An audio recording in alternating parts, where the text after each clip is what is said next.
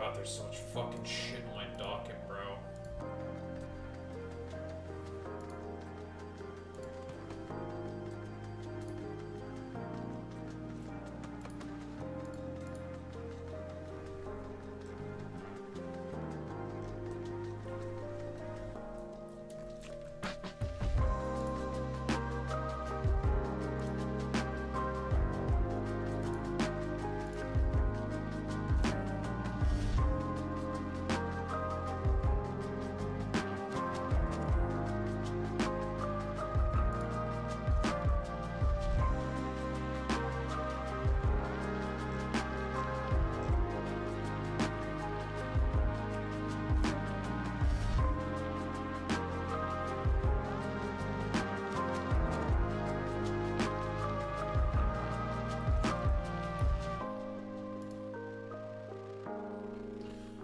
Oh man, oh man, oh man, oh man.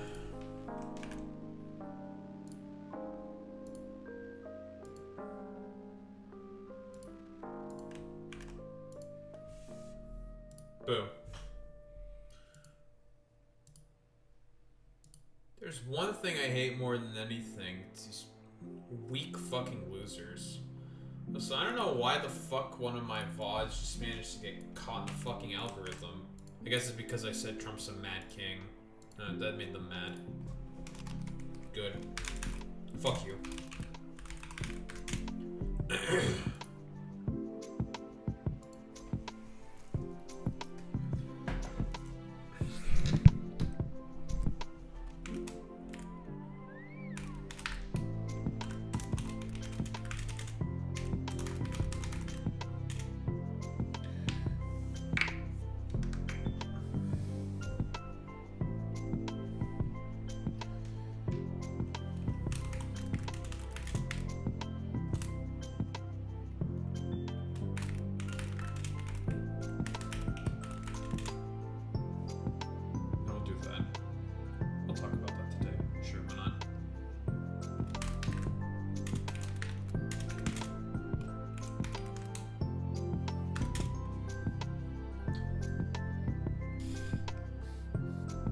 Thank you also, Gavin Newsom, for giving me free fucking content, buddy.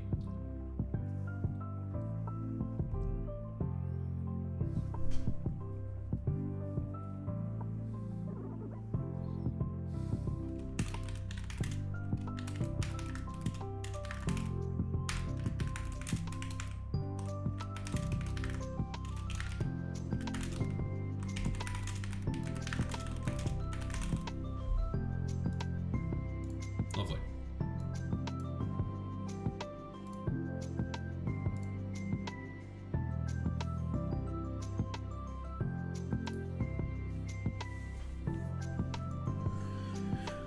Flamination.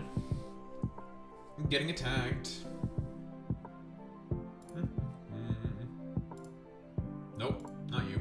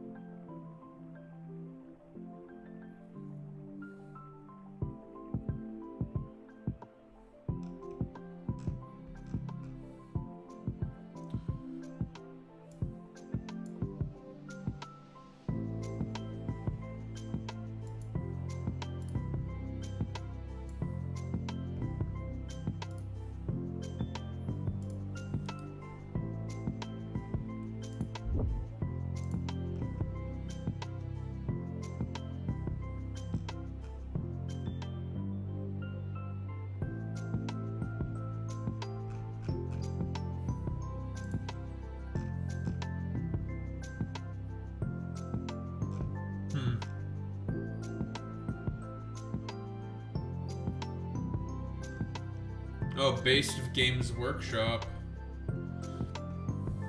Warhammer creators, Games Workshop have banned the use of AI-generated content in their designs. Good! Also restricting the unauthorized use of AI outside the company, including any of their competitions. Good!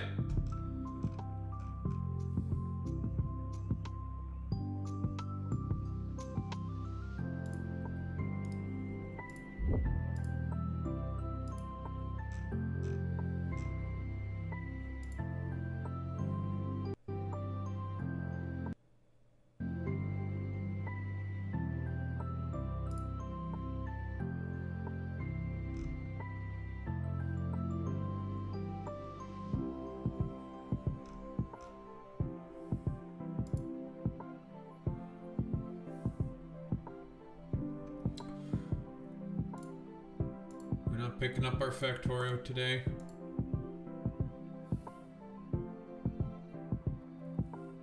Please!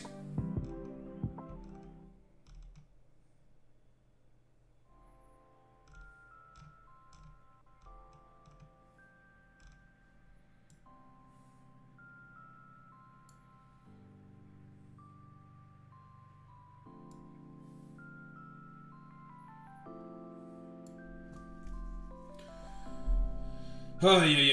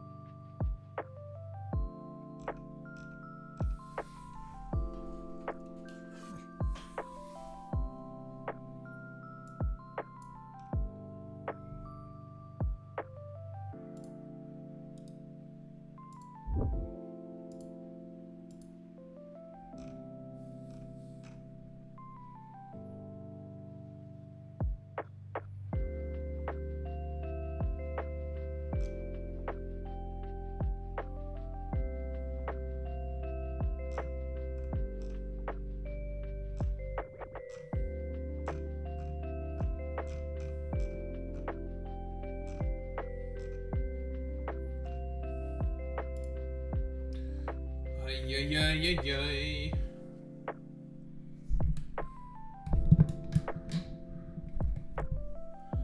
Palantir's working on a tool for immigration and customs enforcement that populates a map with potential deportation targets. How the fuck are they gonna do that?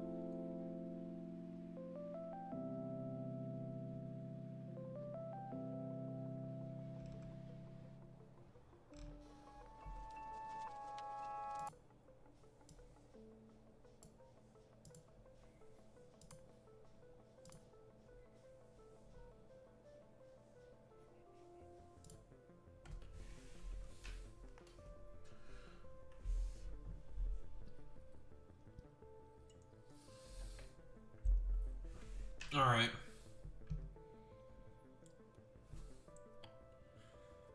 Try to get power going on this planet. I think I know how to do it. I think I've figured out what I want to do. Obviously, it's going to involve natural gas.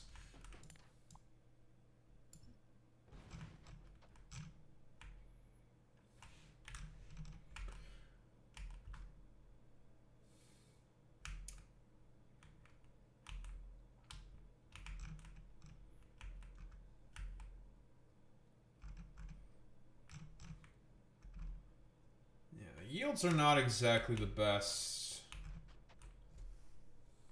I have to say.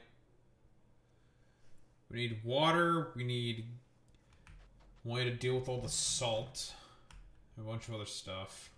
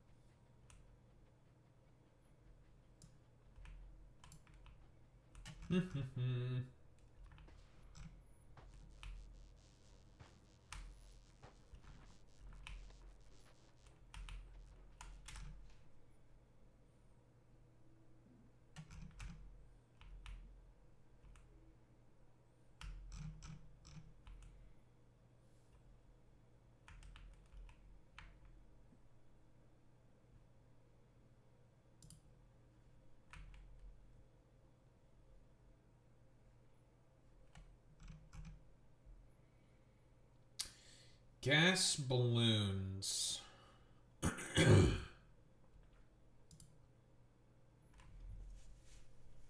Wonder how much gas and these things store.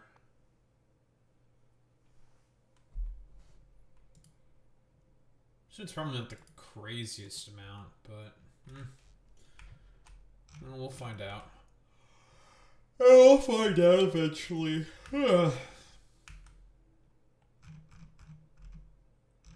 That is really hard to see.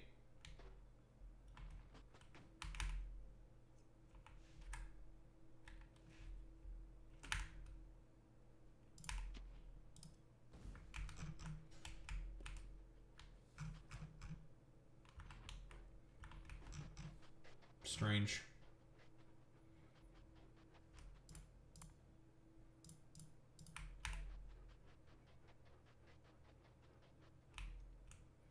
Should probably mine a piece of vanadium ore.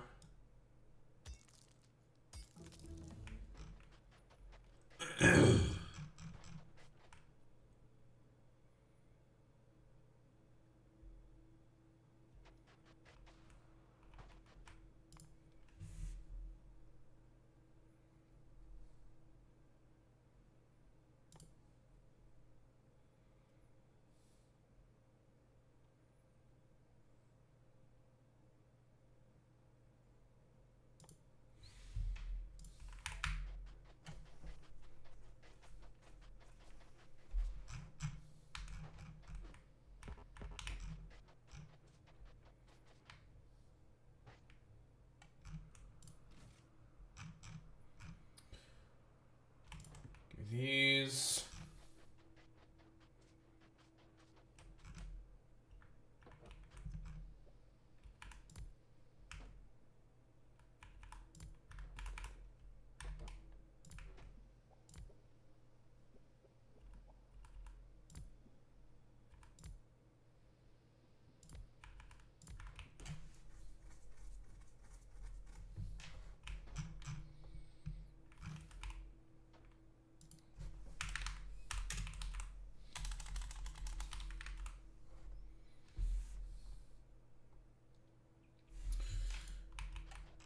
Okay.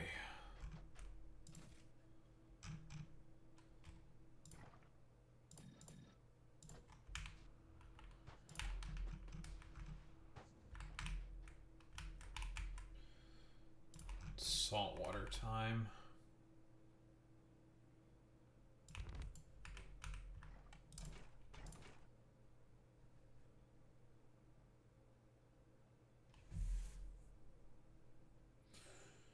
Slate lime. Quick lime. Water. Water electrolysis. It's dump formula probably. Salt electrolysis. That's a later problem. Chlorine and sodium hydroxide. Huh.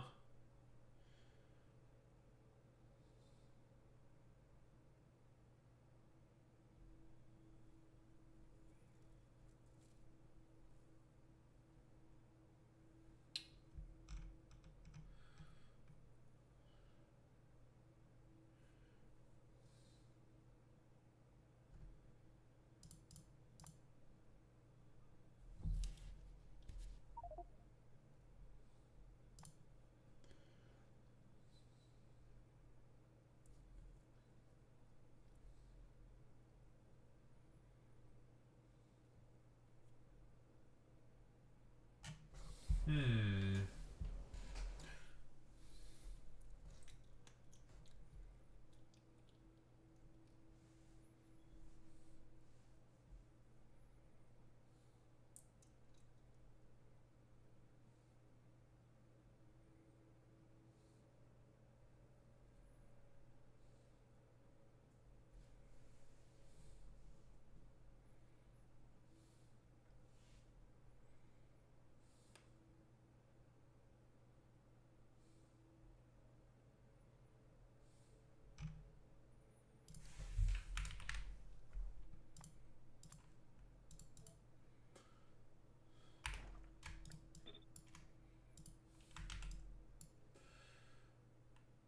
960 water per second. It's not bad. For only 1600 seawater per second. Okay. Why don't we do a little of this? See how that changes.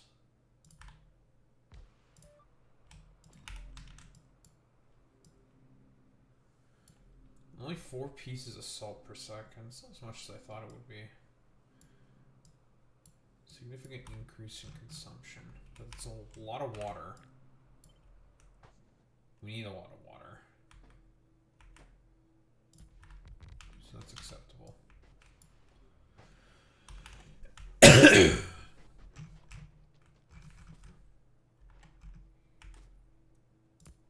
It's not like salt water costs anything, so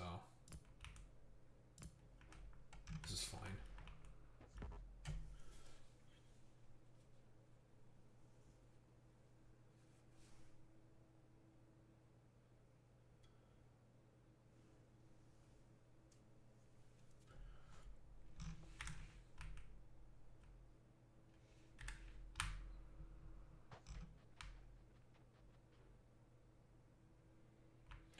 It does seem like only some of these things loaded in properly.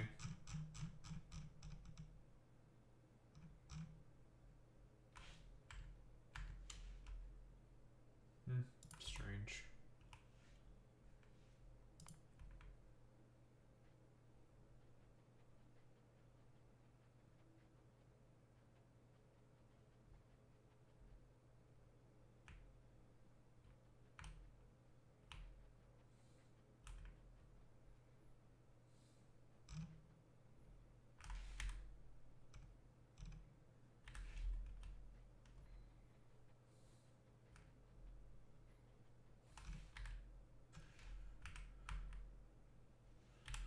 Hello.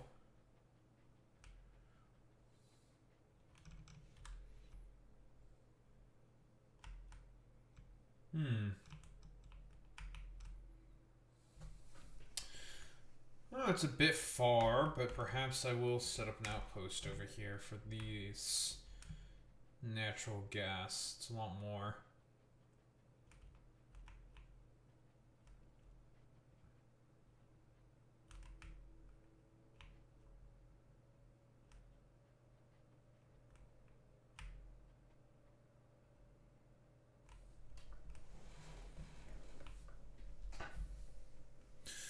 Mayhaps, mayhaps, mayhaps.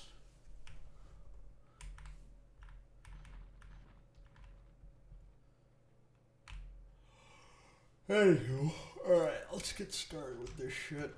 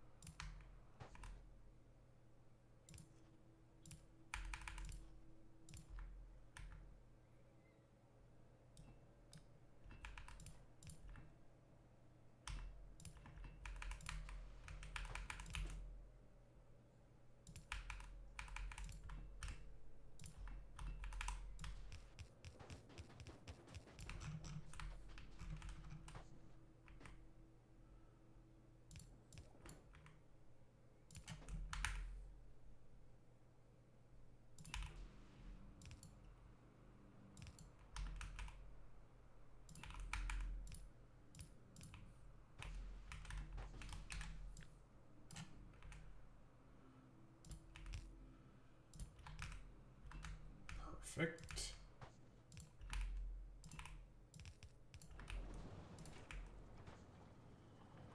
Water and salt. Those will be useful for stuff. For now.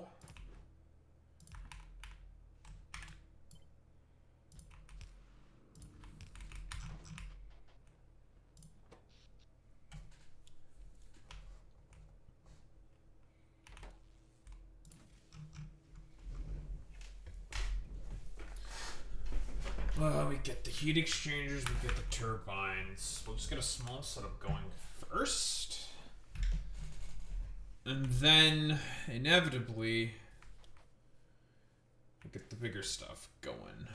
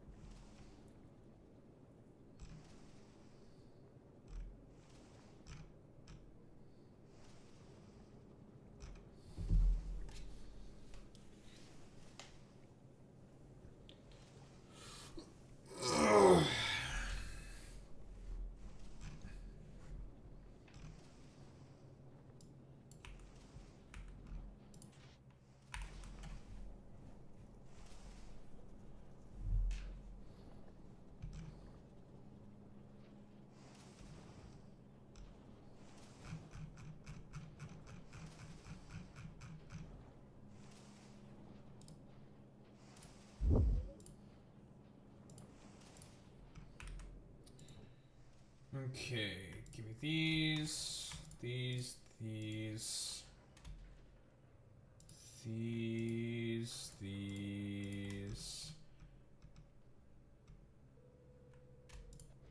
and these.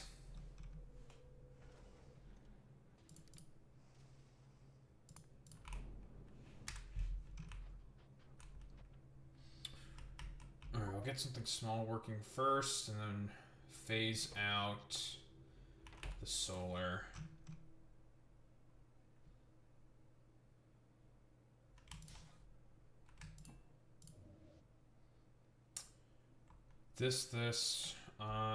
These. Should probably need more of. These.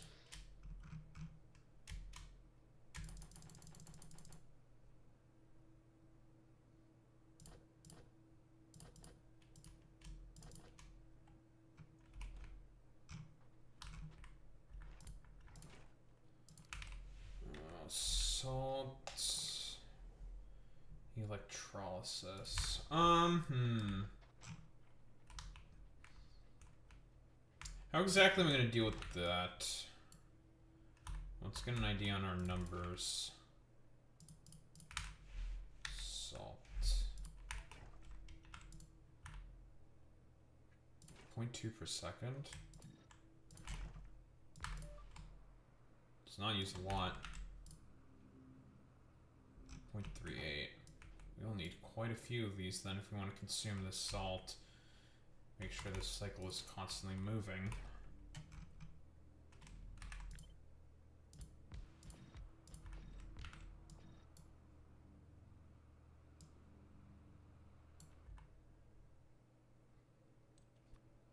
Okay.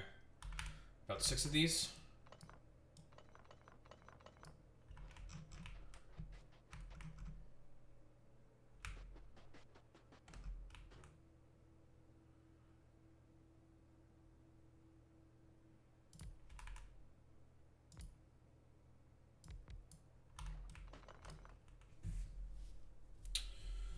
The problem with this shit's got 2 fucking outputs.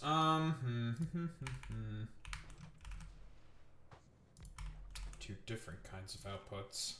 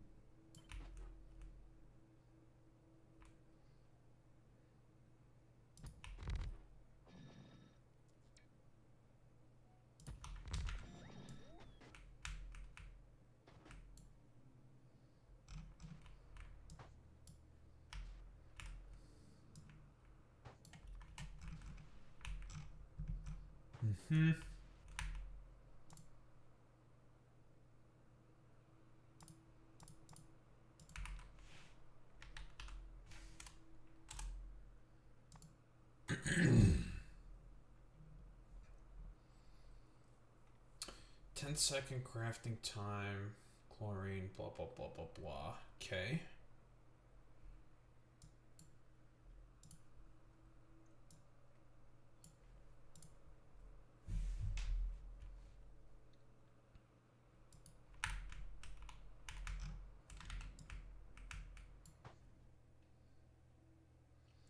Sodium hydroxide and chlorine.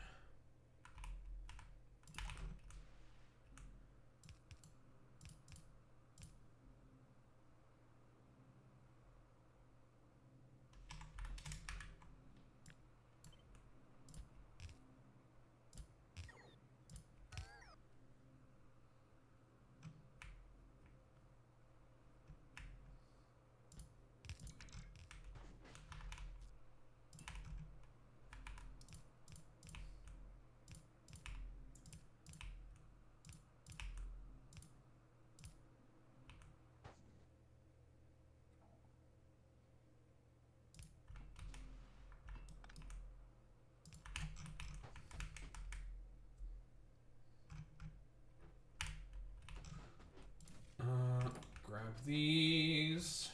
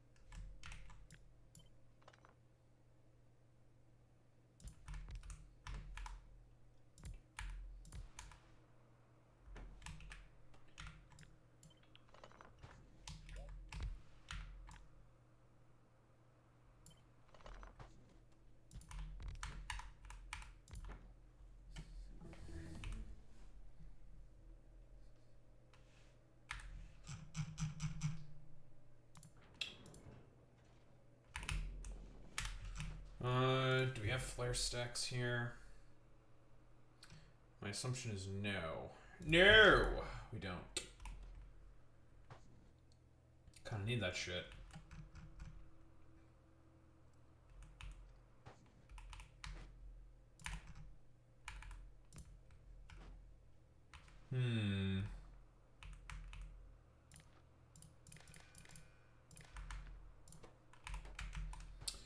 So that's going to be the sodium hydroxide.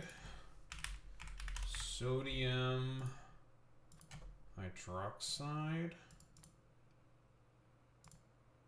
Let me go if this is greater than 95,000.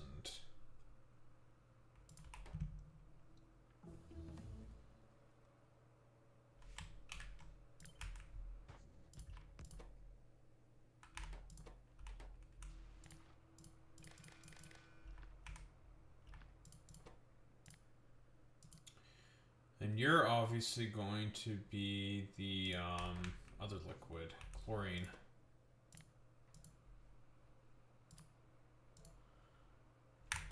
Lovely.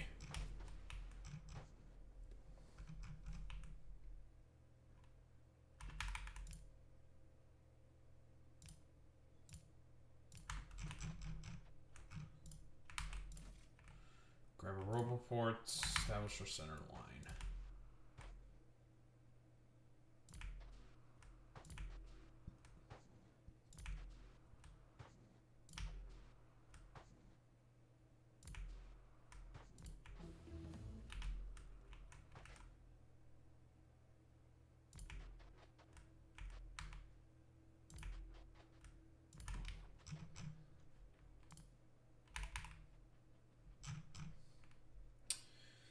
Oh boy, thorium.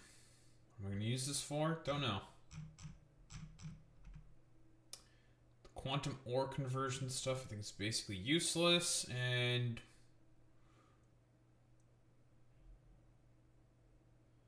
ammo. It's the exact same. Just needs thorium instead of U-235, or 238.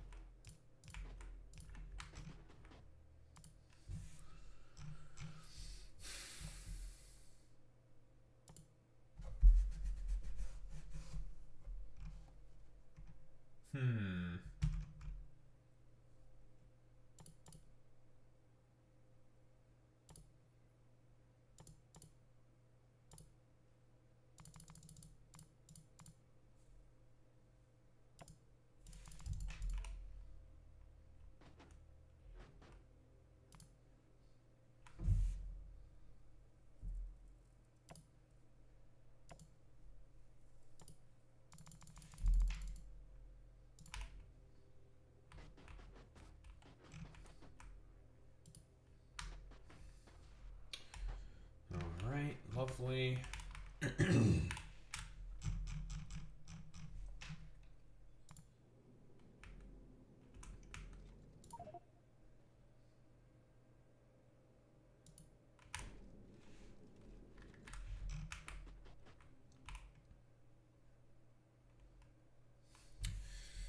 Gauss rockets.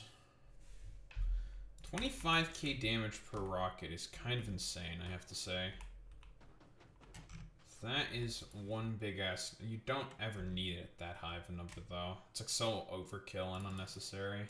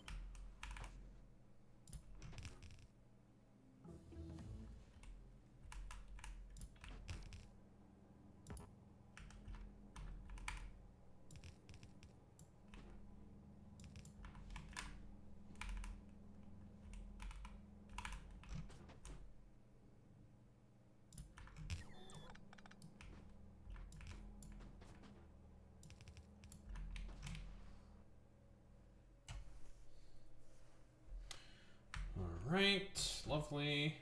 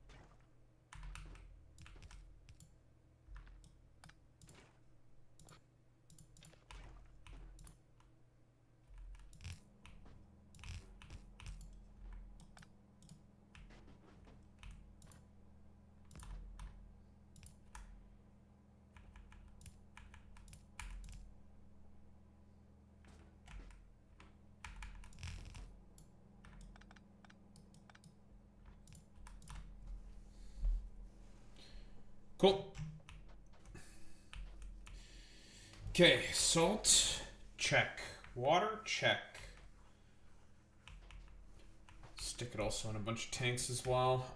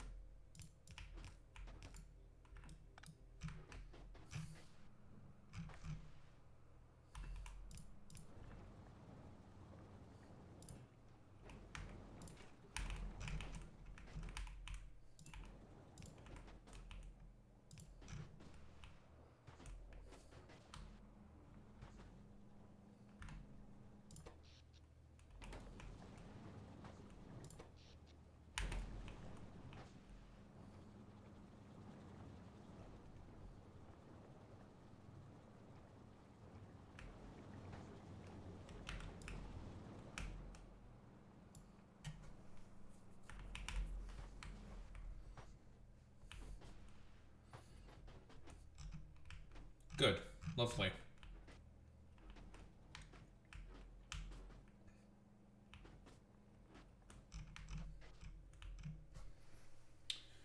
And then all up along here, we'll do the thing.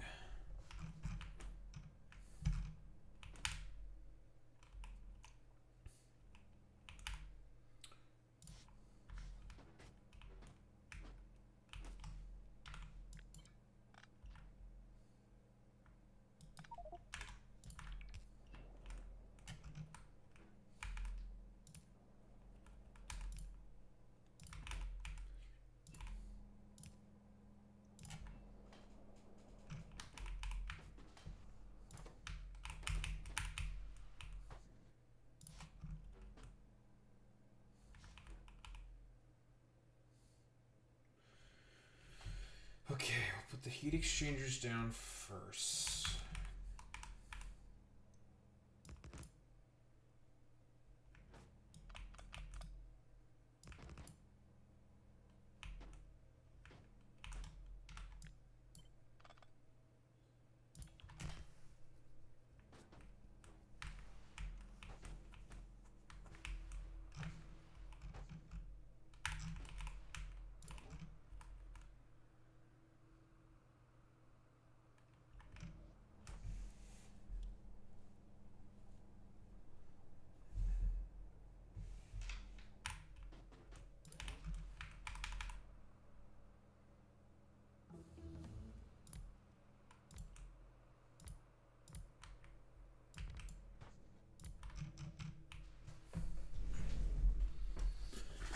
$720 plus this would be $412, so 20 knots, about 4 per, 4.5, more or less 1 to 1.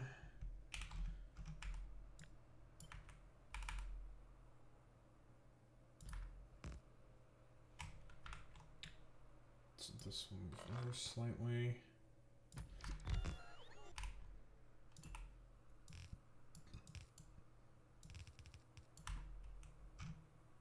Perfect.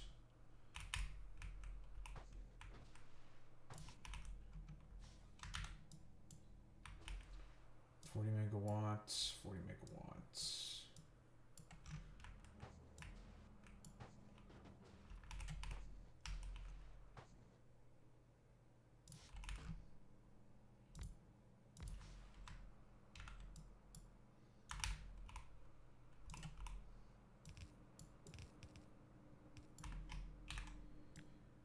this and this. Okay, this alone makes way more than my whole solar panels, because this will be about 9 megawatts, 8, 72, 75. Yeah.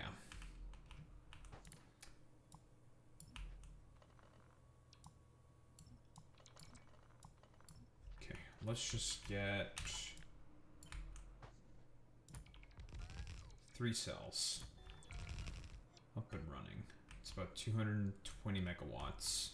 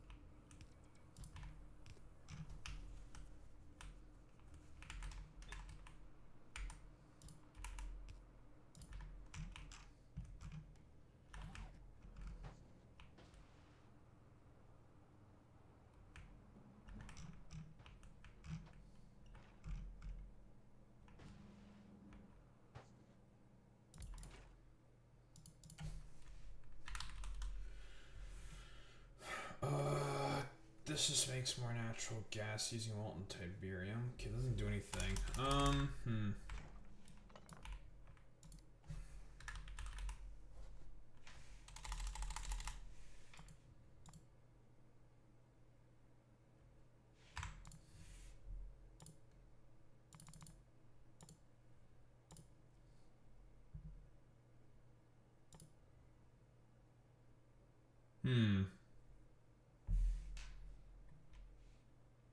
Right, we need to mine that shit first.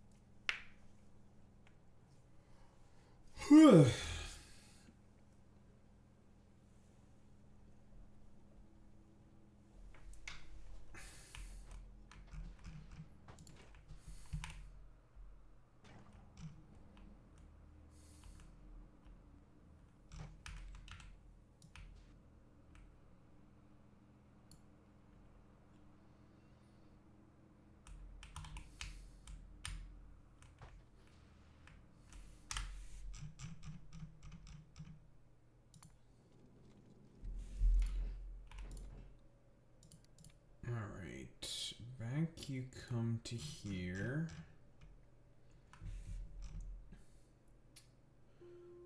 Flare stacks. Give me.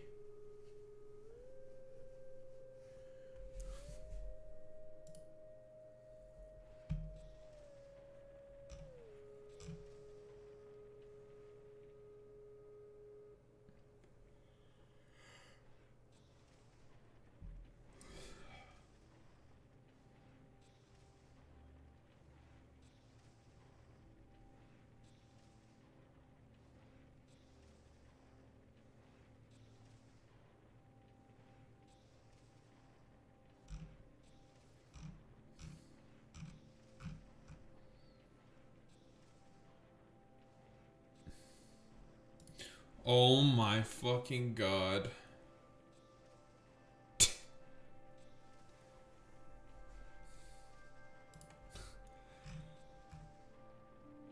Oh man, oh man, oh man.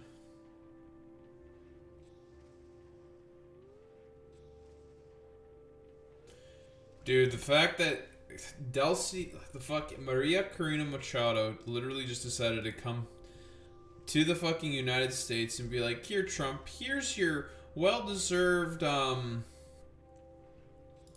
participation trophy. You know, for all the talks of the conservatives constantly saying, like, grr, you can't have no participation trophies, those are cringe and gay and liberal. Dude, Maria Corina Machado gets the Nobel Peace Prize, doesn't dedicate the Trump, it pisses him off, and then he has to get his literal participation trophies. God, it's so childish, man. Incredible, bro.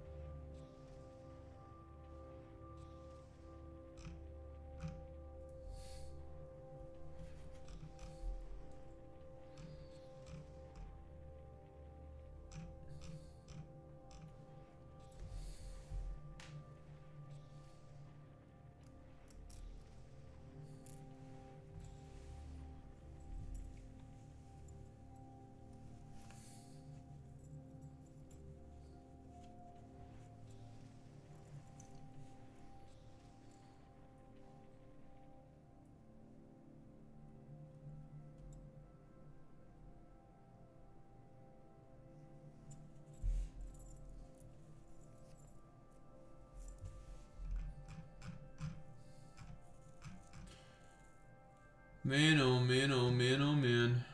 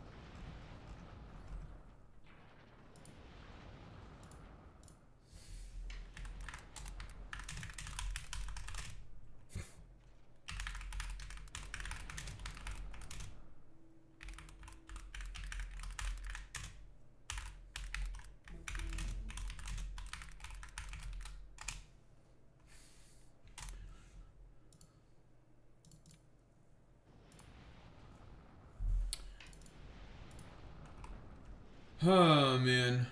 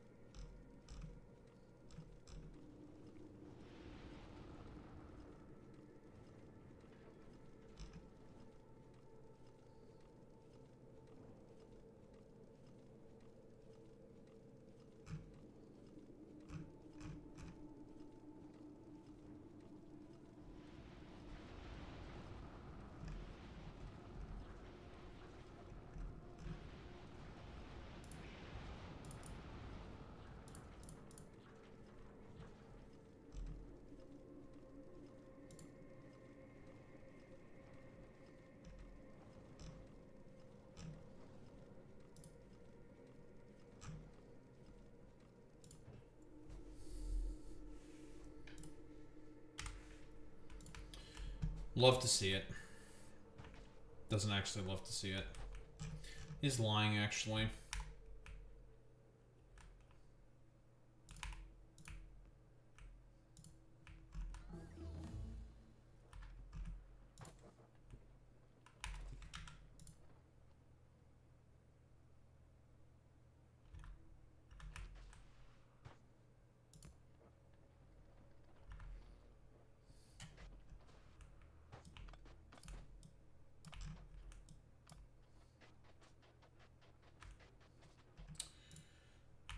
Oil derricks check.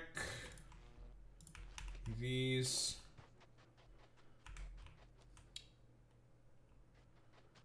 Methane makes solid fuel.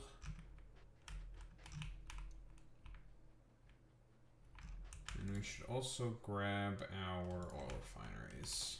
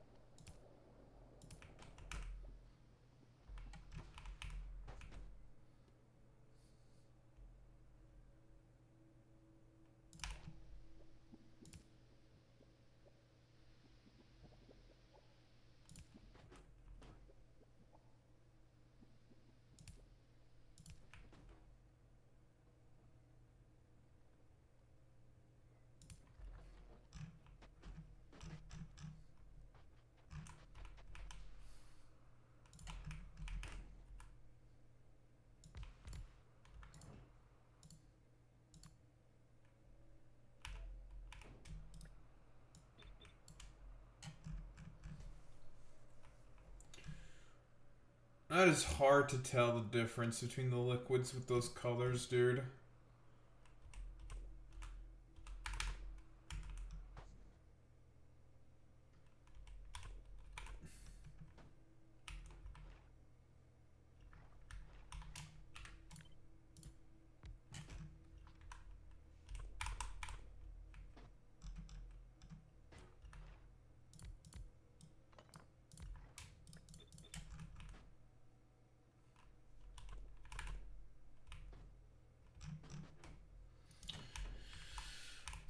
Okay.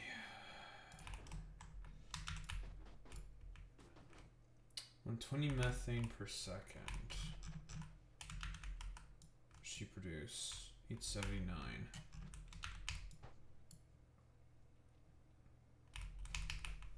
Hydrogen sulfide. Okay, so what if do a little bit of this?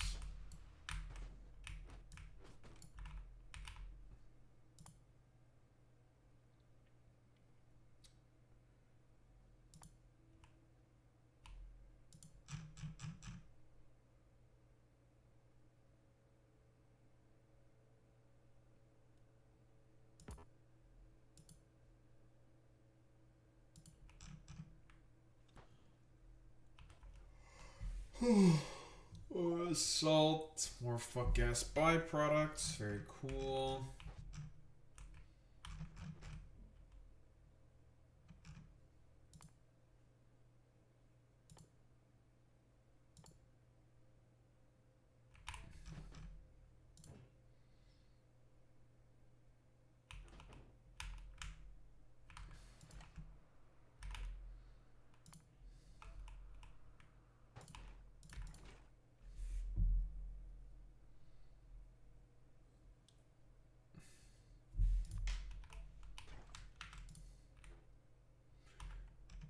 Hmm, 82 per second, okay.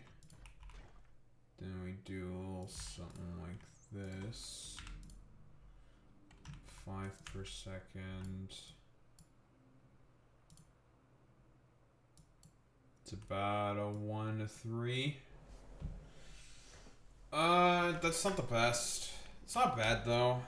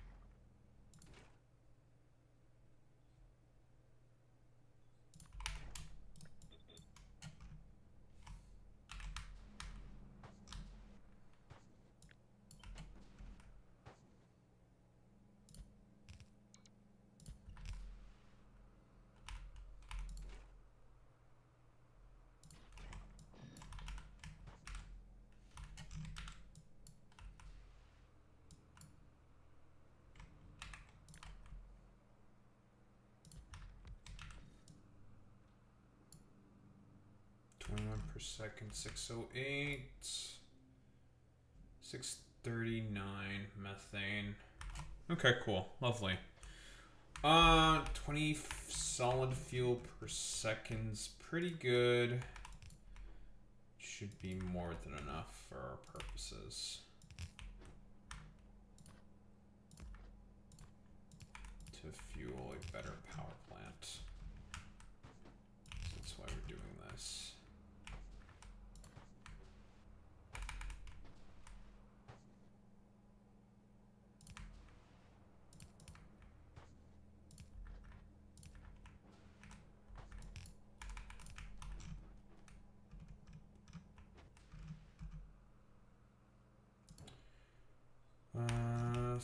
Hydrogen sulfide.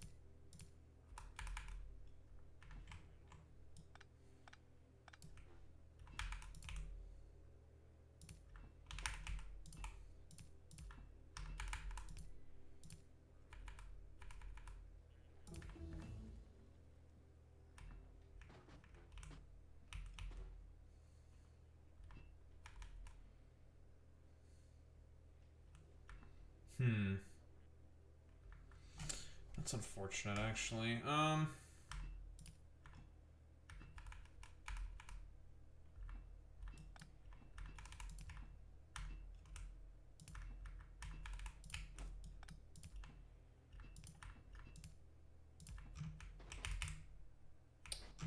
That'll work.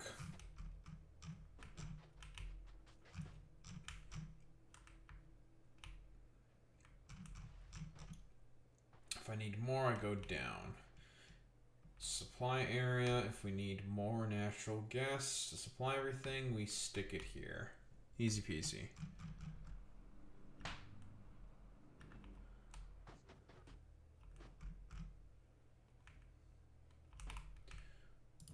Actually,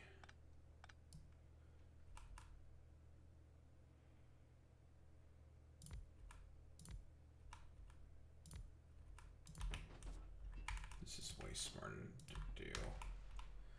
Make a buffer. If you need to burn off excess, we burn off excess. Lovely.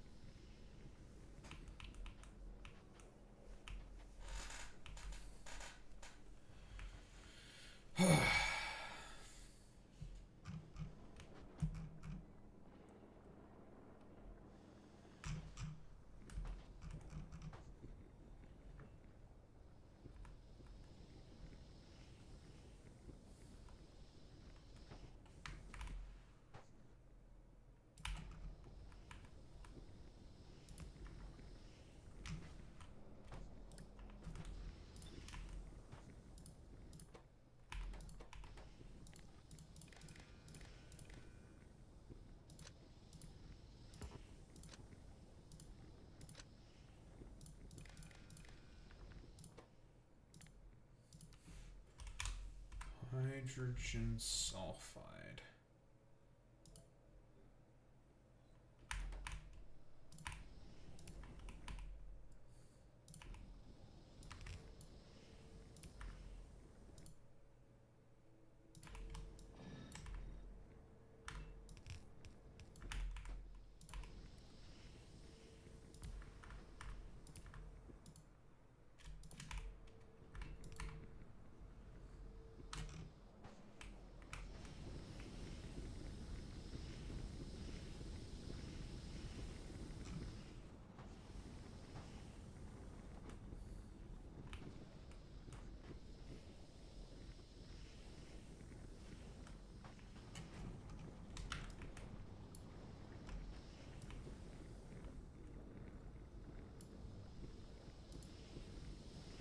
Shut the fuck up, El Dutis Mutis McFooties. Bangkang! Imagine being a fucking Fordus Netus. Imagine being a fucking El Fortius Netius McPutios. Imagine being El Cringes Binges McWinges.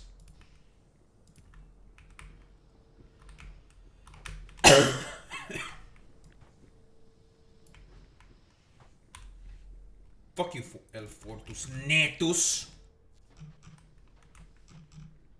You're cringe. You're cringe. Cringe. Cringe.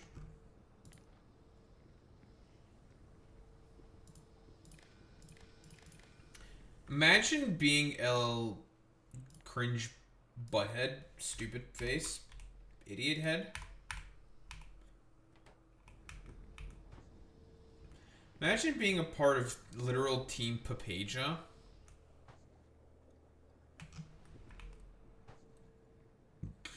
Imagine being the most Papega on the planet. Couldn't be me.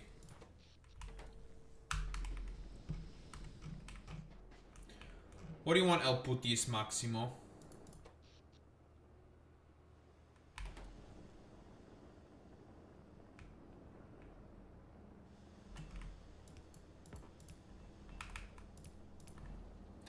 What do you want, El Dutis Putis? El Utis Futis? El Schmutis Wutis? Fuck you. Alright, we don't need these solar panels anymore. They are now completely useless. Solar panels done. Power plant complete.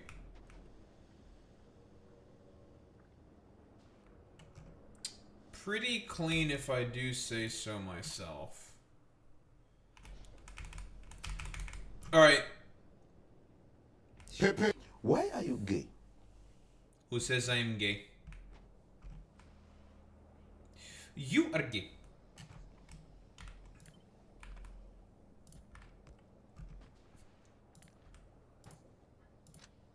Why are you gay? Why are you gay, Ford? Ford, we all know it's secretly you are gay. Why are you gay? Why are you gay?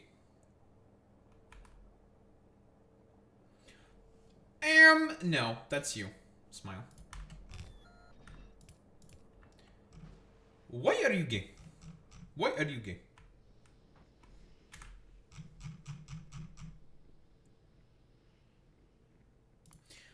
Actually, El Fortus Netus is you are gay.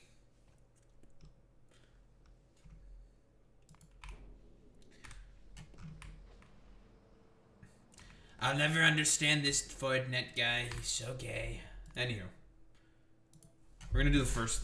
We have quite a bit of things to talk about. We're gonna start the first thing that we have in the title immediately. I got what I wanted to get done, and that was my fucking power plant.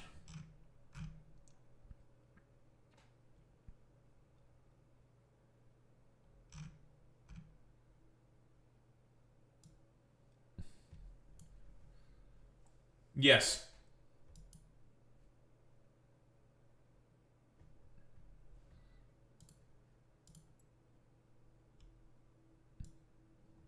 It's not Ashley Sin Clair. Oh, we'll just keep it Sinclair. It's funny. Good little pun. Alright.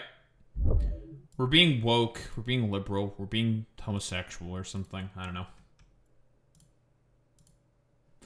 We're being gay. Yeah, kind of cringe. I know. Cringe. We're being woke.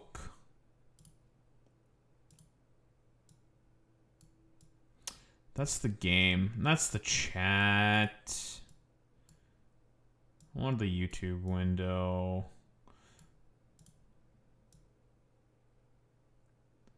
We're being el fucking Fordius Netius. Hey! Fuck you, Ford. Oi!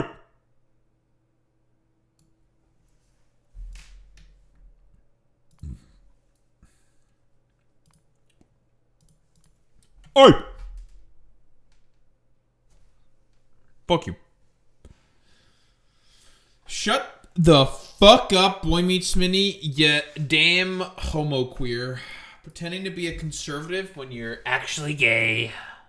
That's not how that works. You can't be gay and conservative. It's not how that works. Exact opposites. Yeah, you should shit yourself now. Otherwise, El Fordius Netius will somehow get you.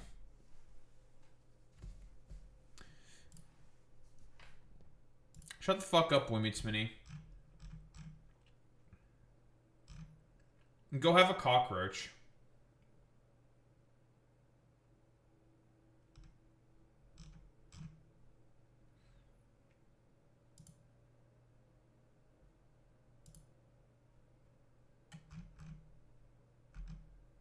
Pepe, why are you gay?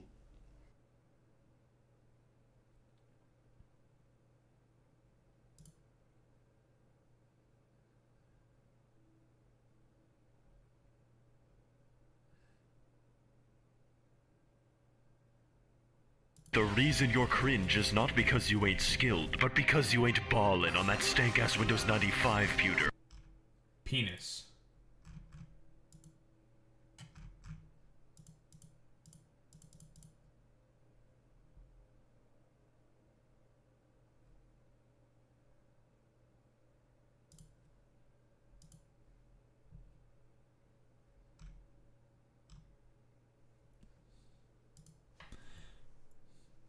Yeah, you should send Boy Meets Mini to Venezuela. That's true. Boy Meets Mini should be sent to Venezuela. This is a fact of life. It's what he deserves.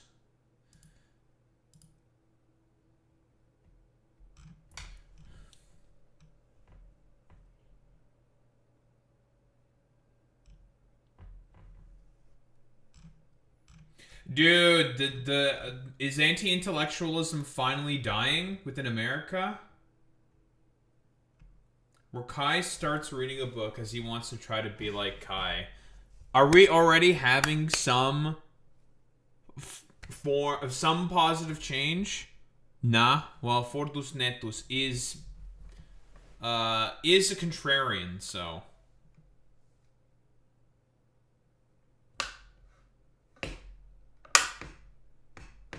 That is true. Very often these people are beta males. But listen, if it's true and it's happening, then good. Is call being based? Maybe you need to read some fucking books if that's how you're typing. Putius.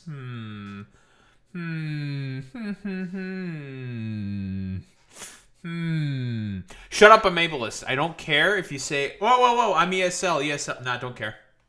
Don't care. I am prejudiced against ESL people. I will read Minecraft.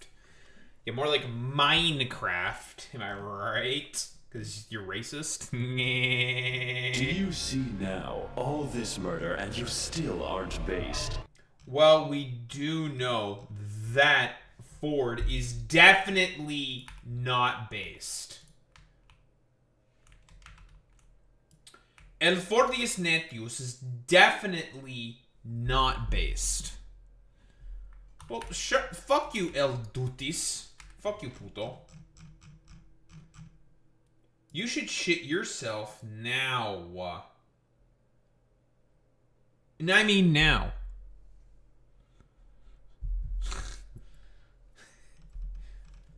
Boy Meets Mini, you know what to do with Ford.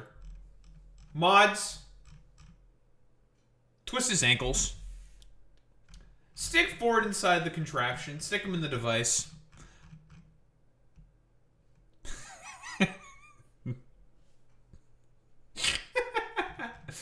Mods,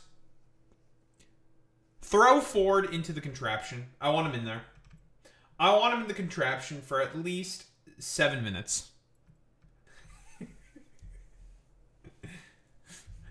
Fuck you, puto. You're, cringe. Cringe! Why are we still here? Just to suffer? Yes. Yes. I have no flare stacks. I need more flare stacks. Mods, tell Ford to eat shit. And perhaps die.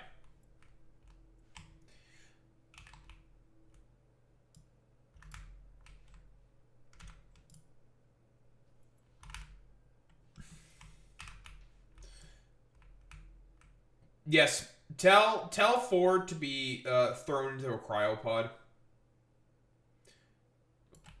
Fuck you, puto. Alright, we're doubling up this power plant. Very important.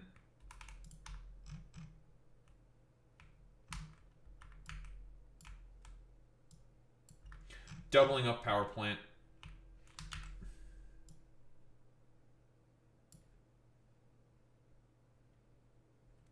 Consume 16 per second. So this will be 32 per second, but it's not going to be running at all times. Okay. Ford, I need you to know this, El Putis Maximo, but you will be... You're going to be turned into an experiment. I need you to know this, puto. You are going to be an experiment. That's what's going to happen to you one day. You will be transformed into an experiment.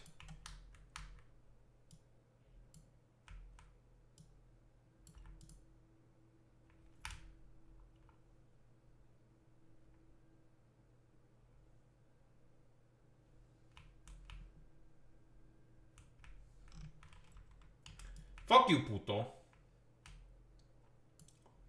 Fuck you, El Dutis Futis McPutis.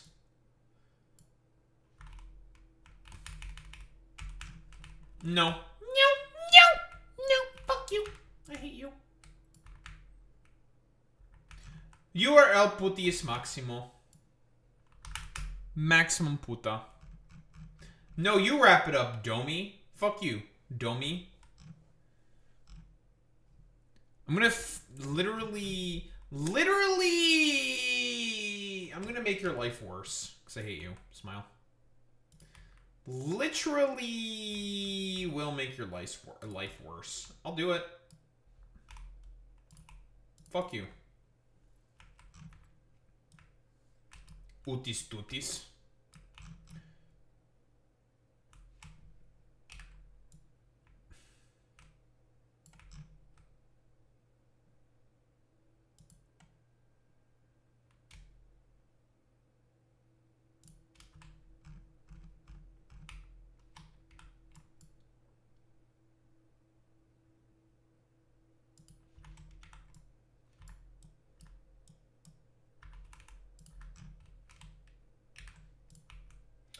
Mods, we need to throw Ford inside the contraption. Throw him in. I want Ford inside the contraption. That's what I want. And I want it now.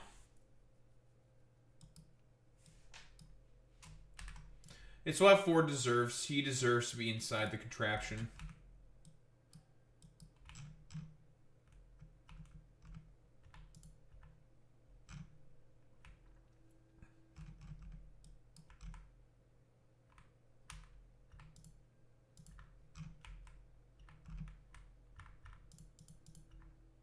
Okay, now I'm not producing enough natural ass. We need more natural ass. Who said that?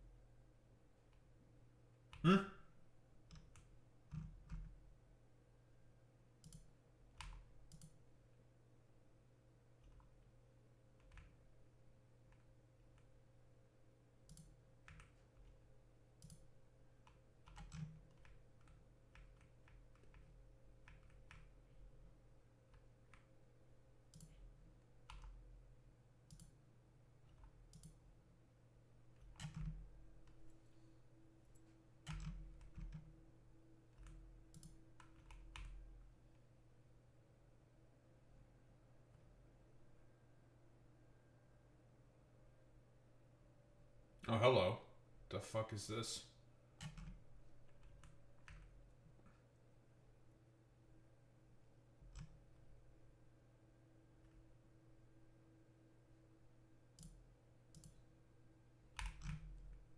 How the fuck did hydrogen sulfate get in there? What the heck? That was weird.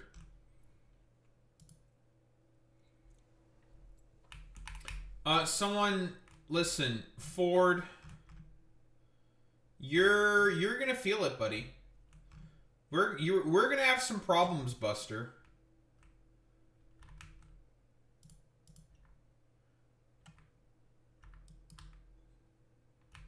We're gonna have some problems, putanya.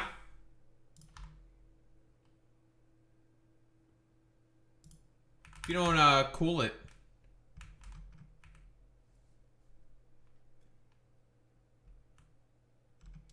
El futis mutis, dutis, plutis,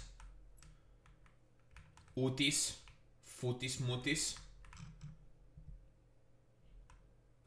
Alright, cool. We now have a lot of natural ass.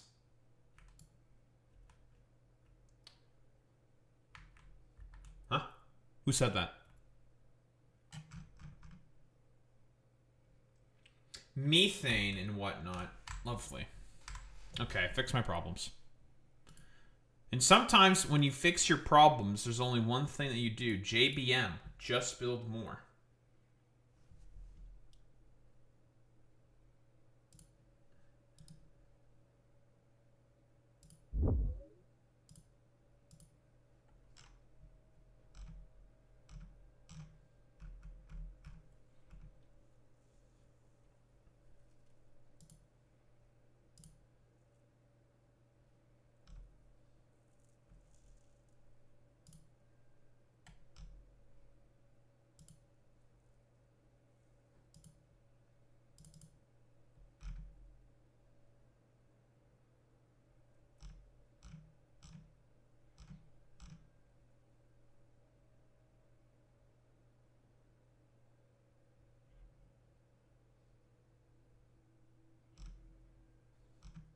Is this an unironic actual campaign? Barring Hasten Pecker from being able to participate in a conference in Canada at the University of British Columbia. The fuck is CJA? Probably cucked lib shit. Very cringe and homosexual in a derogatory way, obviously.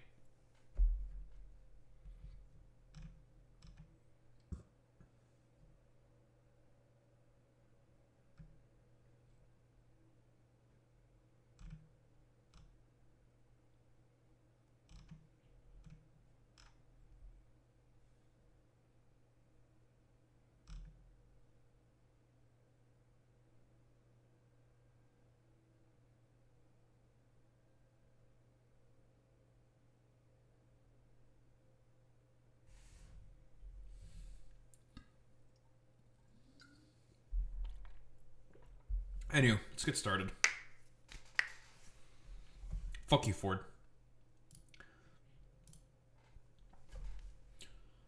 It's the first victim. I say as a bit of a joke. But the first person who has fallen to Woke 2, Electric Boogaloo, the reawakening of woke in the United States of America because of how fucking dog shit specifically the Trump administration's policies are. We love woke too, don't we? Ladies and gentlemen, those in between. But Ashley Sin Clair, for those who may not know, she is one of Elon Musk's baby mamas. Had a baby with him, aka definitely did not have sex with Elon, because I'm convinced that Elon does not have sex. Period. End of story. Only does IVF, aka in vitro fertilization, right? AKA using like a test tube baby of. Oh, shut up! I don't want to explain in vitro fertilization. Uses a needle and not his dick, okay? Because I don't know, probably doesn't have one. Because Elon's a fucking weirdo. Anywho, she had a baby with Elon. It turns out Elon is a pretty shit dad. It's a shocker. I'm shocked. You're shocked. We're all shocked. Elon's a bad dad? Who would have fucking thought that was the case? But, you know, who would have thought? Yeah, you know, Neuralink, biochip, the ketamine addiction. Probably his dick doesn't work as well anymore. That's a very good point, Boy Meets Mini. That's definitely where I was going with all this, of course.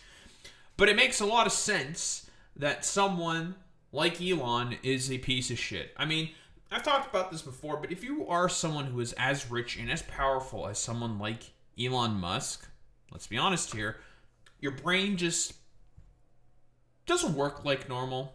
Yeah, you also become very soy. That's true. Your brain doesn't work like normal. You're a piece of shit. Blah, blah, blah, blah, blah. You think of people as lesser. And the thing that pretty much did it for Ashley Sin Clair was the fact that Elon was not paying his fucking child support to his, to all his baby mamas. For those who may not know, Elon Musk net worth. Yeah. I think you can afford to pay child support for, like, the army of children that you're trying to sire, who you think are going to be geniuses, even though, despite the fact that you yourself are, like, one of the biggest, dumbest motherfuckers on the planet. Anywho, what do we have here? What preceded that was just many, many more images being produced, and the age I was in them got younger and younger, down to 14 years old. It was horrific. Wait, what? Okay, so... Okay, a little bit of extra context here. Basically, Ashley Sin Clair was a bit of an anti-wokey, okay? She used to be a bit of a conservatoid or whatever. And there was the whole sort of fiasco with her losing her check mark initially. Then she got it back because of just how much Elon hated her, blah, blah, blah. She basically talked about how, here's the exact post, how she basically hates the right because of the fact that they are all a bunch of bootlicking feds, pedophiles, and nerds. Newsflash, Ashley, they've always been this exactly, bootlicking feds, pedophiles, and nerds. And you decided, again, to probably be a part of the right because you were part of, like, some sort of culture war wave or whatever. Now, here's the thing. She is looking to seek penance for what she used to believe. And I do believe her, considering what she said here to Juniper, feeling immense guilt for what she did for being incredibly fucking transphobic, causing pain potentially for Vivian Wilson, aka one of Elon's kids who fucking hates his guts. Probably many others of his kids also probably really fucking hate his guts, because he definitely does not interact with any of his children except for like one of them or something. Yeah. And another reason why I think this is probably a sincere apology here by Ashley Sin Clair is because she is willing to recognize that basically, oh, I know that I am definitely not going to get the apology from everyone. You know, people are going to see that I'm not being honest or whatever in my sort of dark woke pivot, quote unquote, right? So she's basically acknowledging, like, listen, what I think I did is now wrong. Is everyone going to forgive me? No, I don't think so. But, you know, I'm willing to just put myself out there and say I'm willing to apologize. She also did like an anti-trans children's book, because that was a grift amongst right-wingers for a while, and basically decided to take her name off of that. So I do think she is honest in her apology and trying to make amends. Or at least that's what I think. Until recently, Ashley Sin Clair was a star in the MAGA conservative influencer world. She built a large and powerful following by leaning into culture war rhetoric and boosting MAGA policies. She worked for Charlie Kirk's Turning Point USA and gained national attention several years ago after publishing an anti-trans children's book. Ashley was welcomed into the upper echelons of the Trump world, and her proximity to power on the right only deepened when she began a relationship with Elon Musk, who she later had. She's also very attractive in a conventional sense. She's a good-looking woman. That's definitely also going to help as well. a child with. But lately, Ashley's public posture has begun to shift. After Grok, Elon Musk's AI chatbot, began to flood the internet with non-consensual deepfake content depicting Ashley and countless other women, along with even children, Ashley became increasingly outspoken of her criticisms of Musk and unchecked AI development. And just earlier this week, Ashley posted something that suggested that some of her... So that's, okay, I see, interesting. That's the thing that pushed her over the edge, Grok being a fucking pedophile. For those who may not know, this has happened at the beginning of the year. It's only been like 2 weeks into this fucking year. It's been so much ridiculous bullshit. Crazy. Basically, Grok, and this was a trend that a bunch of OnlyFans girls basically started. All these OnlyFans models, because they're idiots and just want to funnel people into their OnlyFans, started doing a bunch of shit with Grok, saying like, Grok, I don't know, put me in a fucking bikini or whatever. And the obvious thing that obviously ensued. I talked about this in a video, talking about consent, generally speaking. Now, if a woman puts herself in a bikini photo, right? That's her consenting to putting that photo on the internet. She is saying, like, I'm okay with myself putting this photo of myself in a bikini or whatever out on the internet and having people like oogle at it. What they're not going to be okay with is this weird bot changing the bikini or putting like glue on the face in order to suggest what exactly? Oh, the fact that she got like fucking bukkakied. Now that is a violation of consent. But conservatives don't give a flying fuck about consent because, like Ashley herself said, pedophiles, rapists, bootlicking feds, you know, the whole 9 yards. These people are just fucking complete demons. They don't give a shit about fucking consent because they do not think of women as people. They think of them as nothing more than just broodmares for the state. Other earlier views on things like trans rights have changed. So I sat down with Ashley to talk about how she got started in conservative influencing, MAGA 1.0 versus MAGA 2.0, the right-wing internet pipeline, and how her positions on things like LGBTQ rights, healthcare, immigration, and more have evolved. I know it's really tempting to write people like Ashley off or get really angry at the harm that they've committed, but Ashley is surprisingly candid and thoughtful and does seem to want to make amends for the harm that she's caused over the years. Ashley, welcome to my podcast. Hello, hello. I mean, I really do. Honestly, I'm just gonna be so fucking for real. Just based off of this postal, I do think she's being honest. Really, like. And it's really, to me, it is just this line here. Now, because fully recognizing is just like, listen, I understand that I've been a piece of shit. I've been like an asshole for the past 10 years.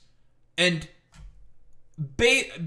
basically, everyone acknowledges that, or she just acknowledges that she's not going to get the apology from everyone, right?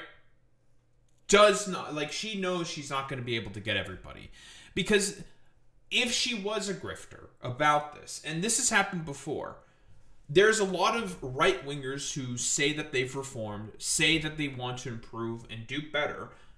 And what do they do exactly? They will just incredulously, they'll have like a misstep or whatever, and people will be like, oh, wait a minute. I thought you apologized and you weren't being as much of a piece of shit. Well, what happened? Then they'll basically just say, like, what do you mean? I apologize for all of my behavior. Look at my apology. This should be good enough. And then they'll just, like, incredulously wield that as a way saying, like, I totally apologize for all my stuff. Why are you people still mad at me? Why are you still behaving this way? Maybe I should have never actually left the right. And then they basically regress into being conservatives again. Essentially, what I'm saying here is that her recognizing that she's not, like, her apology's not going to basically reach everyone, and not everyone's going to be willing to apologize. Because, right, like, you apologize for misbehavior that you used to do to, like, a group of people. Not everybody's going to accept it. That's just how it is, right? Some people are going to be like, no, fuck you. You did all this. I don't give a shit. Most people will accept. Some won't. It just is what it is. There's varying degrees to all of this, right? So her recognizing that is why I think she's being more than likely sincere here. I guess to start off, I feel like people really started to pay attention to your posts in the past week or so because you've been calling out just the obscene level of deepfake adult content that Grok has been producing. When did you first notice this was a problem? Like, how did this stuff make its way into your feed? I was so upset that this even came into my purview to begin with, because right before I found out about it, I had made a statement saying that Twitter is a demonic place that makes me spiritually regress, and I would like to stay off of it. And then I got a text from a friend with a Twitter link, which is usually like what hit the timeline now. And so I go and I click it, and Grok was undressing me. It had taken a fully clothed photo and put me in a bikini, and I of course immediately asked Grok to stop. Yeah, tell me about that interaction, and when you saw that content. Nah, I'm sorry to say, but Yeah, you can thank the OnlyFans models who did that shit. This, by the way, it's not only Ashley St. Clair. This has been happening to basically, if you're an e-girl on Twitter, not even an e-girl, just like a girl on Twitter, and you put like pictures of yourself up on Twitter, all these like fucking freaks will go there, be like, at Grok, put her in a tooth floss bikini. At Grok, put her in a micro bikini. At Grok, put fucking glue on her face or whatever the fuck. At Grok. Oh yeah, also children. We've looked at instances of them also doing this to fucking children. So, you know, that's great, cool, fantastic. Elon making a pedophile bot. And in response to all this, Elon just said like, yo, I'm loving this new trend with Grok. It's so cool and epic. Woo. So much so that Elon now had to make changes to the TOS, which have been implemented now, saying that any piece of media that you post on Twitter is liable for use by his AI. Essentially trying to cover for himself of a potential fucking lawsuit that may happen because of Grok's pedophilic fucking actions. And a lot of people have started leaving. By the way, that's how you fucking kill a platform. Listen, once all the e-girls are gone, why the fuck would anyone want to stay on this shithole of a fucking platform? Like, that's the real fucking goddamn question. Like, you should be asking yourself that. But unfortunately, conservatives are demons. But, you know, what can you fucking do? And about yourself, it's so disturbing. I remember the first time I saw, the first deepfake I saw of myself was like so disorienting. Like, what did you do in that instance? So I immediately started, as I said, I replied to Grok very publicly and said, I do not consent to this being posted. I do not want you producing any more of these. And Grok at first responded and said, sorry, it's just a humorous post. I again responded and said, no, it's not. Confirm that I don't consent and confirm that you're not going to produce these images anymore. Grok said that they would no longer be produced and that it confirmed my non-consent to these images. What preceded that was just many, many more images being produced, and they only became more and more explicit. And the age I was in them got younger and younger, down to 14 years old. They found photos from the depths of the internet, since I'm very much a child of the internet. I grew up on the internet. Bro, what the That's fucked up, man. Listen, it's not pedocon law, or pedocon theory, it's fucking pedocon law. Like, that's fucking weird, man. That the response the conservatives have are just like, yeah, well, you know what? We're gonna find pictures of you when you were 14 and put you in a bikini and, like, glue on your face. It's like, dog, that's psychotic, bro. Like, what's wrong with you people?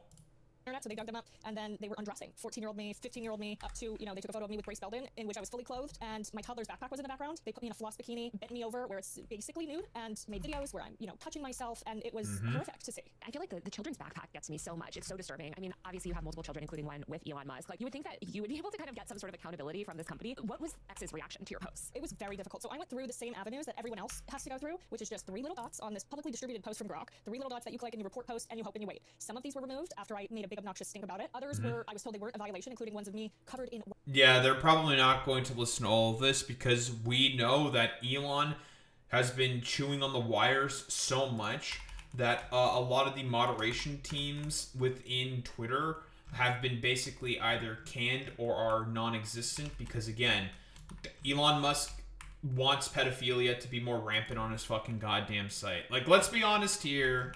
Elon is okay with fucking more rampant pedophilia on Twitter. He's okay with it.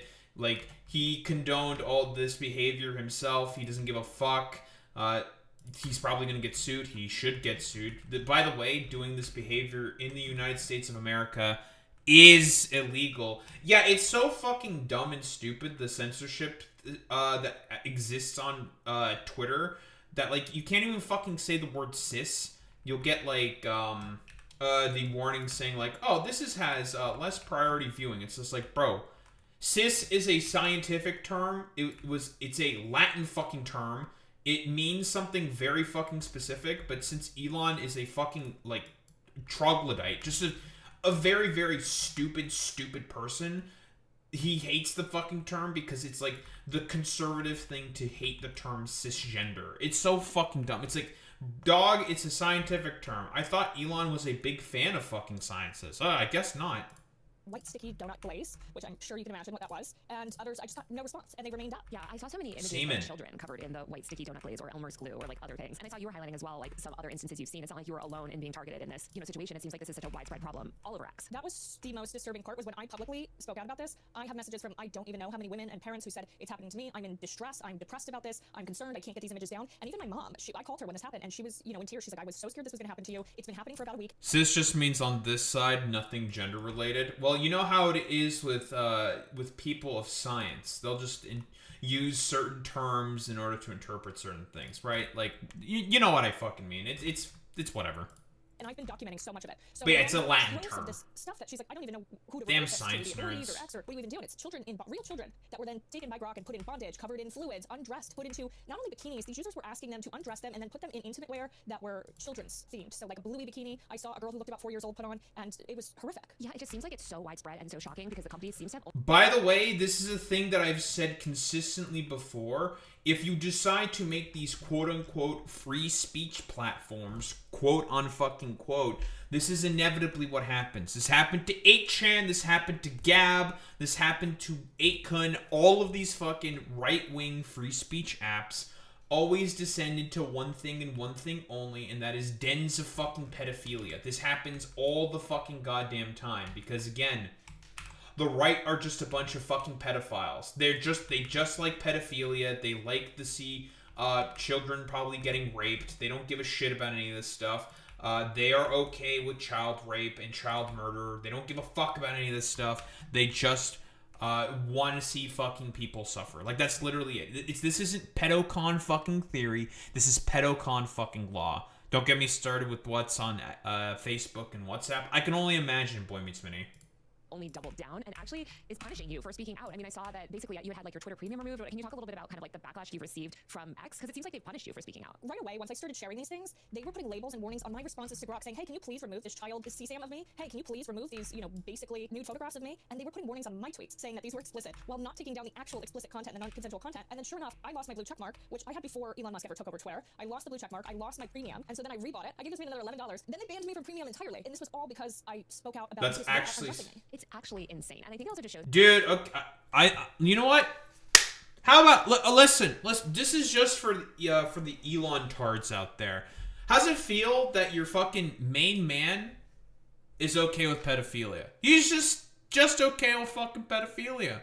Oh yeah, like, listen, AJ, I don't deny that Ashley Sin Clair is a fucking wacko or whatever. Like, I don't deny that. But here's the thing, like, I really do believe, just based off of this line alone, that I think her apology is fucking sincere, right? I think her apology is sincere. I'm willing to fucking accept it, right? I think she's being serious.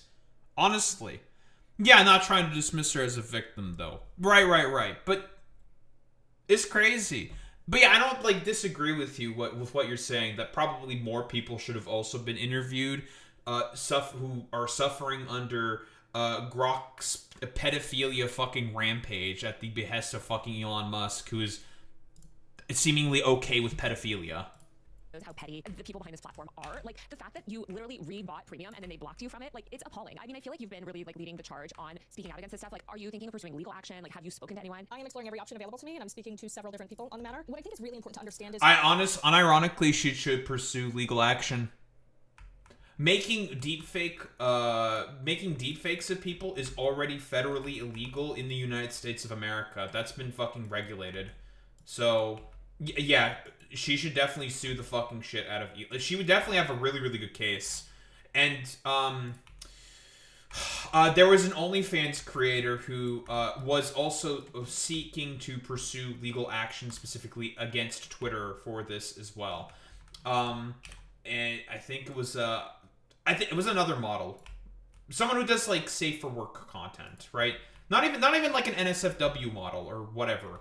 That was also seeking to make a lawsuit from this as well, right? Because, like I said before, she's not the only one that has had to go through all this bullshit with fucking Grok being a pedophile. is too that one, this was not an accident. There's never a time where you're building a system like this that these things aren't taken into consideration. And what does not help the case for X, Twitter, whatever you want to call it, is that months ago, Linda Yaccarino, who was the CEO of X, she was a female CEO appointed by Elon Musk, and was that X? Okay, I don't disagree with what her point is exactly here, but we are talking about Elon here. And Elon is a fucking idiot. Okay. Like, I don't think she's wrong when she's saying, like, this is definitely a thing that they thought about before. We're talking about Elon here. Elon is a fucking idiot. Like, he is really fucking stupid. I would not be surprised if he didn't think about his stupid chatbot potentially being a fucking pedophile, and then he just would overlook. Because that definitely seems like an Elon thing to overlook. Because, I mean, he also is the exact same fucking dude who basically has, like, trying to pay off a victim of sexual assault by trying to get her a fucking horse. I would not be surprised if that dumbass Elon definitely did not think about that shit. I'm gonna be quite honest. For quite some time. She resigned back in July, and what people tend to forget about the context of her resignation is that within the 24 to 48 hours that she resigned, right before, Grok had a bunch of text-based, explicit, very gory abuse content put out about her. And so they were very aware of the capabilities of this machine, of this AI, to do those things without generating the images. So they knew it was an issue. They didn't address it before they did this, and then they're firing their head of safety, or the head of safety leaves right before this is released. So even if they were to fix it tomorrow, we really should be asking questions about how did this happen in the first place? Are you really telling me you had no idea? Because it doesn't seem that way. Well, especially throughout all of this, Elon Musk has encouraged... It's because Elon Musk just hates women, because he's a fucking incel, because Grimes left him. Like, okay, let's keep it okay, we're gonna be so fucking for real. It's because Elon's a fucking incel and he's not felt the touch of a woman for a really long time because he's like an ostensibly like miserable fucking weirdo. We're keeping it a fucking $1.50, okay? It's because Elon Musk wants to probably fuck kids because he's a weirdo. Every conservative wants to fuck kids. It's not pedocon theory, it's pedocon fucking law, okay?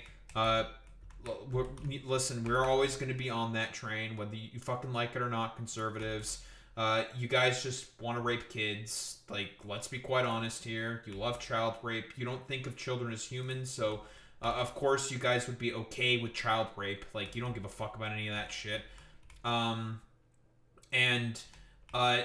course, richest man on the fucking planet would definitely be okay with that shit. I mean, Elon was also in the fucking Epstein files, bro. Like... He's not safe from any of this shit. He's a fucking psycho weirdo, dude. This behavior and encourage people and actually tweeted out like tips on how to get the most out of Grok and how to like get it to generate images even better. You know, like it seems like that's very this weird. Is, like, rotten to the core. It's not like this. Oh, this company made a mistake and they're fixing it. One thing that was really bothering me is all these reporters being like Grok apologized for undressing or whatever, and it's like they just had tagged Grok and been like, "Are you sorry?" And Grok would be like, "Oh yeah, sorry." But then in the other in other replies, it's like, wait, why the fuck would you ever take Grok at it's a fucking AI bot, dude. It's a sycophant. It's an whoa. You tell the dumb fuck bot that you're sorry, and then it says sorry. Seriously? Really? Bro. I've said this before. I knew that, like, American media is so fucking goddamn cooked, but, like, you're willing to take the stupid-ass fucking dumb fuck bot at its word when it says, oh, I'm sorry. I'm very sorry. It's just like, dude, it's a bot. It's inherently going to be sycophantic. That's how it fucking works, you idiot. Okay, dude, whatever. Addressing people, and also this is just a chatbot that's like replying to anything that you like feed into it. Yes, this was not a statement by the platform. The actual statement by the platform was, hey, we're actually going to make victims do all of the work here, and it's on the user. So if you have a problem, you need to go take resources from your local law enforcement and have them track down this random Anon account that's telling Grok to produce these images. Wait, that was the fucking response? Just have a random... Really? That doesn't... Okay, I'm going to be quite honest. That doesn't surprise me in the fucking bit because, you know... I mean, Twitter is currently populated with a bunch of, like, 3IQ Nazis, pedophiles, morons, like, troglodytes and shit like that. It makes perfect sense that they would want the victim to be the main person to do all the fucking goddamn work instead. Standard fucking conservative bullshit. They hate women, despite the fact that this is, like... That's, like, one of the vestiges of society that they pretend to fucking want to protect with all their, like, dumb fuck 3IQ propaganda. They're always so afraid of the virile black, but they're wholehearted totally okay with wanting to abuse women constantly. You know, typical fucking dipshit-ass behavior from all these, like, dumb fuck 3IQ, like, Twitter Nazis.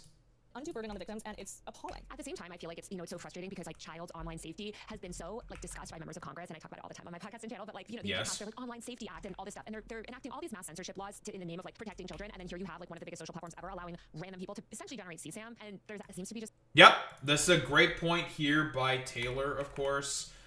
This isn't going to be a massive free speech issue, because again, this isn't the first time Congress has tried to crack down on free speech under the sort of guise of protecting children. We've talked about the itch.io situation with No Mercy, and how essentially a bunch of dumb fucking conservatives within Australia could give less of a flying fuck about free speech and art in general by trying to go after the platforms that already immediately removed No Mercy as soon as it was broadly reported for the dog shit fucking game that it was. The essentially just incest rape abuse game, and that shit got fucking reported and removed pretty much instantaneously. That shit was not allowed on the platform for very long, and the memo that those motherfuckers basically put out with their appeal to the payment processor saying like, hey, you should do something about this game.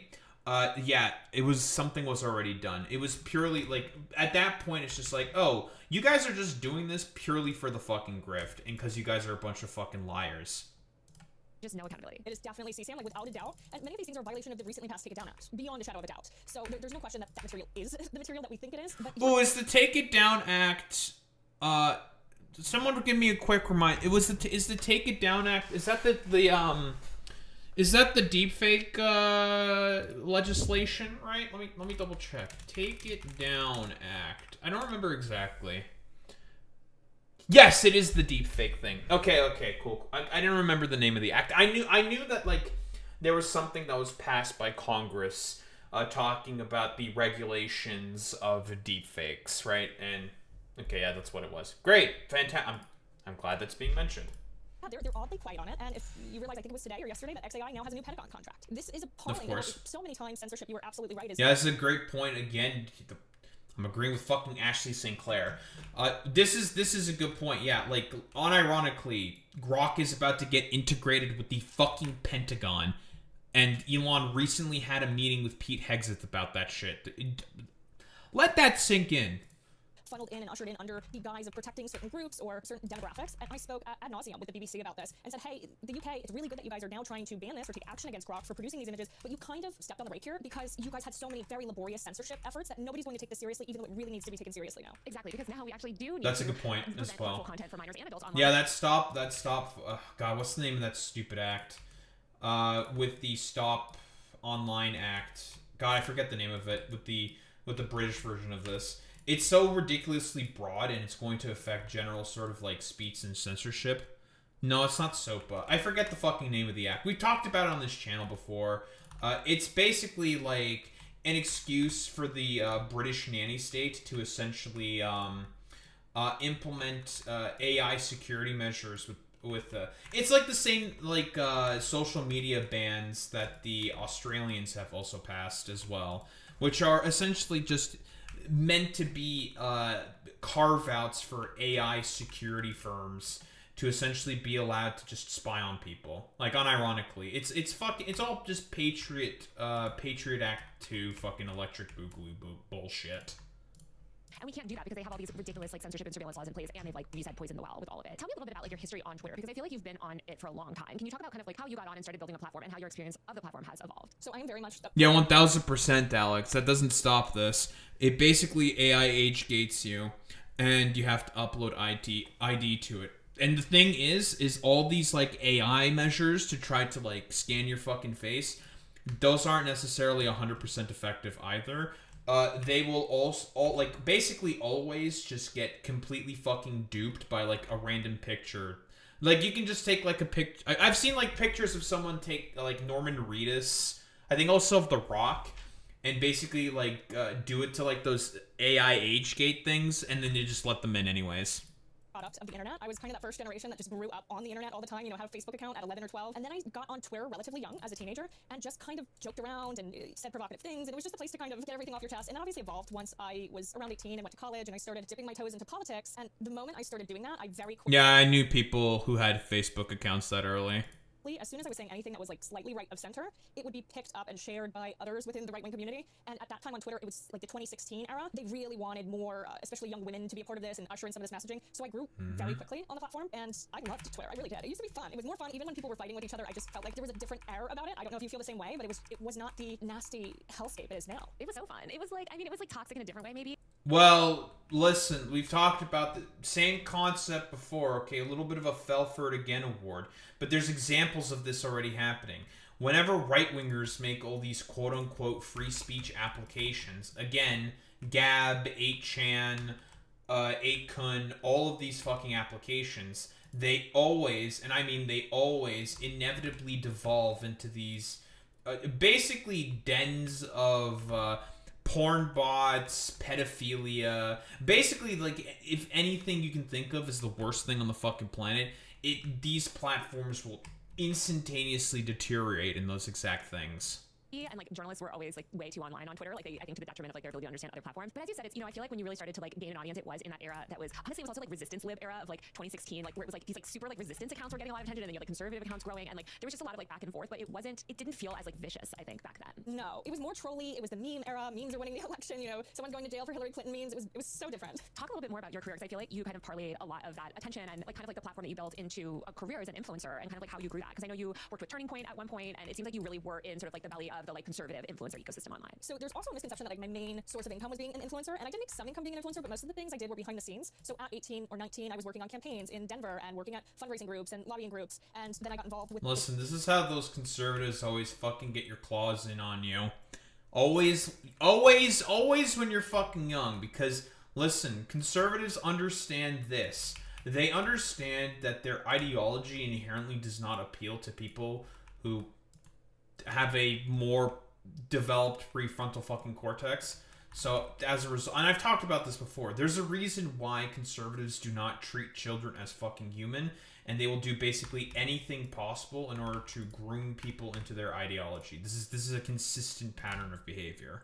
Different conservative companies behind the scenes as opposed to public facing, and I did a lot of the influencery stuff, but most of my work was primarily operations of different conservative organizations, different production companies, different campaign companies, until can you feel the regret where you think back? I feel like I get like trauma flashbacks sometimes. First of all, like I get trauma flashbacks, and I was, you know, like when you're in college and you're young and you're starting out, like one thing I'm so glad about being like a millennial, so old, but like at least we only had like Facebook, you know, and a little bit of Instagram, but it wasn't really like public in that way, you know. And I think like you came up truly in like the beginnings of that world. Like obviously conservative influencers like existed before, but like that was like MAGA 1.0, and the opportunities for influencers were not what they are now. Like there weren't all these trips, like there wasn't all this stuff. Like it was such a different world. And the access was much different too. It was like within a couple tweets, it's, you know, Don Jr.'s talking to you and saying great job, or he's at the event you're at, because it was truly more grassroots. It was like, oh, I'm here with Don Jr. and Charlie Kirk, and here's my friend Jack Posobiec, and we all have these Twitter followers, and it was just so different. People forget, but like the MAGA movement was anti-establishment. It was grassroots. Like they really did effectively kind of like upend that old school like Republican RNC, like Mitt Romney, I guess, like style of republicanism. It was kind of punk. There was something like sort of punk and counterculture about it in a way that you're like, oh, we're going against the mainstream. That was, I guess. Okay, obviously we all know that that's not the case. This has always been the Republican Party, right? Like,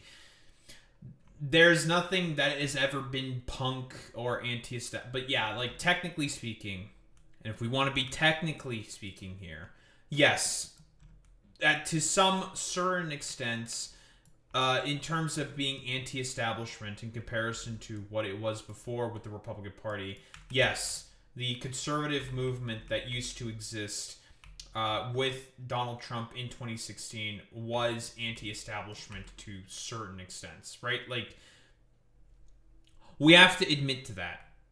It was not the same as your average sort of conservative campaign in the past, in terms of like the neoconservatism that used to exist, blah, blah, blah, blah, blah. But as we all know, and for those that are more astute, we all knew that inevitably something like this was always going to deteriorate. Sam Cedar has talked about this consistently during the Majority Report, and it's just like, if you think that the MAGA movement is anti-establishment, you're like, you have no idea about how American politics works. This has been something that's been in the works for the past generally like 40 years amongst the Republican Party. This Trump and the quote-unquote MAGA movement, this was basically an inevitability. A complete inevitability. This was always going to happen with this political movement. where it would eventually just...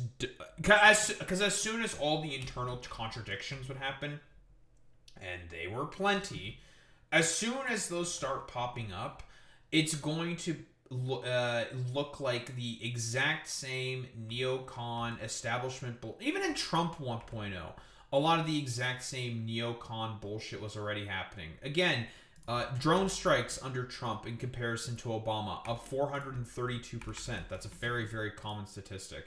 If we're talking about the broader sort of like anti-trans sort of legislation and thoughts and beliefs, that's always been the exact same. Both under Bush, both under both Bushes rather, Reagan, all the sort of like anti-woke sort of shit, always been the exact same. No fundamental changes there.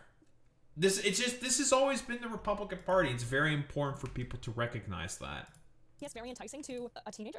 No, I know. I think it's hard for people to understand, and this is something I heard actually a lot on the 2016 campaign trail. And then at CPAC too, like even CPAC back in 2017, 2018, when I would talk to some of these young people, this is when Turning Point, probably when you were like, Turning Point was just getting started. This was so early, like they were just sort of getting rolling. But like a lot of the MAGA sort of youth back then, it was like they just wanted to kind of go against the system. And there was this idea of like draining the swamp. Now, of course, none of that's happened. They're protecting Jeffrey Epstein. But like, I don't know, like were you always a believer in like, conservative politics, or was it more just like, oh, I'm like getting all these access and opportunities and suddenly you're like finding yourself in it? I think there were parts of it that were appealing because when I first went to college, I went for philosophy. And to me, philosophy, you're supposed to be open-minded and consider both sides of the argument. And right as I'm starting as a freshman in college.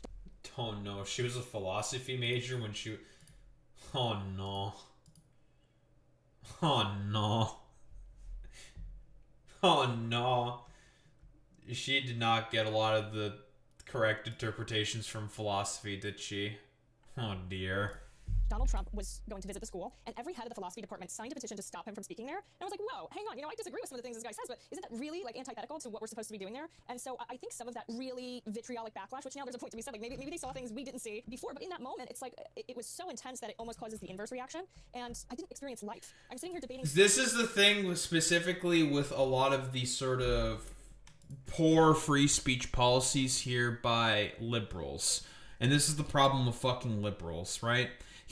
Here's the fucking thing. It inherently makes it such that a lot of the stuff that conservatives are saying are supposed to be treated seriously. When in reality, basically anything that a fucking conservative says should not be treated seriously. It should be treated with the sheer contempt and idiocy that it should always be treated as, right? To basically try to make someone not speak at a thing tries to sort of like legitimize it and does the Streisand effect with fucking conservatives, because conservatives consistently have this feeling of like, oh, we're like hecking counterculture, we're like the base guys, we're the guys who are speaking it to the man, when in reality that's like not the case whatsoever. But they have that talking point now because of the fact that, oh, there's been a bunch of like censorship fucking bullshit done by liberals. Looking back on fucking hindsight, technically speaking, is correct, because again, what the shit that conservatives believe in and ultimately desire is inherently fucking crazy and psychotic and should not be treated seriously. But the thing is that you have to basically just shit on conservatives. Say to them why the things they believe in are fucking stupid and ridiculous and should never be fucking treated seriously. Because everything that a conservative says should never be inherently treated seriously.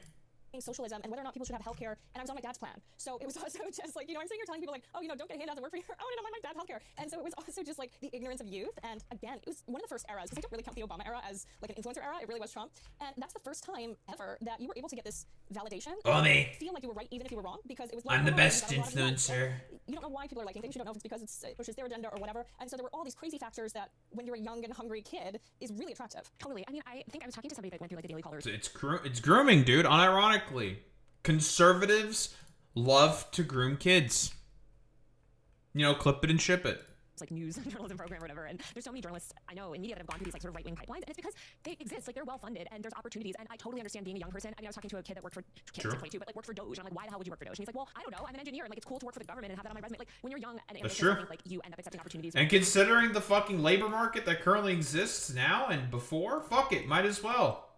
Yeah, do it for the fucking resume. I don't fucking blame the kid for working on fucking Doge, even though Doge was stupid and really, really dumb. Do I blame the guy? Like, considering how desperate people are now for fucking employment because of how bad the labor market is, mostly because of Republican policy, but I digress. Yeah, I don't fucking blame the kid for that. I really don't. Without maybe like thinking that hard about it. And so I can totally see, especially during that era when like especially you were a young woman and they were so after like young women, you know what I mean? Yeah, and what people, Sure. I was homeschooled in high school, which gave me a lot more social skills than, you know, some people who were homeschooled a bit longer. But there was also, I just wanted the friend group I didn't have in high school, so to speak. And so. Oh God, not. She got homeschooled in. Oh dear. Oh dear. Dude, I've said this before, but I really do think fucking homeschooling is like child abuse. It depends on the situation. Blah blah blah blah blah. It's not that simple, but I really do think homeschooling is like really fucking bad, dude. So there was very much like a yearning for some sort of community or belonging to it. I'm like, oh my God, they like me. And that's, you know, and I felt the same way when I got invited to a party when I first started college or whatever. So I think that was also very appealing in a way that kind of makes you ignore other ideologies or flaws in certain thinking or why I didn't critically think about the issue of healthcare. Yeah, well, also it's like when you take hard position, or especially during that era of MAGA before, like I know Trump was always like this, yes, but like it was different. It was different. Trump 1.0 was radically different than sort of Trump 2.0. But that is very important though because it was not what it is now. And maybe they were more suppressed, but it was a lot easier to. A lot of the isms were much better disguised in 2016. I would argue, True. as somebody that covered Trump, that was a fascist in my opinion. Well, okay, like yeah. Here's the thing. I mean, Trump 1.0 was also fascist, but the thing is that he had a lot more moderating forces within his fucking cabinet, and now it's all just sycophants all the way, right? We all know this, right? Like, the only people that he's hired is based off of loyalty. I know there's like people saying that like, oh, maybe a bunch of people are going to get fired now. I don't think so. I don't think that's going to happen anytime soon. I think the current cabinet that Trump has, I think they're all basically here to stay. I don't think they're going anywhere. Because why would they go anywhere, right? Like, think about it for 3 seconds, right? It would make Trump look really, really weak and ineffective if, and like look like he's like giving into the mainstream sort of narratives that liberals are saying about his cabinet being like incredibly fucking stupid and incompetent. You'd see that as like a moment of weakness. So I really do not think that under any circumstance that Trump is going to fire anyone. I'm going to be quite fucking honest, dude.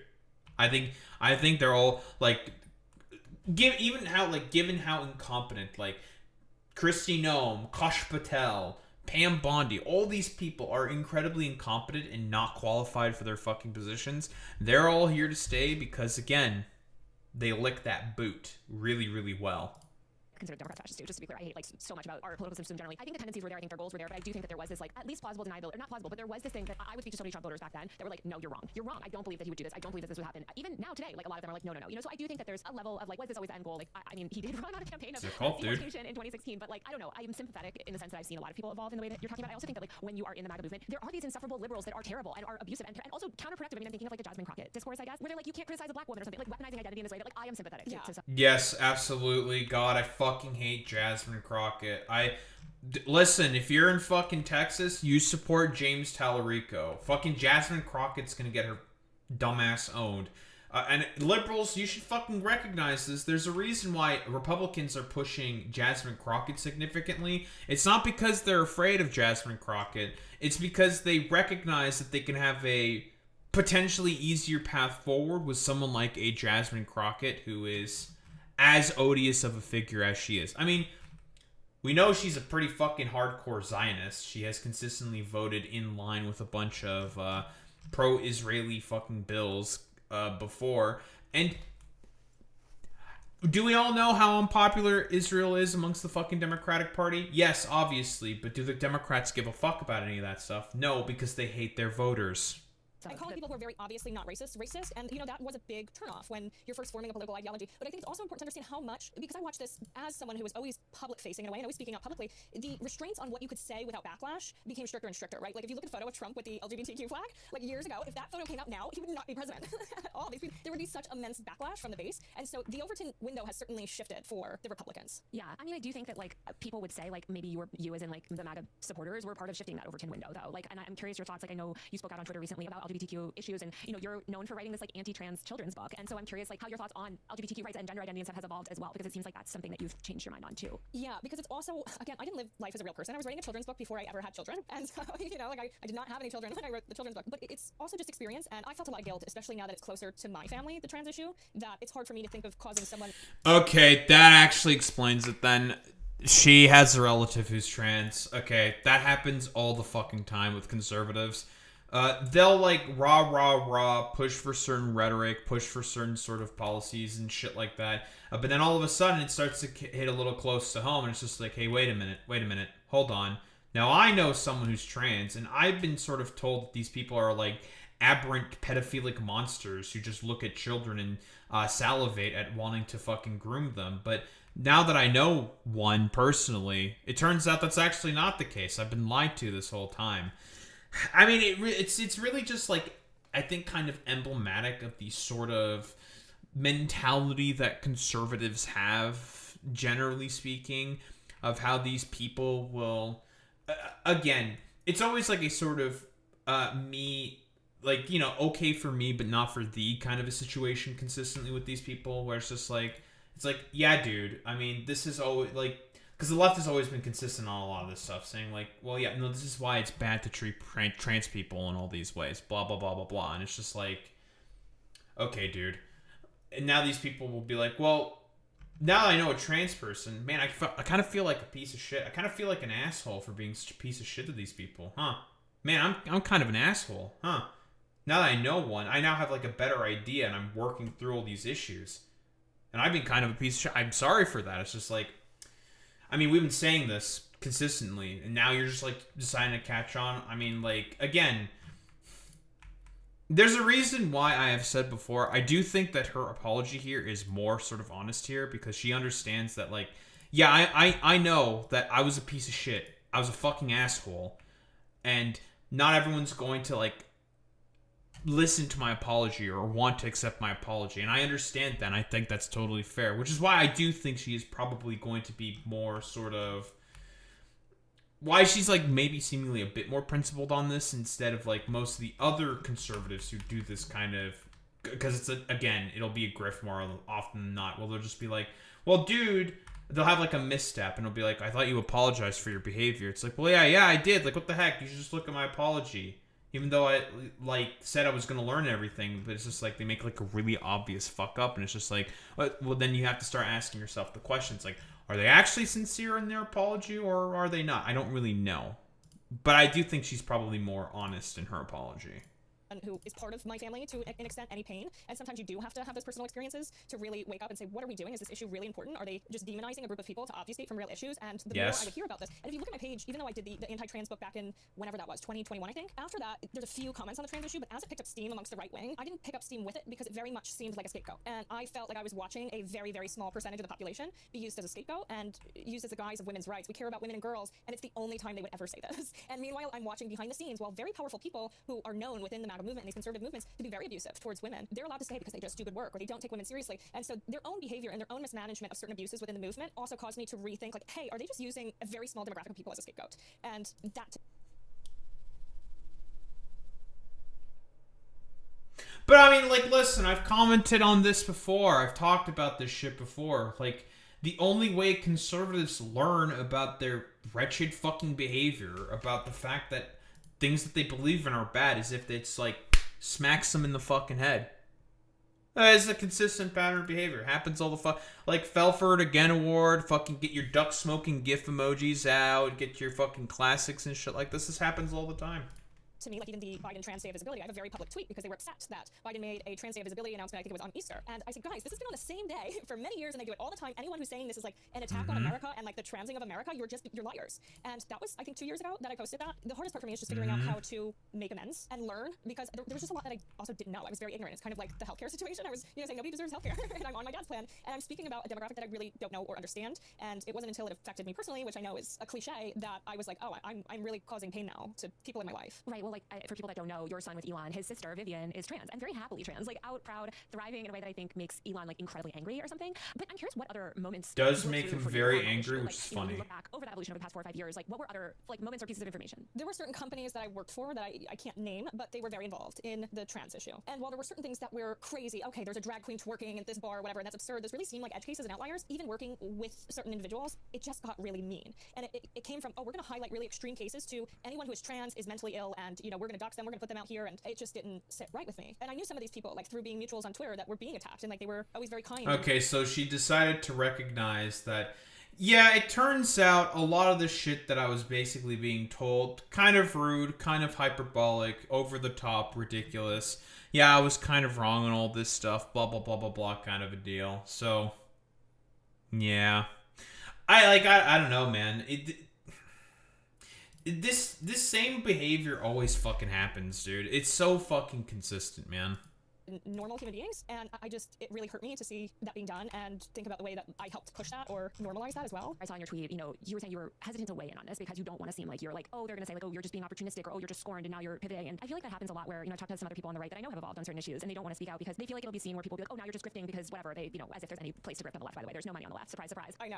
And I did that when I didn't have a check mark, okay? So I did not make any money on that. As soon as I lost my check mark, I was like, well, might as well say everything that I don't want to be accused of grifting on since I'm not making money on this anyway. So no, there's not. And I'm back in school. Like, I'm not trying to start the defectors of MAGA for democracy over here. I'm trying to finish my degree and raise my kids, but I also recognize that because a lot of the turn was from my own personal experience, like I also have to recognize that that was incredibly unempathetic of me to only recognize it like directly impacted me. And the best I can do now is ask people how I can help and how I can be a better advocate. Like, I'm not going to go out there and say, now I'm the trans activist who speaks for everyone, but like if there's anything I can do, I'm willing to listen and make amends for those things. Well, so I think, now you have children too.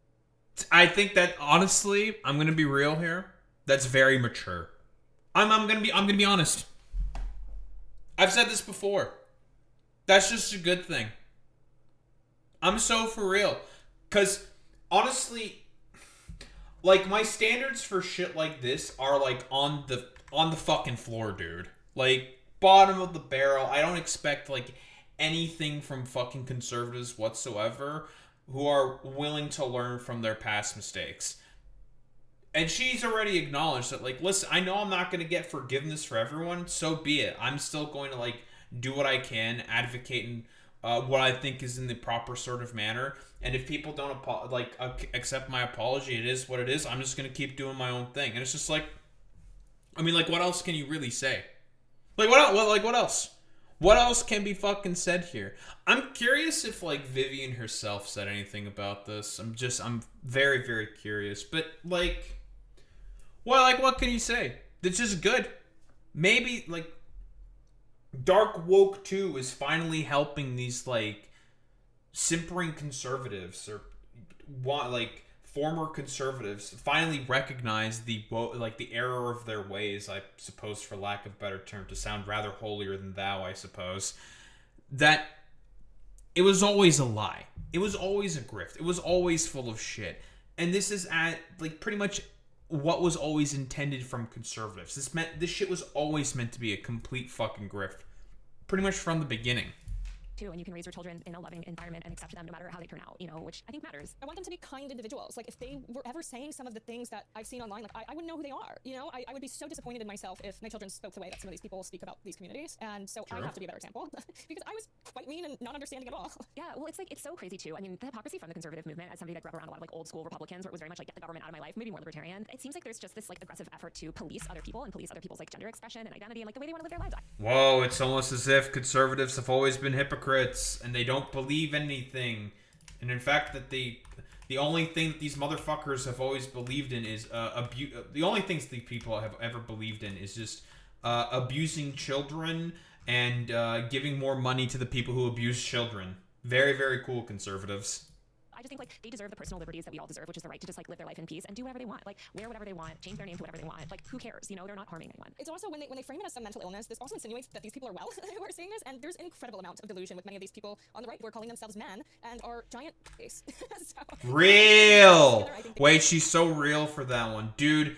I don't know how many fucking like pussy ass, fucking loser, dipshit ass conservative men come into my fucking goddamn comment section all the time and go like, well, Renee Nicole Good deserved it. She broke the law. Even though, like, you look at the video, it's so fucking ridiculously obvious that she didn't break the law or anything whatsoever. But these, like sniveling fucking morons, these cowards, these pathetic fucking losers are always going to be like, well, she deserved it because...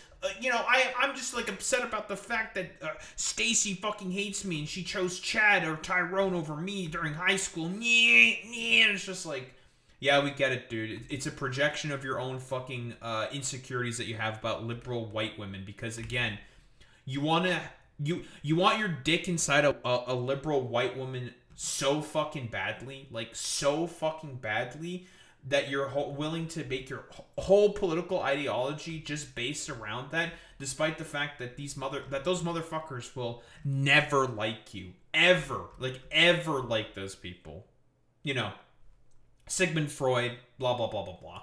They need to figure out who they are and do some introspection there. I feel like one of the biggest topics in sort of like Trump 2.0, or like one of the biggest issues right now, is immigration. And I think a lot of people, I've talked to a lot of Trump voters from Trump 1.0 that say that they regret voting for him a second time now that they're seeing, you know, ICE in sort of like the brutality of like deporting people. Never mind, by the way, that Joe Biden was happily funding ICE and Obama, so whatever. But, you know, I think both parties are complicit when it comes to the ICE stuff. But have your views on any other issues like immigration changed, or like how has sort of evolving your perspective on LGBTQ rights, healthcare, et cetera, like affected, like, I guess, like the way you view these other issues? So I'll preface this too by saying a lot of change is not only from my personal experience, that I do think getting off the internet for a while was very helpful because it was the first time since I was 10 or 11 that I had been off the internet when I had this very public scandal and decided to take like a mental health hiatus for quite some time. So I was able to develop and really think about my own experiences on my own terms. And one of those was also immigration, because I did a lot of reporting at the border. And I saw vast amounts of people coming in here who we did not know who they were. And from my perspective, I was like, this is a massive national security issue to not know who's coming in here and to see burned IDs and passports and buried IDs at the border. And we don't know where these children are. And at one point I was arguing with Mark Cuban in direct messages about this issue. I'm really curious to see if she's willing to acknowledge that the main reason a lot of this stuff happens is because of Republican policy in of itself. And because we all know, again, who was the main guy who did the Venezuelan 2019 coup? It was fucking Trump. This happened under Trump. The most recent wave of Venezuelan migration, guess who fucking helped spur that on? Oh, it was Trump. The reason why millions of Venezuelans left during the time around COVID. Again, oh, it's because of fucking Trump, man. And Republicans, and I've said this very, very often, they are like wholeheartedly incapable of being able to take any responsibility for their own actions. Like, they just can't do it. They will never do it. They will never accept that they have a part to play in the fact that, oh, well, I kind of caused this, so I should have some fault for this. But they never acknowledge it. Ever. Ever, ever, ever. He was on his like Kamala spin, and he was a bit of a lolcow, and he was telling me, you know, Ashley, they're going to torture people, they're going to pull women and children out, they're going to pull grandmothers out, and Stephen Miller's going to go berserk. And I was like, that's not going to happen. You're wrong. They're just going to get the criminals out, and this is a national security issue. And I reread those messages a couple weeks ago, and there's like dozens of messages between us, and I'm like, oh my god, Mark Cuban was right. Everything he said, I was like, Mark Cuban was right.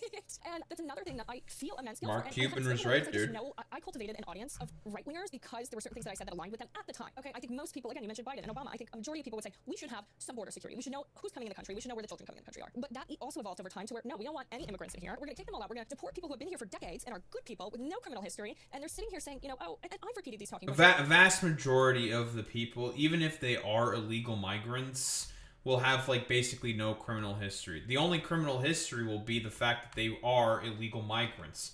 Quick reminder, as always, being an illegal migrant is just a civil misdemeanor. The fact that the federal government is doing enforcement on people with a bunch of civil misdemeanors is something people should be thinking more about how just fucking insane that is. Like, oh, it's 100% the crime rate for immigrants because they're here illegally. But what I also realized is they love statistics, except when it's about demographics. They don't like that men commit 92% of violent crimes, that they commit 98% of sexual assault, sexual violence. And there's another moment where I'm like, this is really being used as a scapegoat. And there is some merit to having sovereignty as a country, but we should not be ripping out grandmothers and children and people who didn't do anything and shooting women in the face, moms in the face, because it was legally justifiable. Because these are the same people who were cheering me on when I was running away from National Guard for the COVID papers. You know, so there's, to me, that's logically inconsistent. And I know anyone listening to this is going to say, well, you didn't have a car, you weren't putting your life at risk. Well, if you take the left's logic, I was, because COVID and the pandemic and all of this stuff. So there is an argument for that as well. I don't know. I just don't recognize what I was a part of. And I think in the moment it's a lot different, but looking back on things that I've said and things that I've helped usher in, like, I feel very dissociated. And I'll read it and I'm like, did I really say that? That was something I said? Like, this isn't Photoshop, I said that? Again, I've been very quiet on these issues because I don't want to come out and say, now I know everything. And now I have this, you know, flip-flopped view, when in reality, the only thing I'm doing is trying to understand offline. I'm trying to speak to people, I'm trying to read, I'm trying to get information outside of tribes that I think Dude, it really is, it's the era of, no more anti-intellectualism. No more anti-intellect. Maybe it really is like the time of learning. No one being anti-intellectual anymore. Is it? Can we say this? Is it safe to say that the times are changing? Anti-intellectualism is going to start to fucking die off in the United States of America. Okay, I mean, like, probably not. But listen, a man can dream. Can a man dream? Can a man be allowed to dream, please? has been helpful in developing just like a more human and reasonable understanding of all of these issues. It's interesting too because I feel like there's been so much fracturing in the MAGA movement. Obviously, everyone's been following the like drama with the right-wing influencer world, and like there's a lot of infighting and messiness and stuff. But it also does seem like a lot. I mean, part of why Candace Owens is so ascendant is speaking out against MAGA and calling on the hypocrisies. Obviously, very different hypocrisies. Like with her, it's mostly about Israel and which whatever she thinks happened, the French Foreign Legion, you know, killing Charlie Kirk or whatever is the latest sort of thing. But you know, I do think that she has accurately something at Egypt like plains, whatever. And I'm curious, kind of like what your experience has been like so far. Like it is hard to be ostracized and like have people that were very kind to you previously like backed away or cut you off or treated you differently. Oh yeah, and people can say whatever they want about someone like me or someone like Candace, but what they can't say is that we didn't see the underbelly of that beast. And people can demean me as just some conservative e-girl grifter, but that's really diminishing to the things that I saw and the places I was and the people I worked for and worked with. And I did see how a lot of these things operate behind the scenes and what some of the true convictions of certain individuals were. It has been really hurtful because you also get to know these people as human beings. Like I know their families and their kids and their parents, and they will say so loudly, we're speaking up because this is the right thing to do. And they won't speak up when someone like me, who they know is a good mom, they know that all of these things being said are not true. They're silent because they are very scared to be ostracized themselves. Because the party who is so vehemently against cancel culture is very easy to get canceled on the right. If you say, hey, I like some immigration, that's not This is a very listen. It's true. Listen, I've talked about this before as well. For all the talk that the right loves to do about how they're anti-cancel culture, these motherfuckers at the drop of a hat will be instantaneously the most cancel-happy motherfuckers on the planet. Like, drop of a fucking hat. If they can be cancel-happy, they'll be cancel-happy. They're just, it's all hypocrisy. Very, very often hypocrisy with the right wing. And are they willing to accept any sort of like culpability or responsibility for that? Of course not. Like, what are you, fucking crazy? Like, no, they never do. Which is why it's important to always just like point out the fact that it's like, dog, listen, they will just come after you just because fuck you, suck my dick, eat my shit kind of a deal. And they will. And they're going to be like gleefully hypocritical about it. They don't give a shit about any of this stuff. They don't give a fuck about any of that whatsoever. But I don't know. Like, maybe am I being like too positive here or something? Am I being like too hopeful or some shit? I have no fucking idea. You know, I always want to try to be a person who sees the sort of like, I guess for like lack of a better term, the better side of people if fucking possible. And I want to be like, yeah, I think like maybe she is improving, probably is improving for the better. And I think that's like good and great and wonderful and all that shit. I do want to just believe. But, you know, again, I will understand, like, not everyone's going to fucking accept that shit. Like, I do think that she is being sincere in her apology. And again, pointing out these hypocrisies to the right is a good thing. The problem is that a lot of people are just not going to give much of a flying fuck about any of that shit. Because, again, these people have always just been so inherently fucking hypocritical. It's just tough, dude. It's tough. You're not going to be taken seriously on the right at all. You're going to be ostracized. No party for you. Even recently, Sarah Gonzalez, who I'm sure nobody knows, is a right-wing YouTuber, and she had a lot to say about my recent comments on the trans community and my apology to the trans community and the guilt that I felt. And at one point, as a gotcha, she says, everyone should unfollow her. Be careful who your heroes are, which, by the way, if I was ever your hero, just posting online, you have deeper problems than me, not, you know, feeling bad that I said mean things about trans people. But she goes on to say, and by the way, just so you guys all know, she secretly would message me years ago when I would make jokes about repealing the 19th Amendment and tell me that that wasn't funny and that they actually want to take rights away from women. And I was like, is this like really the gotcha that I think women should vote and I don't think your jokes are funny? So I don't know. And I look at all of this and I think many years ago I would have been more hurt by it, but I just think they're all really sad and silly people. Well, it's hard. And I think also it's like you said. Oh, man. Dude. Like, left-wingers have been saying this consistently, that the right are some of the most saddest fucking losers on the planet. And oh boy, they really are real fucking sad losers. Because, like, man, like, what else do you say, dude? Like, you point out all these fucking things with the right wing, and it's just like, no, it just like always goes inherently over their head. It's just like, dog, like, what are you supposed to say, man? Like, what lessons are meant to be fucking gleaned from these people who just don't give a fuck about any of this stuff? I mean, yeah, she did say it, and she's just right. Like, the saddest bunch I think ever on the fucking planet are just the right wingers. Like, I'm gonna be quite honest. It's like, it's so hard to speak. I mean, I talked to another sort of former MAGA influencer who went the opposite way and then became very Democrat. And I think sometimes, like, you feel so ostracized that you want to just, like, rush to, like, the other team or whatever. Shut up, Women's Mini. You know? And then you get sort of disenchanted with this whole system. Yeah, there's so many issues with the Democrat Party. I also don't think they're radical enough, if I'm being honest. Like, they're not radical enough for me to join because I'm sitting here listening to the most powerful people in the world complain about, like, socialism and healthcare and handouts. And the handouts in question is, like, my mom going to the hospital when she has a heart attack. And the Democrats really have not stepped up to the plate on the real issues at hand. They're also being very trivial about the issues that True. So I'm not running into I hate the Democrats. I will say it was I know I cried, but when I put out that statement, my apology to the people that I had hurt within the trans community, there was a certain individual who did not like that very much, and now there are, 122,000 posts on the subject attacking me and threatening my family, and I wanted to cry because there were people on the left and within the trans community that were then sticking up. Who is the certain individual? I'm gonna guess it's on the right, right? I mean, she has had very public spats with, like, a lot of large right-wing fucking figures, so it makes sense that they really fucking hate her guts. I mean, like, I don't know, man.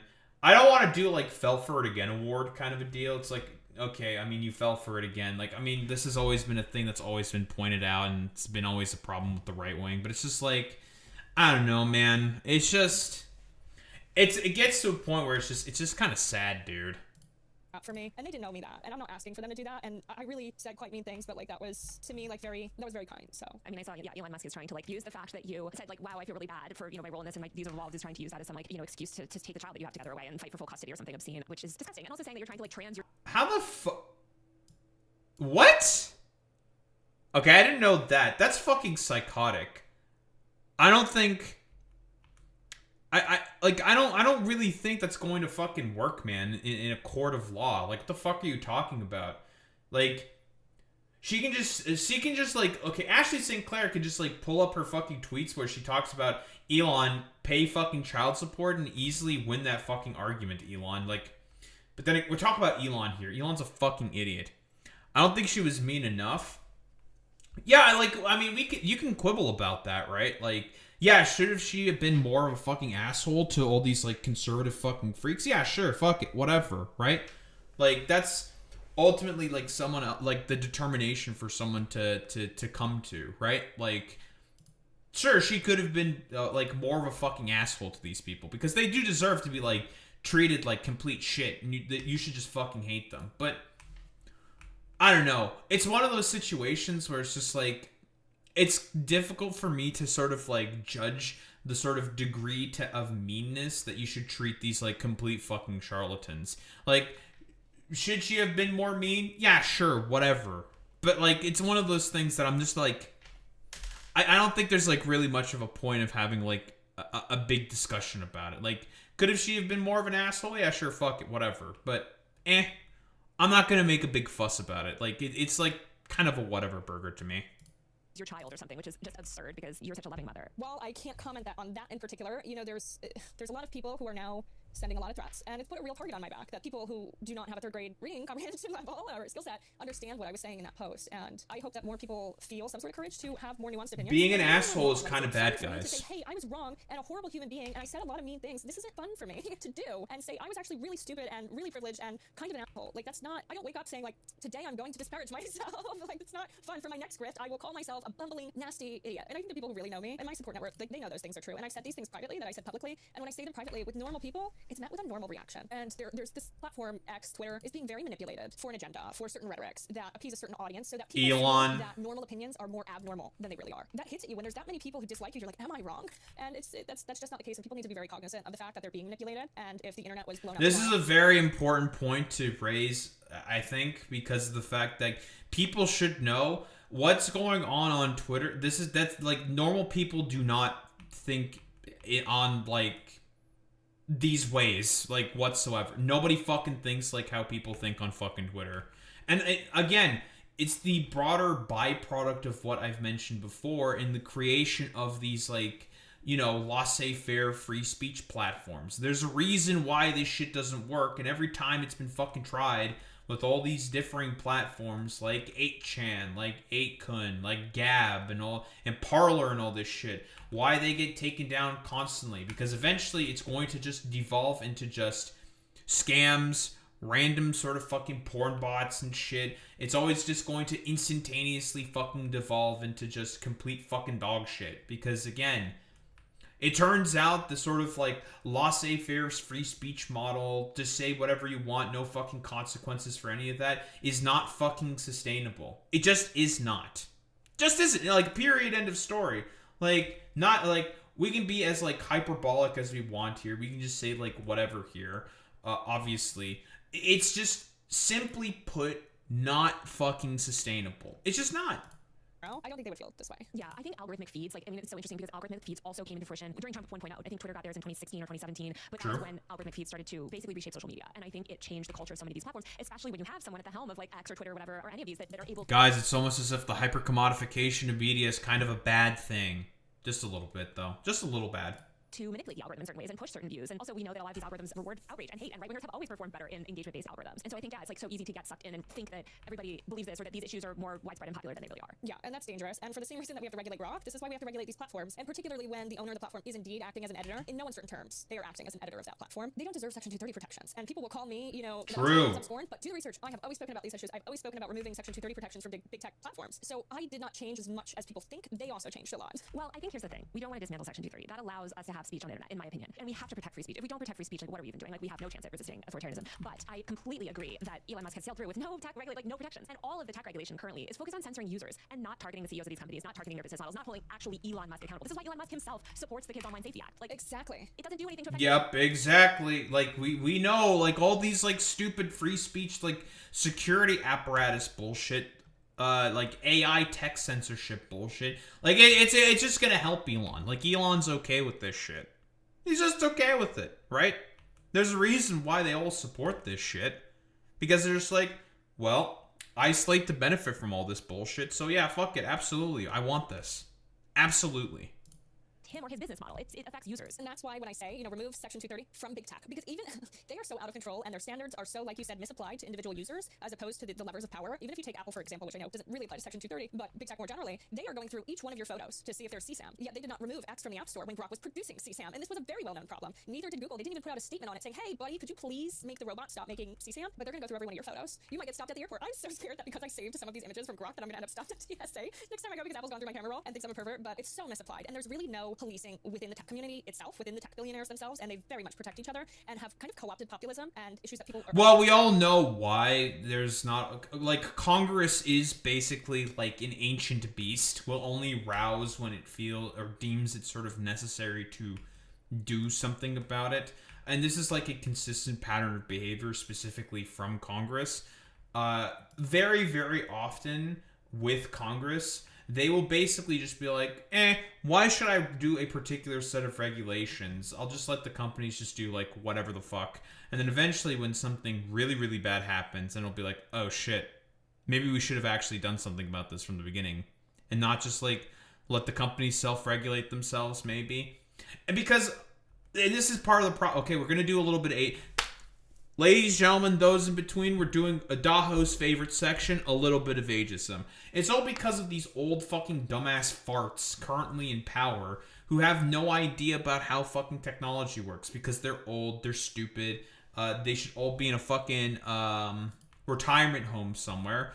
And should I be like really surprised about the fact that these old farts have like no fucking idea about how exactly to handle all these like situations? Fuck no. Like I'm not surprised by that whatsoever.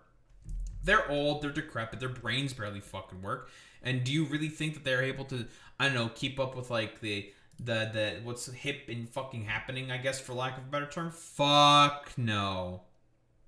That never fucking happens. Ever happens. So it's one of those things where it's just like, yeah, I'm genuinely unsurprised about the fact that like all these old farts are not able to sort of like keep up with the proper necessary regulation for, well, deepfakes and all that shit. They finally got caught up, right? Just with like deepfakes specifically, but with the out of control AI bot like CSAM fucking bullshit, I'm not expecting any movement on that for definitely not in this administration. Probably maybe in the next Democratic administration, but I'm really not going to hedge my bets on it. Are really desperate about such as free speech as a guise to usher in their own desires. Yeah, I mean, Elon Musk constantly posts about free speech, like literally while he's banning journalists from the app still. Travis Brown remains banned, a bunch of journalists remain banned. It's absolutely ridiculous. But yeah, and I mean... Not to mention, also, just to add to Taylor Lorenz's point there, because it's a good point, all the political dissidents that have been banned at the behest of Narendra Modi and also Recep Tayyip Erdogan in Turkey as well, right? So, very, very cool.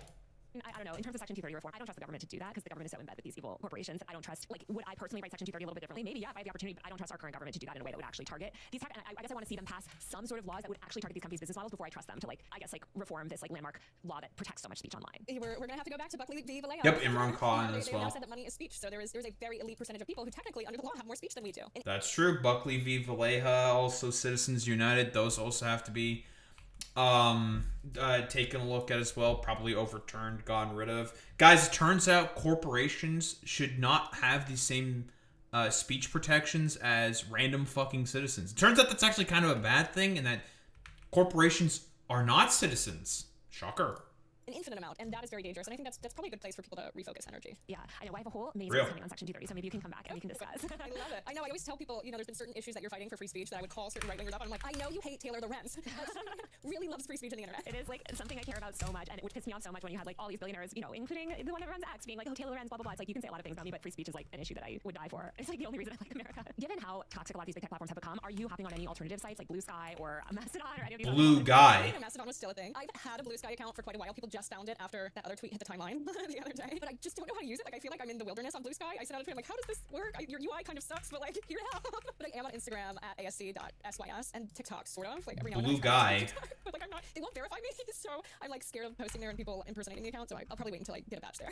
Well, Ashley, thank you so much for chatting with me today. I really appreciate you taking the time and being so open, talking about this stuff, which I know is really hard and really personal for you as well. Of course, thank you. And I swear, I'm usually better at eye contact, but it's just very difficult for me to talk about some of these things. I feel like such immense shame when I'm talking to you. I'm like, I feel myself hanging my head, but thank you for covering the issue too, especially as it relates to Grok, and I hope that there can be some change on this front. Grok the pedophile bot. Please support me on Patreon via the link below or buy a paid subscription to my... Very, very cool. Well, I don't know, like, I think she's being sincere. I'm gonna be honest. Like, I prefer to just treat this all in fucking good faith. I'm gonna be quite honest. I prefer to just treat this all in good faith. I think she's being sincere in what she's saying, that she has some genuine regrets about the fact that, yeah, I fucked up pretty badly here. I recognize that I fucked up pretty badly here. I'm sorry. I apologize. And she's like bringing up a bunch of points, talking about how conservatives are grifters, and the shit that they've always believed in has always been a fucking goddamn grift. And I mean, like, listen, this is a thing that consistently happens now. It seems the left is pretty much right about everything. They're just right way too fucking goddamn early, and this is just another instance of that. You're telling me that the conservatives have always been a bunch of lying grifters, and they've always just been full of it.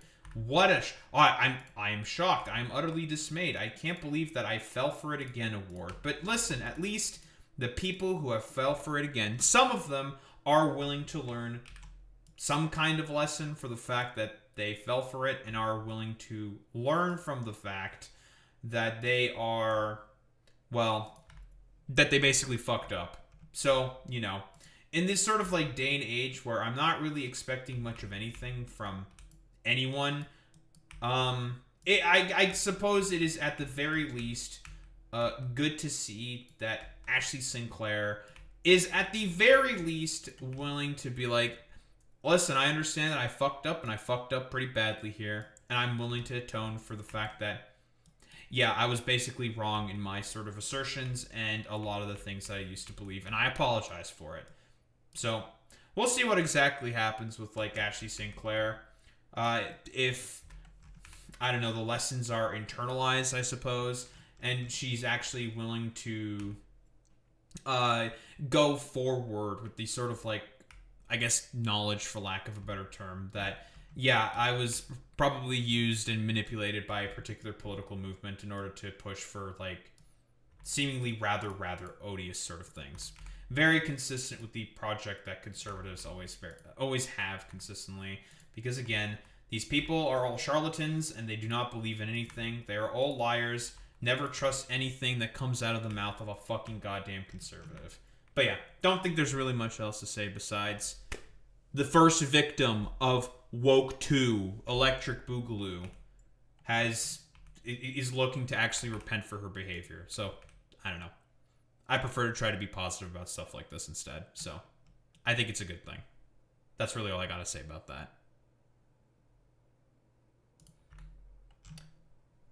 Also, this Adam Black individual catching me while I'm mid-rambling, mid-fucking segment. What? If you think you look so fucking good, post face, bitch. Post fucking face. I'm not a fucking pussy like you. I post face every fucking goddamn day. I'm not ashamed. Yeah, have I been upkeeping my beard all that much? No, I have not been recently upkeeping my beard because I don't really give much of a flying fuck about opinions from like little fucking simpering troglodytes like yourself. What if you think you're like a Greek godlike fucking figure? Post face. Don't be a little bitch. Don't be a little bitch. Post it. Don't be a bitch.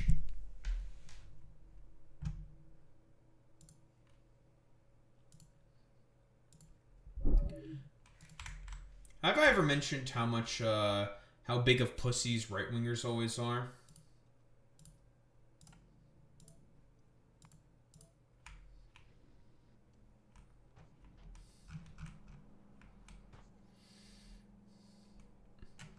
Yeah, post face, don't use AI, don't be a pussy. Or are you a pussy? Are you not here because you're a pussy? Pussy, pussy, didn't get attention, you're a pussy, pussy, pussy. I think this guy is just a fucking pussy. Honestly, let's just operate under the assumption that he's a little bitch, little pussy ass bitch, little fucking beta male, beta male, and doesn't want to post face because he's a little bitch and he knows he's fucking ugly. Bro is just upset about the fact that Stacy picked Chad or Tyrone over their fucking dumbasses in fucking high school. Garen fucking teed. Beta. Definitely a fucking beta. Very beta behavior. Very, very homosexual. Very, very libtard. Very gay. Consistent pattern of behavior with these cuckservatives. Very homosexual. Very gay. Derogatory.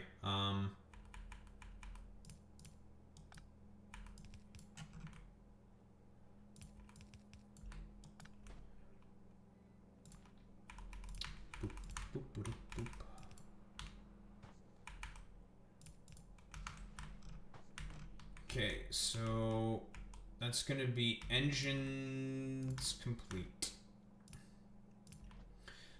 Don't really know what I'm going to do exactly for circuits, considering the fact that we do not have any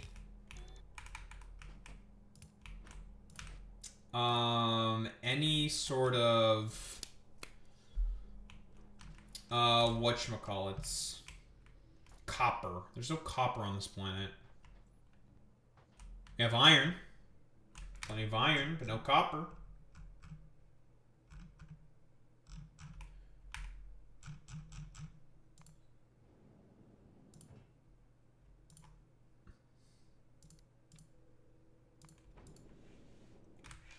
Not exactly certain what's going to be the substitute to be able to make cables. Okay, well, time for the robots to be put in their fucking homes.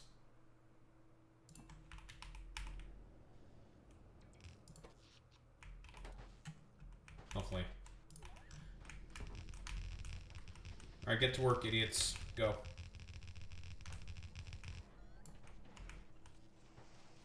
Go.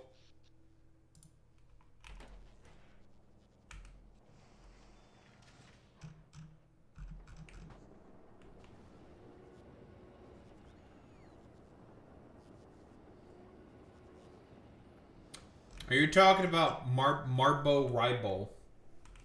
AJ, I have no idea what the hell you're talking about.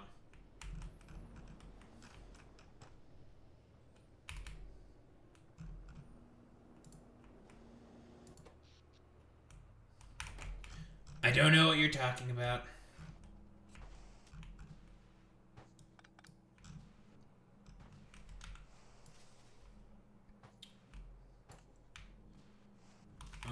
We need 2 speed modules.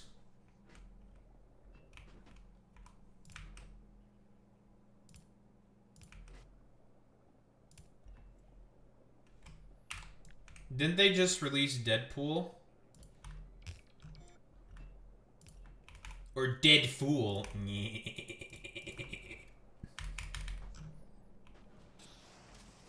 Deadpool, more like Deadfool.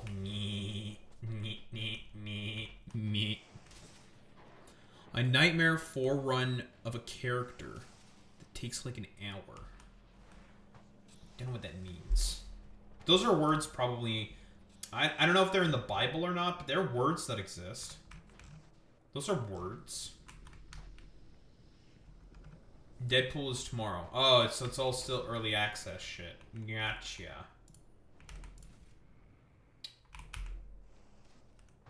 Well, we imported a bunch of calcite. We need calcite anyways. There's no way to produce calcite on this planet, so we have to import calcite. We need calcite anyways for a bunch of bullshit. I still don't know how we're gonna make circuits, though.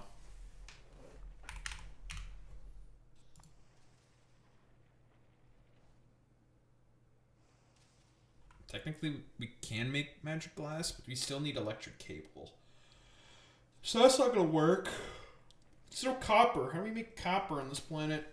We can make electric engine units, but there's another way to make electric engine units here on this planet, so we're probably not gonna do that.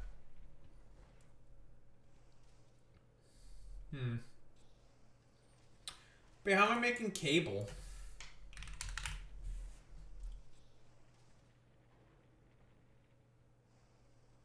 We don't have aluminum. We don't have copper. How am I making this stuff?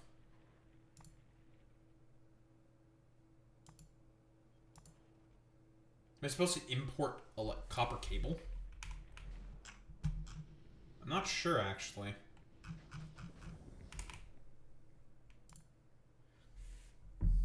Because I keep looking through the tech tree, I'm just like, what exactly am I supposed to do here? How does this work? This is different shit. Do I import in, like, metallic asteroid chunks? By the way, these recipes might actually be very useful. From these upgrade crushers. Basically, they take the basic recipes and just flip them on their heads in terms of the advanced recipes, right? Because the metallic asteroid advanced recipe, that also makes a little bit of copper. So, this flips that on its head. Same with this. The alternative carbonic asteroid crushing flips it on its head and makes some sulfur. This makes calcite. A lot more calcite. These things are... This thing's actually pretty fucking nuts. I'm not gonna lie. This is very good. Basically, if you beat the hardest difficulty of Zombies solo, you get a special title like Queen of Limbo for Magic. But it takes so long. The auto chess mode, each match took 45 to 60 minutes too. Jesus. You play a bunch of games of that too to get the special emote, which references an invincible meme. Oh. Interesting. Just don't die.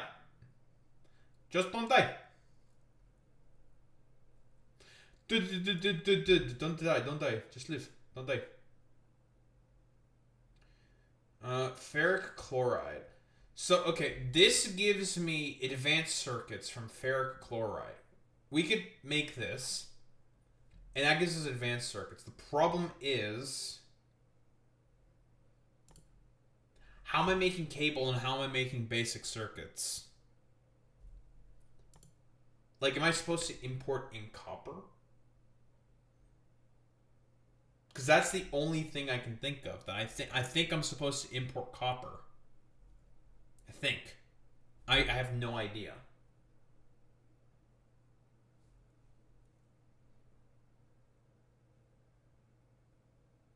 Oh, it's doing the Think Mark Think meme. Gotcha.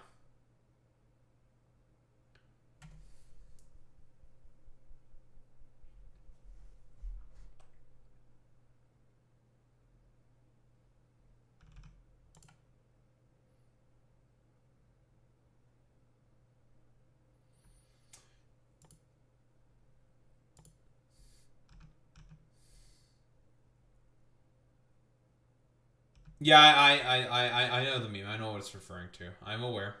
I am not clueless. I am aware.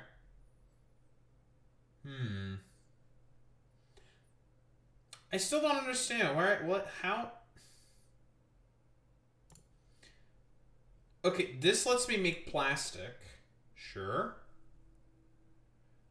It's a bit of a lengthy production chain. You need methane and chlorine. And then you need sodium hydroxide. You have salt. So that's got to get routed back in. That's how you make ethylene. Then you take the ethylene with the chlorine to make vinyl chloride. And then you make the polyvinyl chloride. It's like, Jesus Christ. It's a bit of a shit show.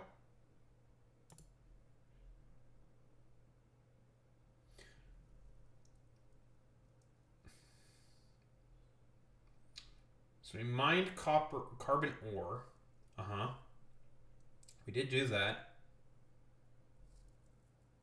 Calcite turns into quicklime, which then we can use to turn into slaked lime. And then we get calcium, which has water, which can be routed back in.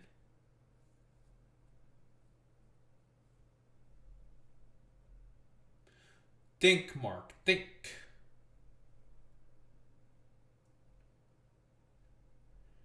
I have no idea where the fuck I'm supposed to go with it from here. I'm not gonna lie, I'm a little confused. Do I just have, there's no calcite on this planet. Do I just have to ship in copper? The only thing I can think of is shipping in copper. And also shipping in, a bunch of the other shit I need. That's like the only way forward I can think of. It's just, I have to ship in a bunch of stuff.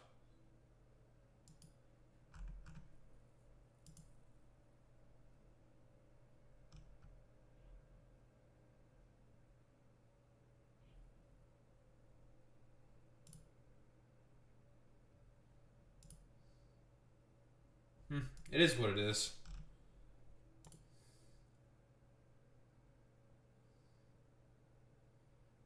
Lithium vanadium battery. Vanadium accumulator. What's the difference between these and normal accumulators?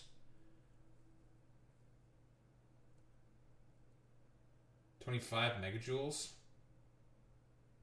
It's definitely better. Fascinating.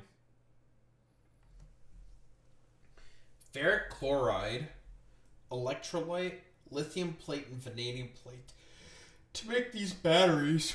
Jesus Christ, that's a fucking... That's a recipe and a half, dude. Don't know when I'm ever going to use these accumulators. I have the hypercell accumulators. I don't really need to use these things, to be honest. And they can only be made in space.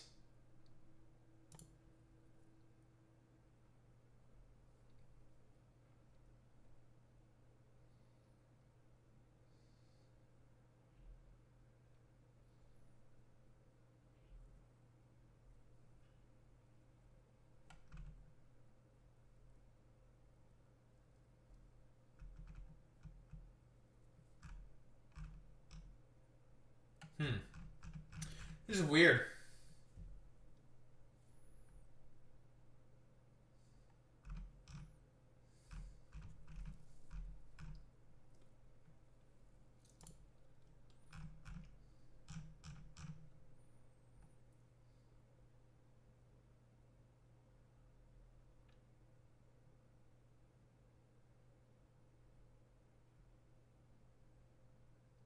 The fact that there's all these question marks here is definitely going to be interesting.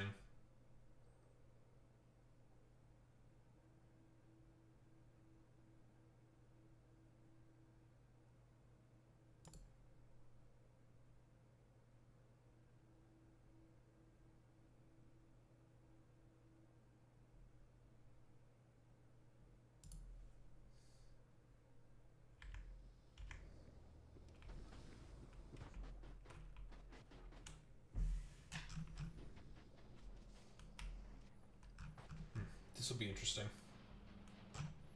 Oh, we've got engines now. Oh, a decent bit of progress. So we're going to have to do probably some more of the exclusive stuff. And this thing's yield is going to go down relatively quick. We need to find... Yeah, we probably need to go out here and grab this.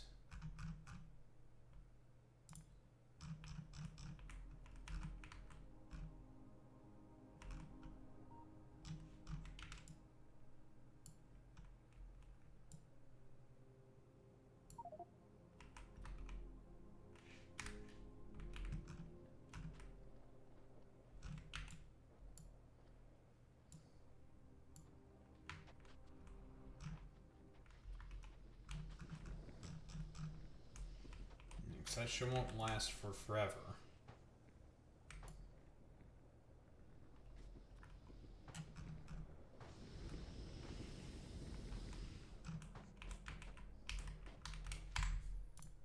That's a later problem. I guess I have to just ship in a bunch of copper. It's the only way forward I can think. There's no like specific electronic circuit recipe for this planet. No, nothing for copper cables either. Which means I just have to ship in a bunch of copper ore with all the other shit, the calcite, and just have to do it through bot, I think.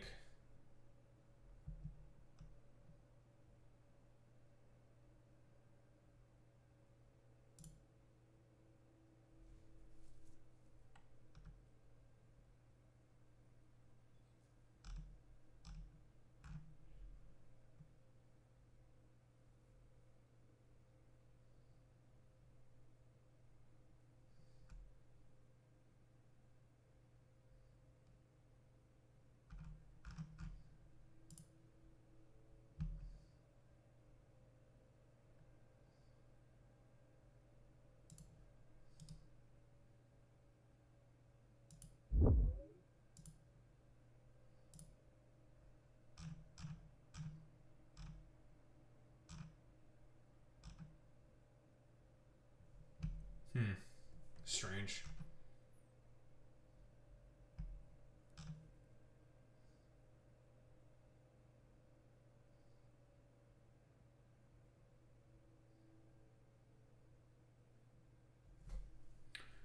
New York Lieutenant Governor Antonio Delgado, running in primary against Governor Hochul, says the U.S. should halt aid, arms sales to Israel, and refuse providing them diplomatic cover on Gaza war. Delgado calls Netanyahu a war criminal.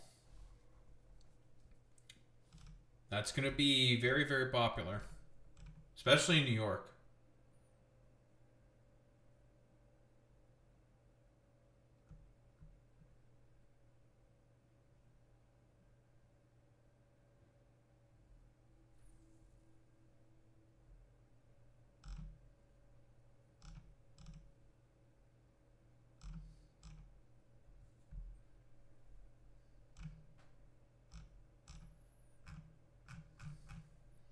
On you. We're done with the Factorio for now. Yeah, I think the only way forward is I have to ship in copper. I just have to ship it in. It is what it is. Not a big deal. Not a big deal whatsoever. That's easy peasy lemon squeezy. Alright, gamers. I'm gonna grab some water. I'm going to go to the bathroom and then we'll continue yapping about the topics within the title. And a shorter fun thing as well that I thought was funny. That's not the correct thing. That's the correct thing. I'll be right back.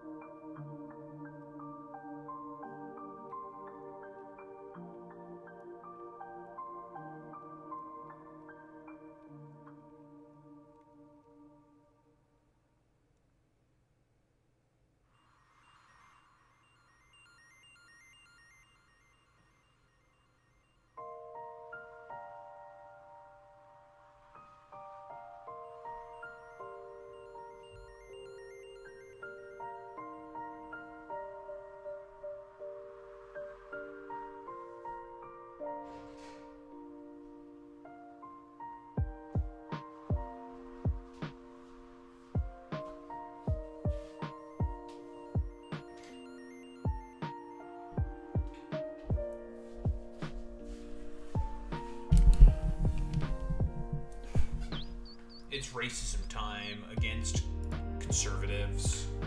Who's ready? I'm ready. You're ready. We're all ready.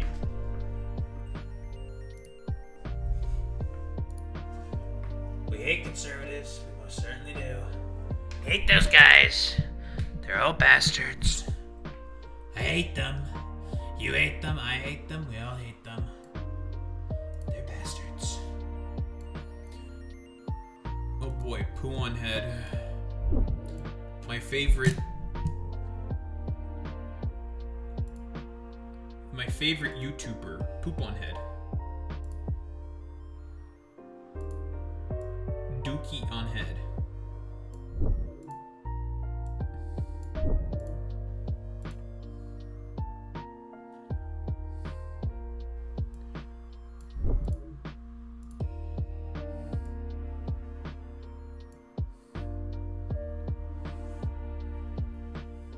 What does that even mean?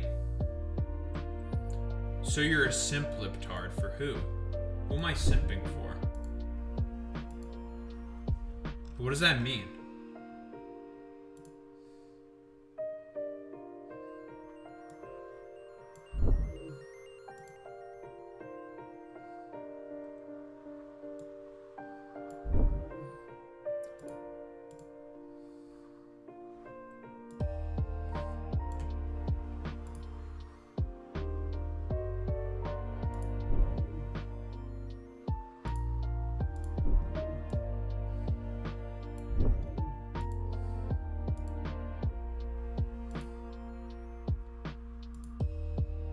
Comes into this chat, says you're a simp libtard, and it probably leaves. It's like, okay.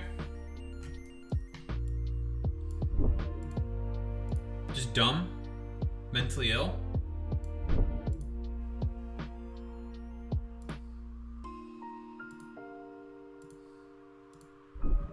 Will there be a response? Probably not. Too mentally ill to have a response. Too stupid to have a response. To a basic follow-up question.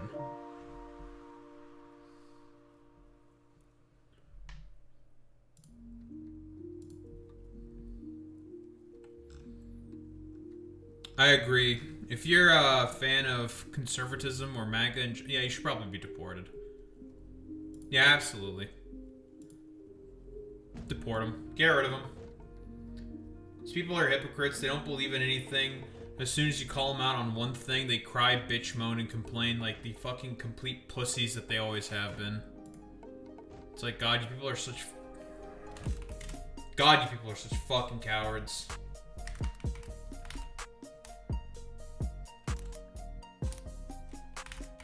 And I need majority report.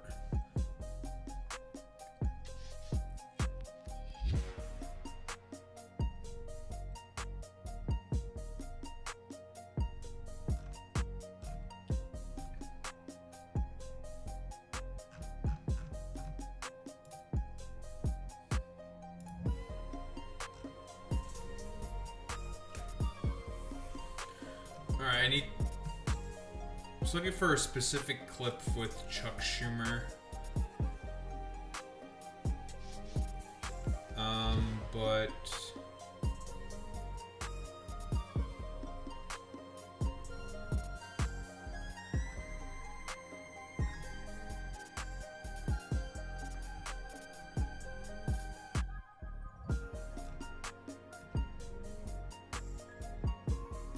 There's this.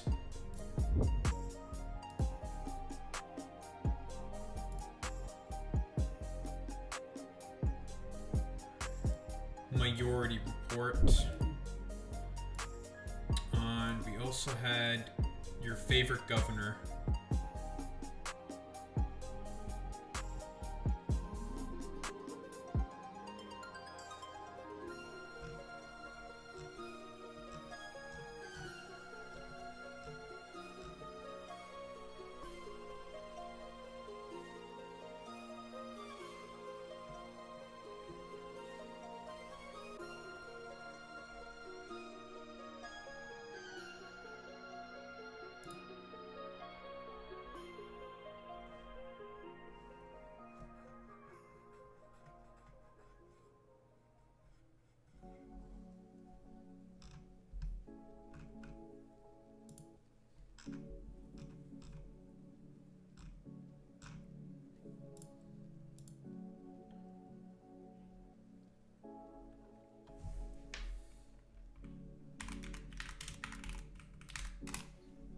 Gavin Newscum.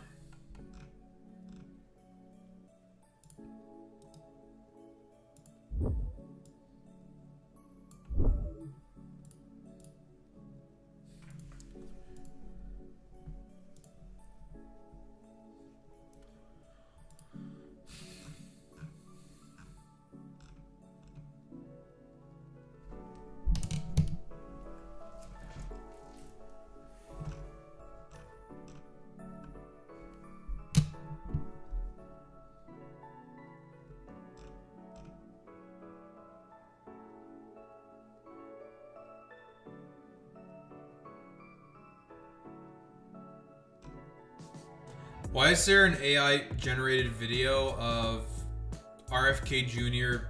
sipping some whole milk and then just like all of a sudden dancing in the club? That's very weird.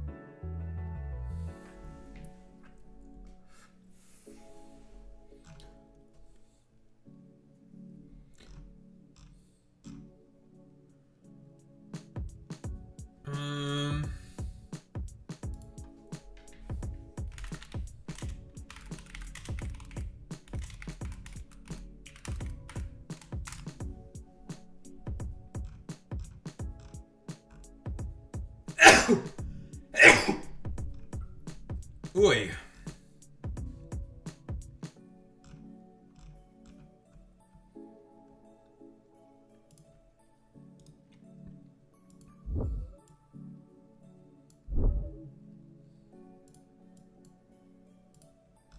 Big sneezes.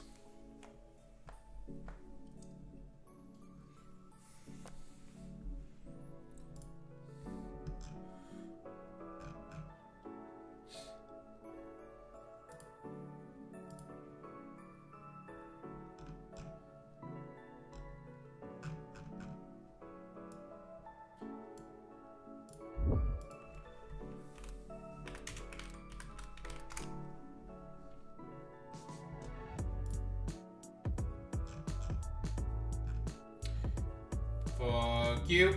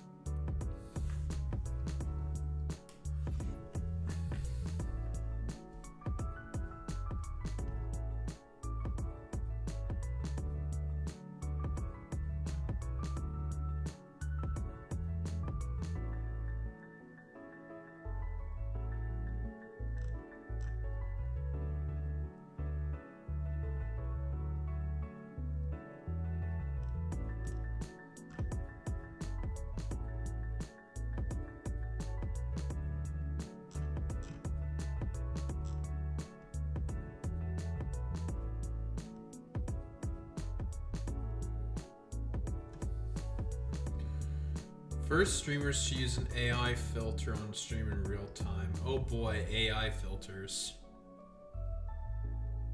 God, that looks like fucking shit, dude.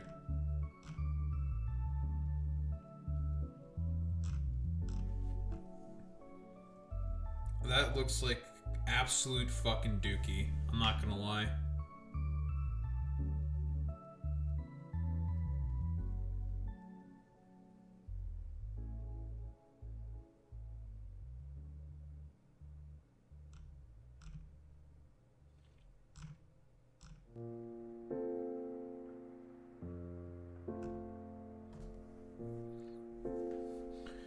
House voted 341 to 79 to fund Trump's warmongering foreign policy agenda.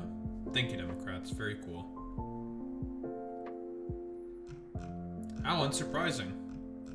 I know, like, the quote-unquote plan is to just let the administration look as, like, pathetic as fucking possible. It's like, dog, that's not what people want, man. Jesus Christ.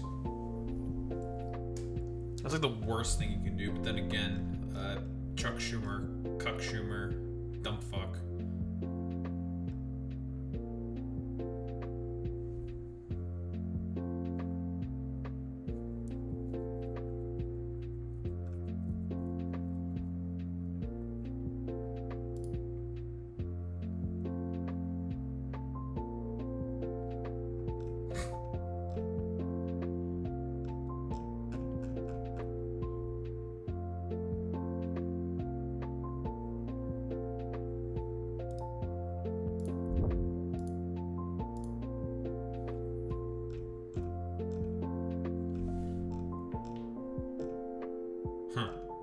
Fascinating.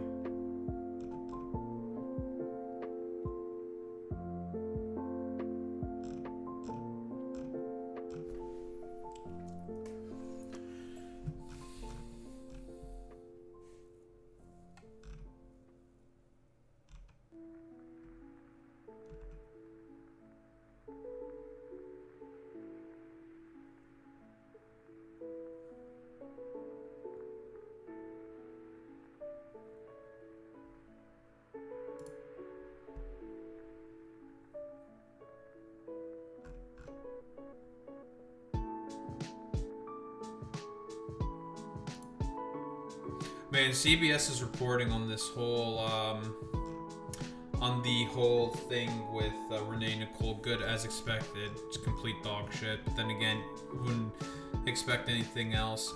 I know that they have like a guy they hired to be like a main sort of like reporter now, who got basically circumcised twice because he's like born again Jewish or some shit. It's very, very fucking weird. Very, very fucking weird.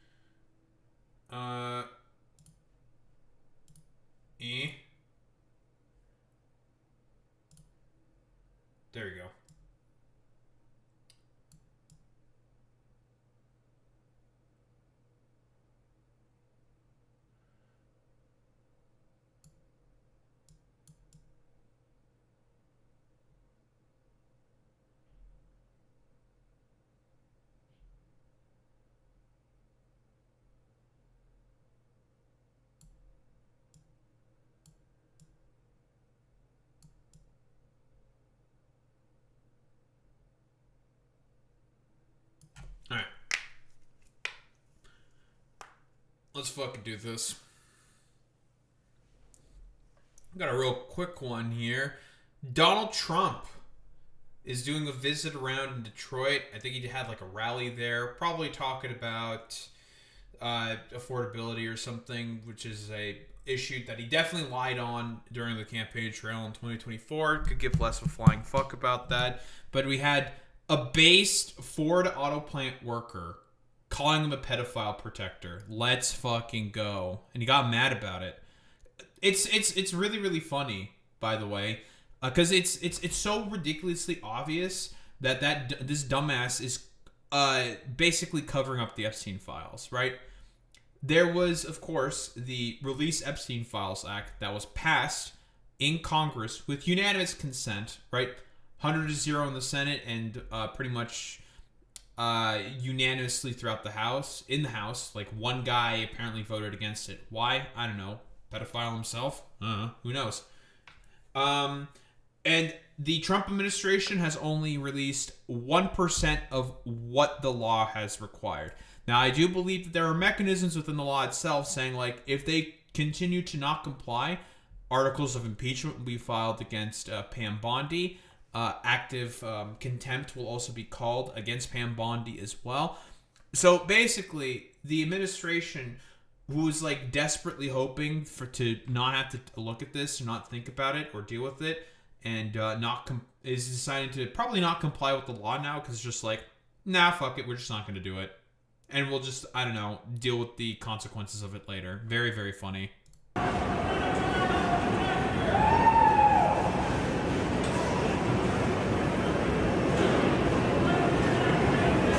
So yeah, he said fuck. He pointed at the guy, said "fuck you" twice after he said you're a pedophile protector, which is true.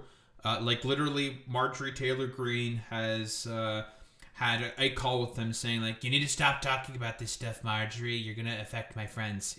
That Trump literally said that. So as far as I'm concerned, yep, dude's a fucking pedophile protector. Like what else is there to really say?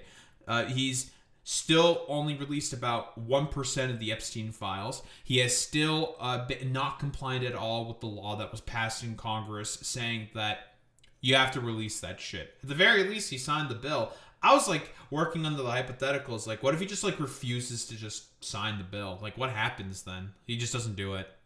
Well, he was more or less forced to do it. It didn't cause a constitutional crisis. But yeah, as a result of this, at a Ford plant in Michigan, I think he was put on administrative leave, right? Let me see. I think the guy's name is TJ Sabula, I think, where the dude basically was just like, he basically just said, here he is, yeah, TJ Sabula, a 40-year-old United Auto Workers Local 600 line worker at the factory, told the Post that he was the one who shouted at Trump. He said that he was suspended from work pending an investigation. Yeah, so they fucking fired him, which is genuinely fucking insane. He's a part of a union. They're definitely going to fight this. And I believe the United Auto Workers released a statement saying like, oh, we're going to fight this 1,000%. You can't just like, it's called free speech, motherfucker. That's how that works. He's allowed to just call the pedophile protector, who is an obvious pedophile protector, a pedophile protector because he's currently protecting pedophiles. That's not like a ridiculous or a hyperbolic statement to make, to be quite honest. It's literally happening. They've only just released 1% of the fucking Epstein files. As far as calling him out, definitely no regrets whatsoever, Sabula said. Though he added that he is concerned about the future of his job and believes he has been targeted for political retribution for embarrassing Trump in front of his friends. I mean, he did get suspended from work pending an investigation. That's definitely political retribution. I believe this guy's a Trump supporter, right? No, he's voted for Trump, but he's independent. Oh, said he never voted for Trump and has supported other Republicans. Ah, the American voter. Very, very interesting. He estimated that he was roughly 60 feet away from Trump on Tuesday and that the president could hear him very, very clearly.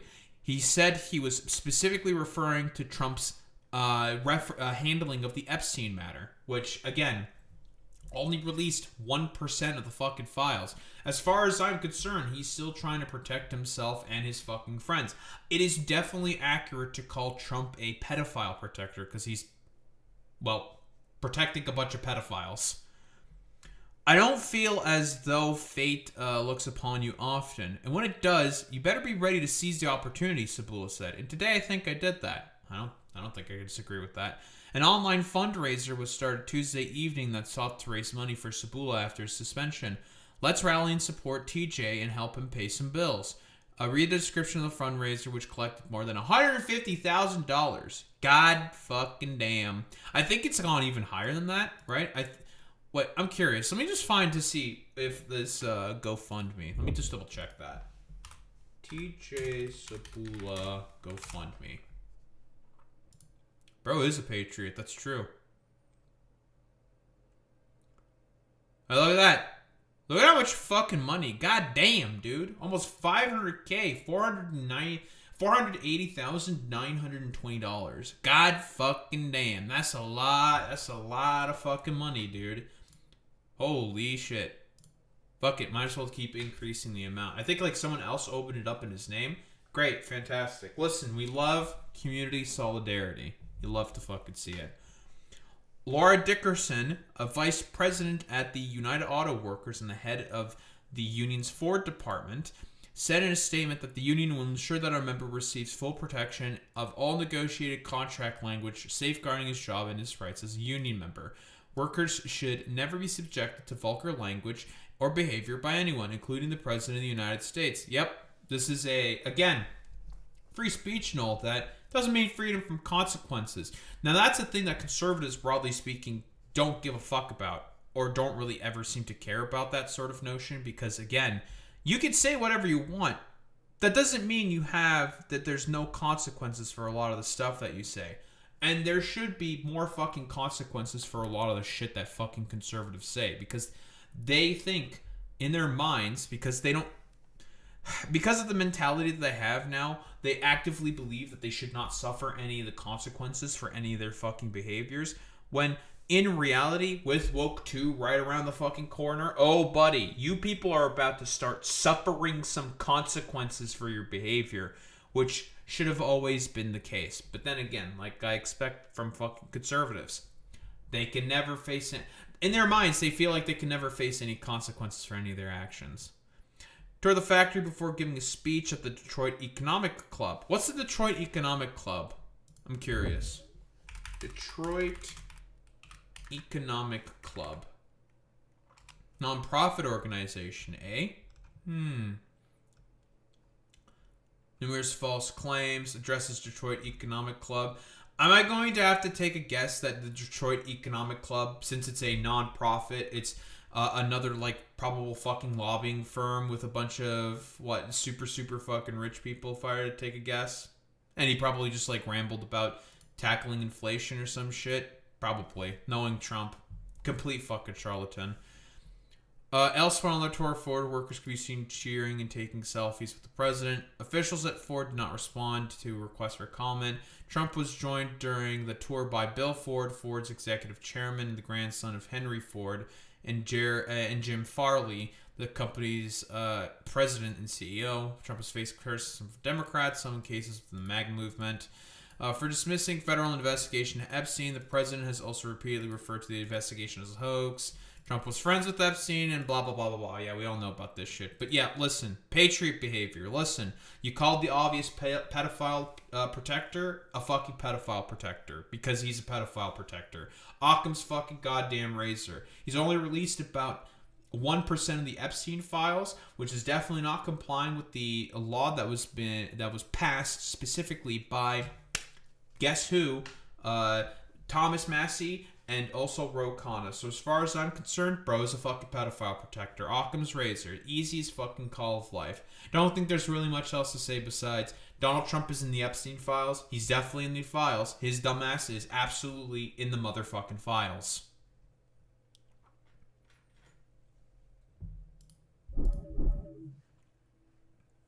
Alright, well, time for this shit.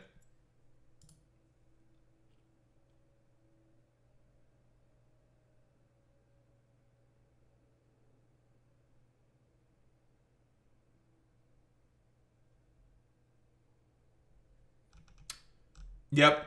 Yeah, he's washed. This is so fucking weak, by the way.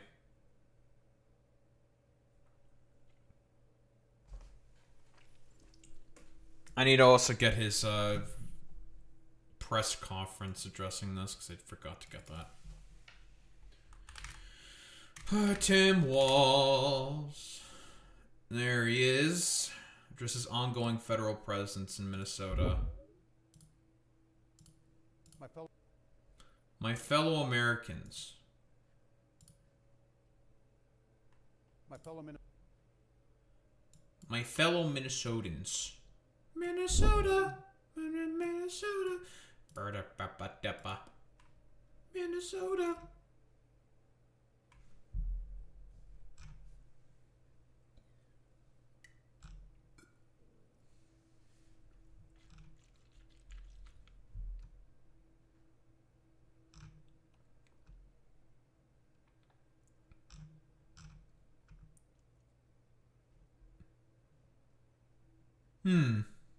You know, okay, I've seen this, by the way, this video come up before of this,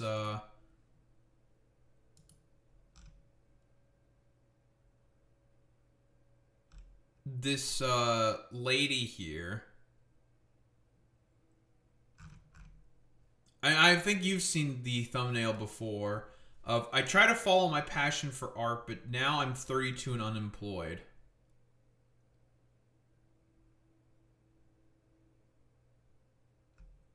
Wait, what the fuck? That time I married a Holocaust denier. What the Holy shit. Sounds like she's been in some... the crazy fucking shit. Jesus Christ. I'm curious.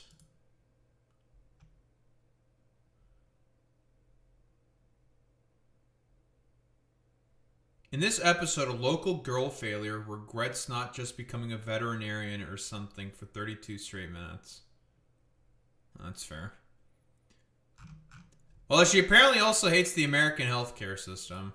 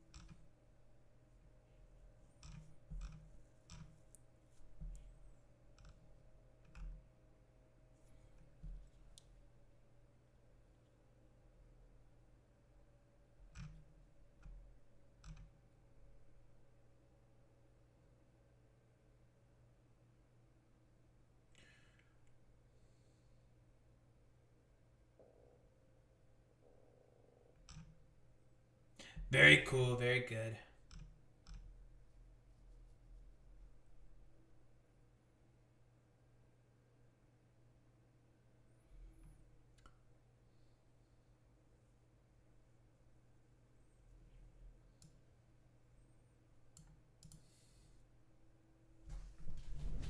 All right. Let's get started with this bullshit. Yeah, I also think that initial Adam dude probably fucking bot. Just get rid of the bots. Exterminatus. I don't know what the hell the Sparky Fire individual is saying, but you know what to do, Boy Meets Mini. I do not care.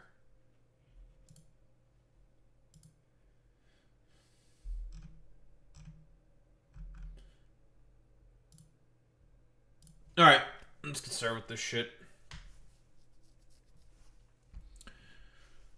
Tim Walz. Tim Walz. The dude who got cucked basically by the DNC and is essentially, I guess, afraid of his own shadow now because of the Melissa Hortman assassination.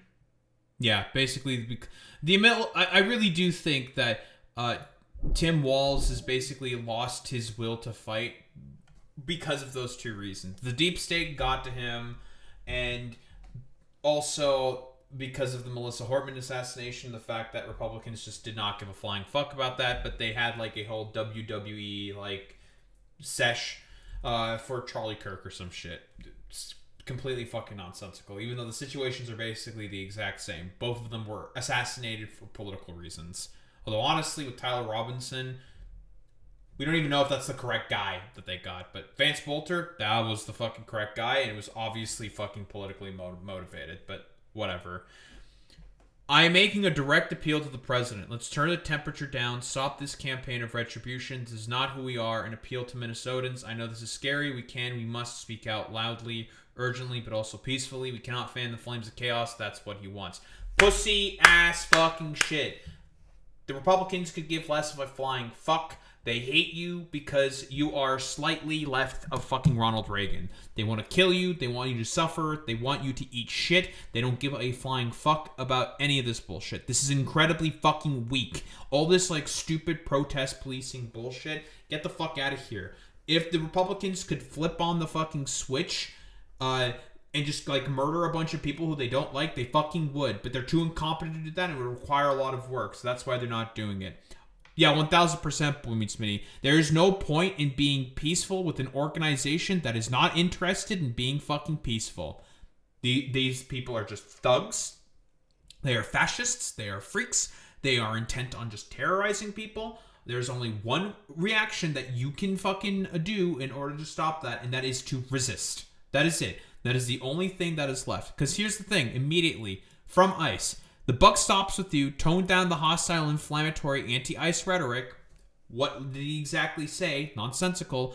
Honor our immigration and detainers, and work with ICE to remove criminal illegal aliens from Minnesota streets. Stupid. This is stupid. Again, this is why you don't capitulate to these people under any fucking circumstance. They don't give a fuck about you. They don't give a flying shit about anything that you have to say. They just want to roam around like roving bands of marauders, just terrorizing people. That's it. That's literally it. We're going to get into all of this shit, and there is a lot of instances of Republicans just saying they don't give a fuck about any of this stuff. Because again, Minnesota, currently a fucking battleground, okay? It's a war zone. I say this like surreptitiously. Not actually, but ICE is now going around and just kidnapping random people from vehicles. There are random fucking Hispanic people who are just filling up their cars with gas, gets kidnapped by ICE, jumped by like 6 different ICE vehicles with a dozen different fucking guys, jump them and just kidnap them. Yep, mostly citizens. There are instances of kids, 21-year-old protester getting fucking beaten up. This guy got shot fucking point blank with a non-lethal round right in the fucking face. Required surgery to remove all the gas and the glass and the plastic. Bro is now going to be fucking permanently blind in his left eye because of ICE, because of these impetuous fucking roving bands of marauders, these thugs, these morons, these troglodytes, and they've killed like 5 different people.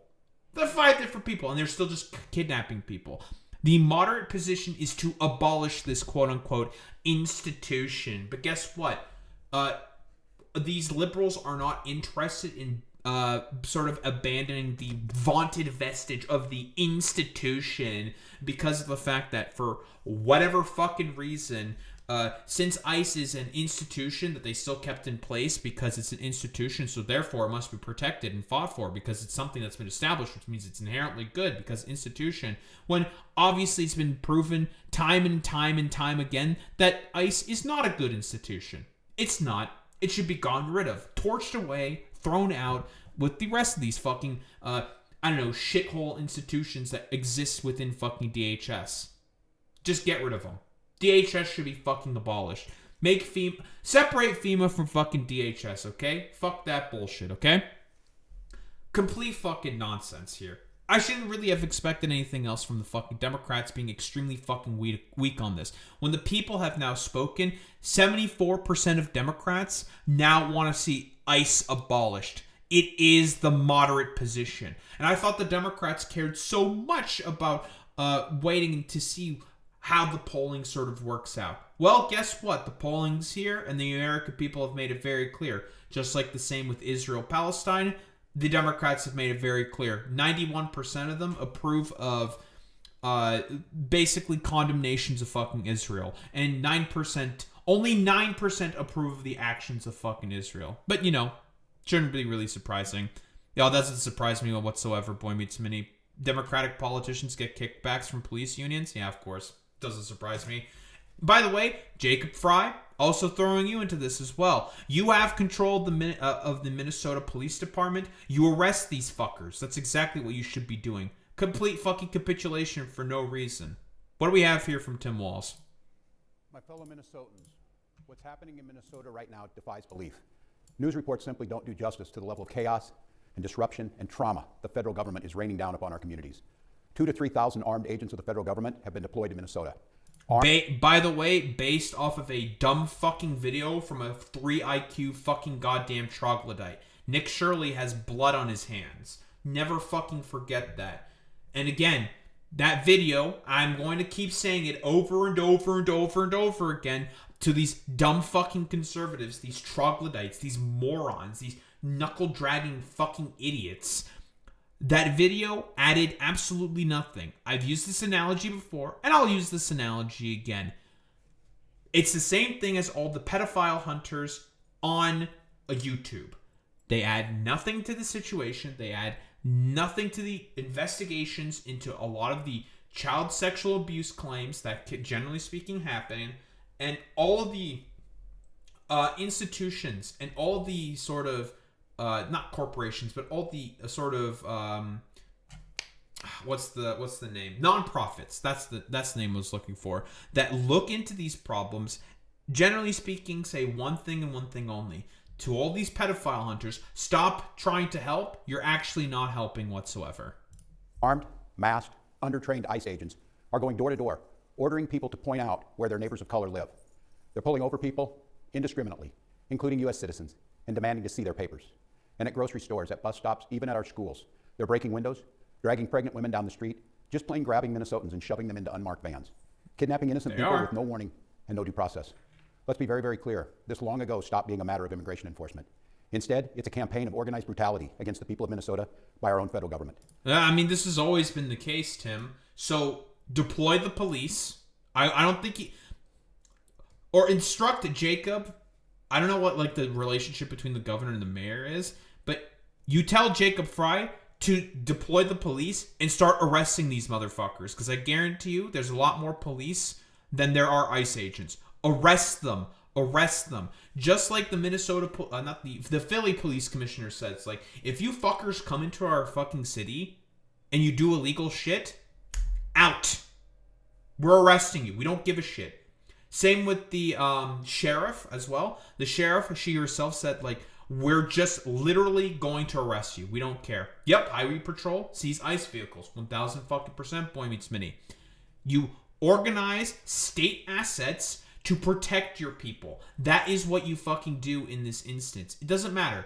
Highwaymen, the highway patrol, organize them and start arresting people. Fuck these stupid motherfuckers. That's the only way forward, because everything that they're doing is illegal. And looking at you, Jacob Fry, you know what? Fuck it. We'll take a look at some of the stuff that he's saying here. You are essentially, you do one thing and one thing only with these dipshits. You arrest them. Yeah, they're highwaymen. They're roving bands of marauders. That's what they are. That's ICE in a nutshell.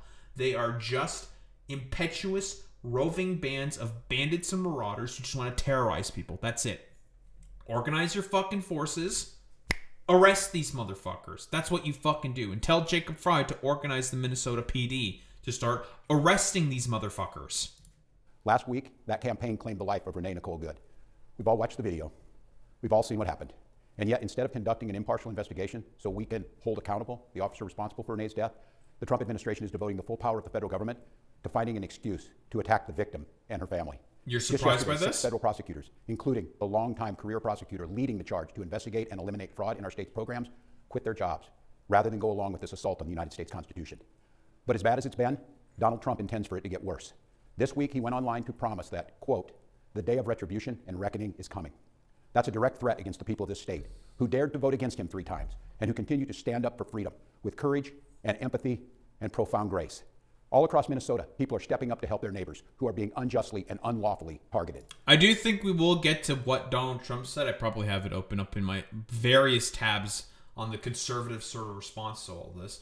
Because, again, like, they're having this much trouble with a smaller Democratic city like Minnesota. Do you really think they're going to be able to pull the same shit in New York, Chicago, Los Angeles? That's not fucking happening. Considering the fact that ICE are leaving in droves. They don't want to do any of this enforcement action, these terrorist actions, rather. This is not going to work out well for the Trump administration in the ways that they think they are. They're distributing care packages and walking kids to school and raising their voices in peaceful protest, even though doing so has made many of our fellow Minnesotans targets for violent retribution. Folks, I know it's scary, and I know it's absurd that we all have to be defending law and order, justice, and humanity while also caring for our families and trying to do our jobs. So tonight, let me say once again to Donald Trump and Kristi Noem, end this occupation. You've done enough. Let me say 4 critical things to the people. They don't give a shit. You know what they're going to say to you? Go fuck yourself. That's what they're going to say to you. This is pathetic. Don't fucking appeal to their sensibilities. They have none. Do you really think that Trump is going to care and feel empathy? No. He defends pedophiles. He's unironically covering up the Epstein files as we fucking speak. Do you really think that appealing to the good sensibilities of Republicans is going to work? No, of course not. There is only one fucking thing you can do to these charlatans. You beat them down and you show them that you're not to be fucked with. Because these people, in reality, are afraid. They are scared little fucking simpering bitches. You fucking whip your dick out on the table and you say, suck it. What are you gonna fucking do about it, huh? You little bitch. You're gonna fucking harangue and harass my people? Fuck you. Suck my dick. Flex your fucking power as governor. Mobilize assets. Tell your police commissioners, tell your mayor to mobilize the PD and start arresting people. That is the only way you can make these fucking morons listen. And that is with a show of force. That's all that is left. Peaceful protest, they don't give a fuck about any of that. First Amendment, they don't give a fuck about any of that stuff. And the Trump administration has always made that very fucking clear. People of Minnesota, 4 things I want you to hear as you watch the news and look out for your neighbors. First, Donald Trump wants this chaos. He wants confusion. And yes, he wants more violence on our streets. We cannot give him what he wants. We can't. I really dislike this fucking talking point. We all know this. Like, duh, obviously. No shit. But what, are you supposed to just roll over and fucking die? Like, what else? What other option is there? You have to resist. This is how it works. This is fucking fascism, buddy. You have to be violent. At some point, violence is the only answer. And guess what? Violence is now the only answer. That's it. Yeah, they don't give a shit if the protest is peaceful. ICE always escalates. The police always fucking escalate. Every single time. It doesn't matter. They'll go, like, you can just, like, yell at them, which is, again, protected under the Constitution of the First Amendment. You can record them, again, protected under the Constitution. They'll just go after you. They'll arrest people. They arrested a fucking 17-year-old who was working at fucking Target on private property. That's illegal. A violation of the Fourth Amendment. And guess what? They get asked about this. The Trump administration, they don't give a shit. We must protest loudly, urgently, but also peacefully. Indeed, as hard as we will fight in the courts and at the ballot box, we cannot and will not let violence prevail. You're angry? I'm angry. Angry is not a strong enough word, but we must remain peaceful. Second, you are not powerless. You are not helpless, and you are certainly not alone. All across Minnesota, people are learning about opportunities, not just to resist, but to help people who are in danger. Thousands upon thousands of our fellow Minnesotans are going to be relying on mutual aid in the days and weeks to come, and they need our support. Tonight, I want to share another way you can help. Witness. Help us establish a record of exactly what's happening in our communities. You have an absolute... I believe Will Stancil, who's like basically a super lib, has been constantly recording a lot of the actions of ICE within Minnesota. Because I think he's a Minnesota resident. You know, famous online hyper lib. And he's been talking about, like, guys, this is actually, like, really fucking bad. Like, the only thing that may work right now is, like, organized fucking resistance. Like, we have to, like, unironically, like, put up some form of resistance. And that dude's like fucking hyperlip. Let me see if I could find anything from Will Stancil real quick.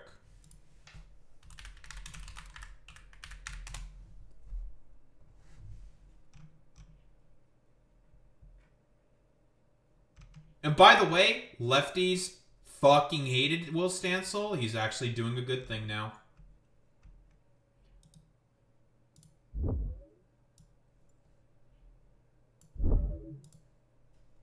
Here, if you know anything about hyper online fucking politics, Will Stancil, like super lib, is in Minnesota.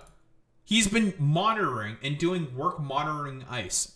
Having seen several abductions up close, it is really hard to convey how much the thing they're doing is roaming in military convoys until they see someone who is alone and isn't white, and then jumping out in large numbers, pulling them in a van and screeching off, all in 90 seconds or so. They are kidnapping people.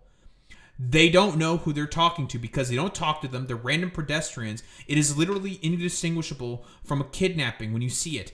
Except there are so many of them, and they are more heavily armed and armored than any kidnapper would ever be. By the way, this was happening even before that. Because of the fact that these morons are all fucking masked and they have no clearly discernible, identifiable information, random criminals would just kidnap people and do crimes and under the guise of being fucking ICE agents.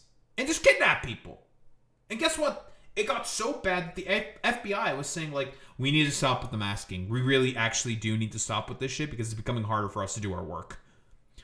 I know we aren't all fans of the police here, but the difference between this and an ordinary police arrest or detainment is night and day. There's no you're under arrest and then sitting in the car while they ask you questions. You are simply disappeared in seconds, no record of what happened. Thank you, Supreme Court, for allowing racial profiling to be allowed by these Gestapo fucking freaks.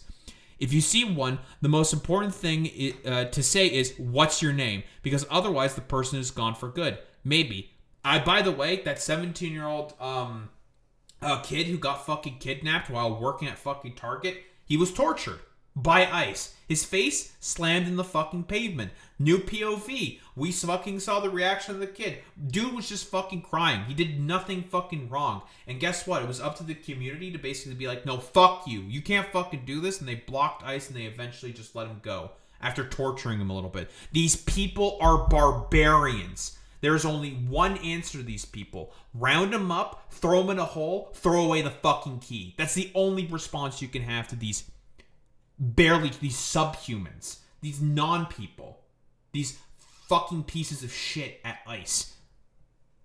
Like I said before, and we're going to get to some of the liberals. Oh, we're going to get to some of the liberals that are currently in power, some of the fucking Democrats. This is the moderate position. The only thing you can do with these people in this institution is to fucking is to just either deport them to Russia, get rid of them, throw them in a fucking hole somewhere, and get rid of this fucking institution. I want show trials. I don't give a flying fuck. The moderate position is to abolish ICE. That's the point of this. That's the only way fucking forward. Like, unironically. And Will Stancil is talking about, like, how these people are just kidnapping people. Genuinely fucking insane. Shut the fuck up, Roxas. Like, oh man, I can't believe that I'm being mad about the fact that these people are being fucking terrorists. Shut the fuck up, you stupid bitch. You should be mad. These are your rights that are being fucking trampled on for what exactly? Because of an impetuous, avaricious, orange fucking pedophile and his gaggle of fucking Nazi fucking freaks, my man. And you just want to, like, throw away your civil rights? What? So you can lick that fucking boot, lick the fucking tiny ass orange cock of an avaricious fucking pedophile? I don't give a shit. You should be mad about this. But you can, I don't know, stay in a corner and being like, you shouldn't be mad. You're so bad. Fucking suck my dick, you stupid bitch. I'm the right one? Yeah, and now you're gonna be the fucking banned one because of your fucking mental illness. Bye-bye. Zero fucking tolerance. Suck my dick and eat my shit, you little bitch. Anywho. Where was I? I know some have been a little unnerved at the aggressive following and noise-making tactics of the observers. What they don't realize is that it's necessitated by what ICE is doing. You have seconds, and you need to as many eyes on them as possible, and as many people trying to get key info as possible. Because again, they just disappear people with the express purpose of probably trying to throw them into a fucking concentration camp. Oh, yep. If you were concerned about there not being concentration camps, ho ho ho ho, Alligator Alcatraz, that's not the only one. There's multiple instances of people being treated like complete shit under ICE custody. Having like maggots in their food. Barely having enough to eat. Being treated like they're not people. These people are fucking terrorists. And there's only one other way to fucking treat them. Only one way to treat them. Like the terrorists that they are. Like I said before, round them up, throw them in a hole, throw away the key. That's literally the only thing you can do. And Will Stancil is fucking talking about this shit. Will Stancil. A hyperlib. Nice meme, dude. Right, to peacefully film ICE agents as they conduct these activities. So carry your phone with you at all times. And if you see these ICE agents in your neighborhood, take out that phone and hit record. Help us create a database of the atrocities against Minnesotans, not just to establish a record for posterity, but to bank evidence for future prosecution. The third thing I want to say to you tonight is, we will not have to live like this forever. Accountability is coming, at the voting booth and in court. We will reclaim our communities from Donald Trump. Cocked. I don't give a shit. You have to violently organize and resist. It's not going to do enough. Trump has consistently lost in court like over 80% of the time. Doesn't give a shit. You'll still just do it. Doesn't care. He's like threatening to call the fucking Insurrection Act. Let me see if I could fucking find the Donald Trump's threat real quick. Here. If the corrupt politicians of Minnesota don't obey the law and stop the professional agitators and insurrectionists from attacking the patriots of ICE, who are not only trying to do their job, I will institute the Insurrection Act, which is going to be an escalation here specifically by Trump. He's been bringing up the Insurrection Act multiple times as a way to try to make people basically in fear. Yeah, listen, Boy Meets Smitty, he doesn't give a fuck. He does love insurrection, but if it's only beneficial to him. He's been very hesitant, seemingly, to bring up the Insurrection Act, right? Because he's been losing in court, specifically in terms of his National Guard deployments. So that's not been working out particularly well for him. So he's been very, very hesitant to bring up the Insurrection Act, fearing that he's probably going to get sued and more than likely lose all those fucking cases. He might just fucking do it here and try to do a fucking military crackdown and try to do the actual attempted military occupation of a Democratic-run city, which he's been practicing and trying to do for this whole time, right? Like, this is what he does.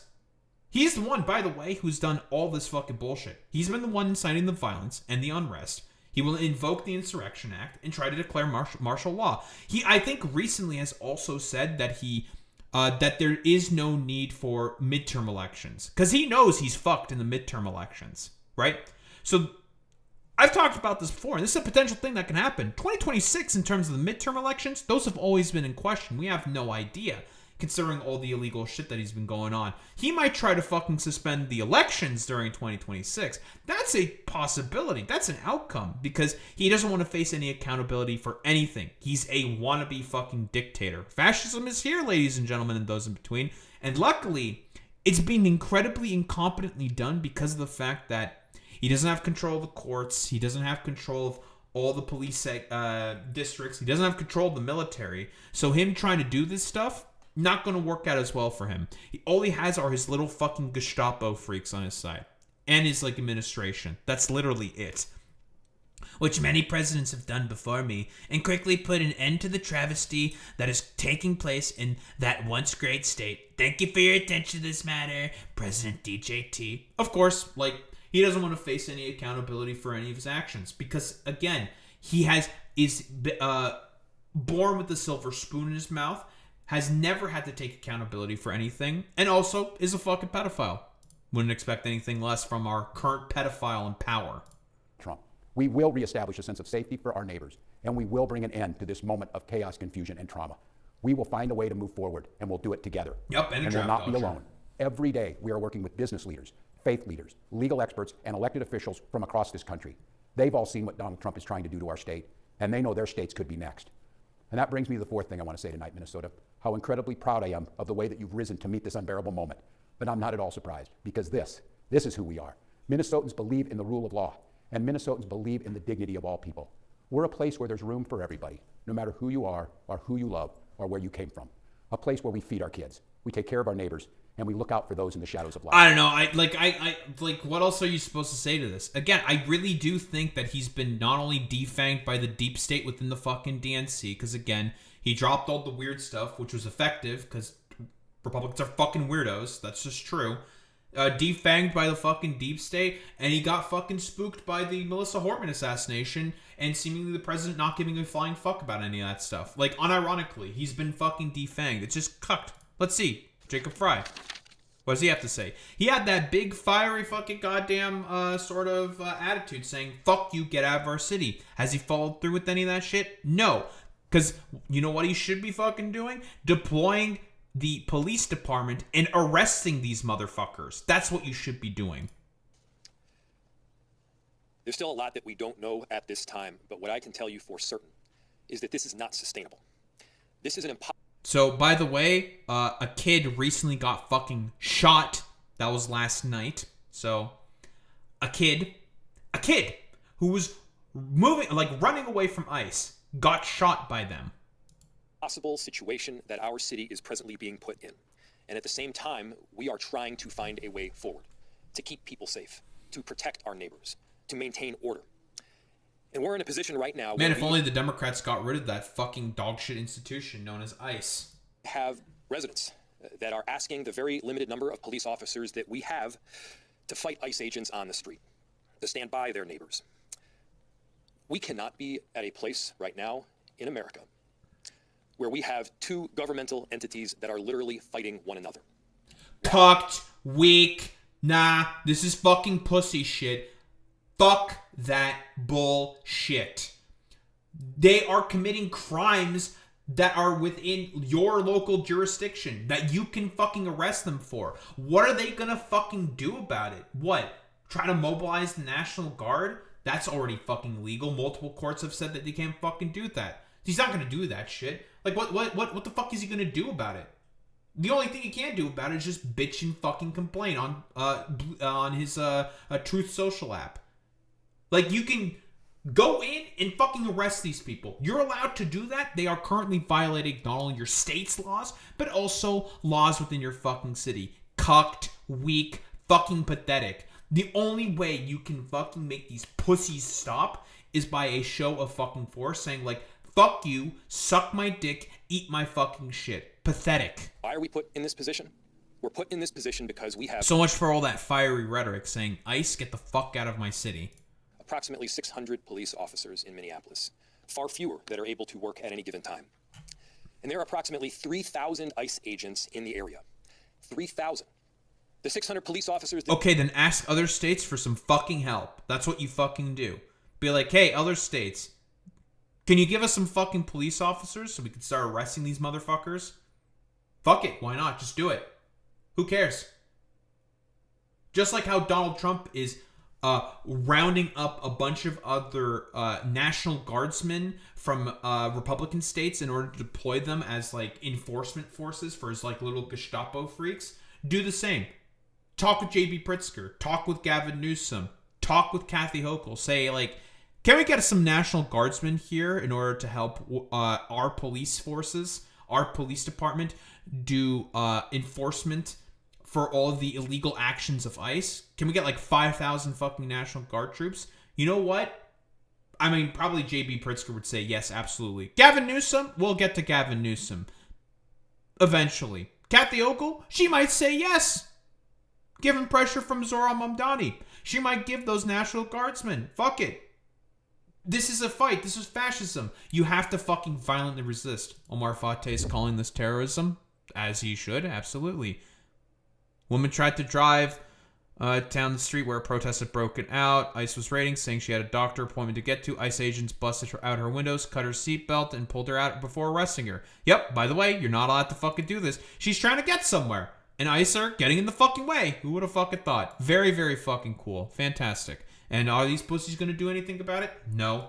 That we have are charged on any given day with investigating crime, stopping homicides from taking place, preventing carjackings. That's the work of a police officer in a city. Meanwhile, we have ICE agents throughout our city and throughout our state who, along with Border Control, are creating chaos. So you arrest them. Arrest them. I don't give a shit if you don't have the numbers. Arrests. Guess what? Civilians are going to join along with you in that as well. They would gladly fucking help out. Because fuck these motherfuckers. They are roving bands of marauders and terrorists. I've said this before. The Democratic Party, oh, they are not here to save you. This is not the path that we should be on right now in America. Thankfully, there's another path. And I want to talk to everybody who's out there, even people who aren't living in Minneapolis right now. Maybe you just put your kids to bed. Maybe you're cleaning up the dishes. I'm sure you love your family. There's no doubt in my mind that you love your town. Imagine if that city or that town was suddenly invaded by thousands of federal agents that do not share the values that you hold dear. Imagine if your daily routines were disrupted. If the local cafe that you eat at was shut down because they're scared that their own family might get torn apart. Imagine if schools shut down and suddenly parents got to figure out what to do for daycare. This is not creating safety. It's certainly not creating safety when a huge percentage of the shootings that have taken place so far this year in Minneapolis have been by ICE. So let's be very clear. I've seen conduct from ICE that is disgusting and is intolerable. If it were your city, it would be unacceptable there too. And for anyone that is taking the bait tonight, stop. That is not... So I'm going to tell you right now, cucked, weak, pathetic. It doesn't matter. This appeal to these fucking Republicans, these subhumans, these amoebas, these people who are incapable of fucking thinking, looking at a video and thinking the exact opposite thing, do not appeal to them. They don't deserve to be appealed. Because that's who he's exactly appealing to here. Suburbanite fucking Republicans. The Democrats, they already understand. 74% of Democrats want to see ICE abolished. And I would also make the bet the majority of independents as well. Abolished. People already understand. This want to always appeal to these suburbanite fucking dipshits. All because of that one line by Chuck Schumer that has now forever poisoned this party for the rest of eternity. It's just nonsensical. This appeal to suburbanite fucking Republicans, these like non-people, these fucking troglodytes, it just sickens me. Speaking of appealing to fucking suburbanites, Gavin fucking Newsom walks back calling ICE operations state-sponsored terrorism in his podcast with Ben Shapiro. Why don't we take a look? One was a narrative that was immediately pushed by the Trump administration and Secretary of Homeland Security Kristi Noem that she was a domestic terrorist who was attempting to run over officers with her car. Lie. Was legitimately trying, not just this officer, but multiple officers. That was the original statement. Lie. I said at the time, I thought that was untrue. And then... At least Ben Shapiro has some principle. Your press office tweeted out that it was state-sponsored terrorism, which, I mean, Governor, I do have to ask you about that. Yeah. That sort of thing makes our politics worse. Yeah. Shut the fuck up with this like stupid fucking civility bullshit. What do you fucking mean, Ben? Yeah, this is state-sponsored terrorism. And of course, Gavin Newsom wanting to be the 2028 fucking hopeful for the presidency, who's currently the fucking front runner or one of the front runners along with Kamala fucking Harris. God, liberals are so fucking cooked. Don't do this civility bullshit. The Republicans don't care about any of that. They actively spit on that shit. They don't care. There's only one thing that these people respond to, and that is a show of force. Power. Aggression. These animals, these beasts, only respond to that. And we want to do like, oh, well, I have to make sure that I appeal to the Modowits. The Modowits is so important. They fucking hate your guts. They all voted for Trump 3 times in a row. There's no moderate Republican to appeal to. Fuck off with this bullshit. The position has been made very clear amongst the Democratic Party. It's amongst the Democratic constituency. Abolish ICE is the moderate position. And it does. Yeah. I mean, our ICE officers obviously are not terrorists. Yeah. A tragic situation is not state-sponsored terrorism. Yeah, I think that's fair. That should be disqualifying. Hey, AOC, I know you may be angling for a 2028 presidential run. easy fucking soundbite. Immediately, and I mean immediately fucking disqualifying. It is fucking over, because guess what? Democrat constituency do not fucking agree with that. Chuck Schumer, of course, we have to throw him into all of this as well. I didn't find the original clip I was looking for this, but we're going to just snag it from the Majority Report instead. Why don't we take a look? Chuck Schumer is in his classic mode, which is, I want there to be enough problems with Trump, but not so much that it actually comes to me. Chuck Schumer is like the guy or the kid who's playing baseball and sitting out in the field, and he is just sitting there going, please don't hit the ball to me. Please don't hit the ball to me. Please don't hit the ball to me. Please don't hit the ball to me. That's what Chuck Schumer's doing. The problem is that, like... Yep, this is, again, complete abdication here from Democratic fucking leadership, because in reality... Chuck Schumer is a fucking collaborationist. He's okay with all of this. The Baileys, my favorite fucking people. There was a really good John Oliver segment, very quick one, saying like, Chuck, your schizophrenic fucking friends that you love listening to, they're Republicans. You are the Democratic fucking leader. Listen to the fucking Democrats, not your Republican make-believe buddies. You're the only person in the field. Like, if the ball's hit, you've got to deal with it. And he's so desperately, like, Chuck Schumer went to bed every night for the past 5-6 weeks saying, please let there be no controversy until we get to this government shutdown vote. Please let there be no controversy until we get there. I don't want to be forced to actually exercise any of the leverage we have. Now, the House just passed an appropriations bill. Instead of doing it like in one big... Although, even honestly, during those... during this inevitable government shutdown fight, that's going to be happening in about 2 weeks. Yep. The continuing resolution on the budget. That's about to expire. So, third time where Chuck Schumer is more than likely going to throw away any leverage that the Democrats have in terms of the government shutdown fight that they've won twice in a row. Reconciliation thing, because they want to avoid that. They passed partial appropriations for, like, I think it was like the EPA, Interior, a couple of other agencies.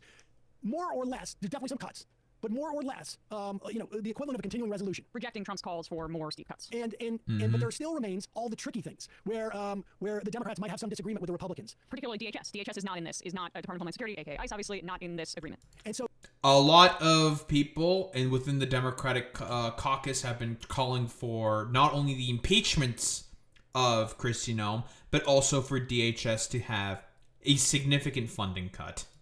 You have the president of the United States just essentially, kidnapping another leader of a different country so that we could move the oil executives in and get their resources. Which, of course, I think Schumer was like, well, they're not I going would to do it, but we have now DHS shooting people dead. You have one tool at your disposal to actually do anything, and that is we're going to cut the funding. Yep. Remember, DHS is getting hundreds of billions of dollars. They are going to be the wealthiest police force in the world. ICE is the largest law enforcement agency by budget in the world, including in the United States. They're bigger than a bunch of fucking militaries in Europe. I think ICE's budget is higher than that of the Israeli fucking military budget. Let that sink in. Militaries. And he has the opportunity. And what does he do? We have now seen this video over and over again, right? And there's a contention. On one hand, the Trump administration has told a total pack of lies based upon video that we can see. And on the other hand, Chuck Schumer says... Should we have any comment on the shooting in Minnesota, that small shooting? Well, I saw the video. It just turns your stomach. We need a quick and full investigation to get to the bottom of this. But when you have these ICE agents all over the streets of our cities without any cooperation with local law enforcement, local communities, tragedies, horrible tragedies, killings occur. Genuinely fucking insane statement there by fucking Cuck Schumer. This fucking cuck. They never wanted to have any collaboration with local police. They've literally tear gassed Chicago PD.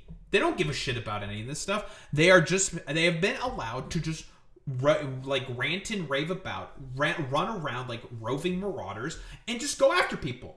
Like, fuck it.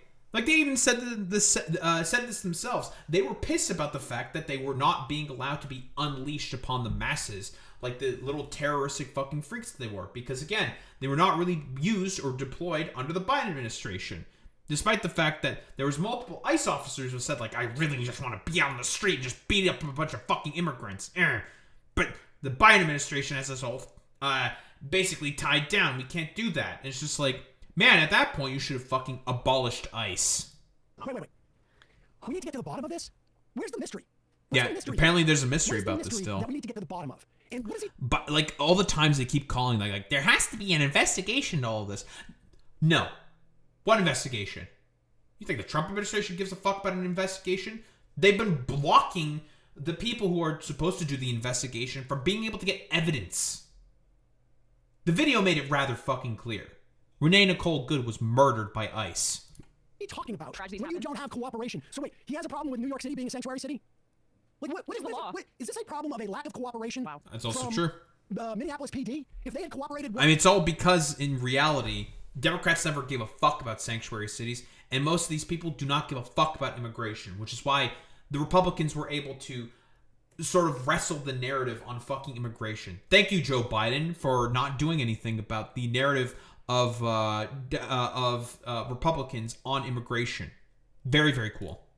Like, what the hell is he saying? Is he not aware that there is a paramilitary, 2,100 paramilitary fighters have been dropped into Minneapolis, a city of, 450,000 people, who are masked and seemingly have no accountability to anyone. And the problem is there's a lack of cooperation from what?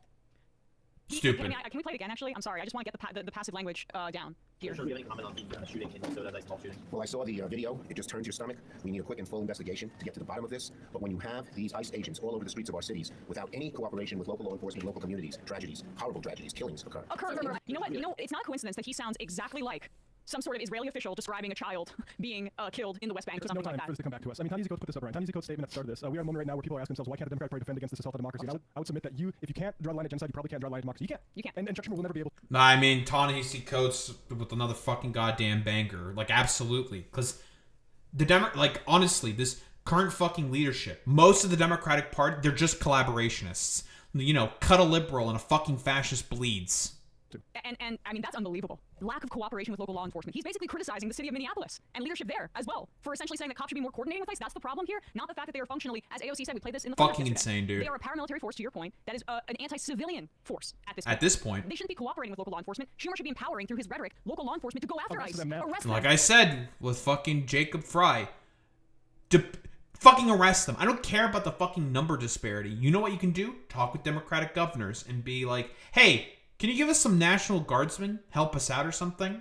Because guess what? That's the same thing the Trump administration is doing. It's a legally sort of like dubious thing. So fuck it. They do legally dubious things. You do legally dubious things. Fuck it. Who gives a shit?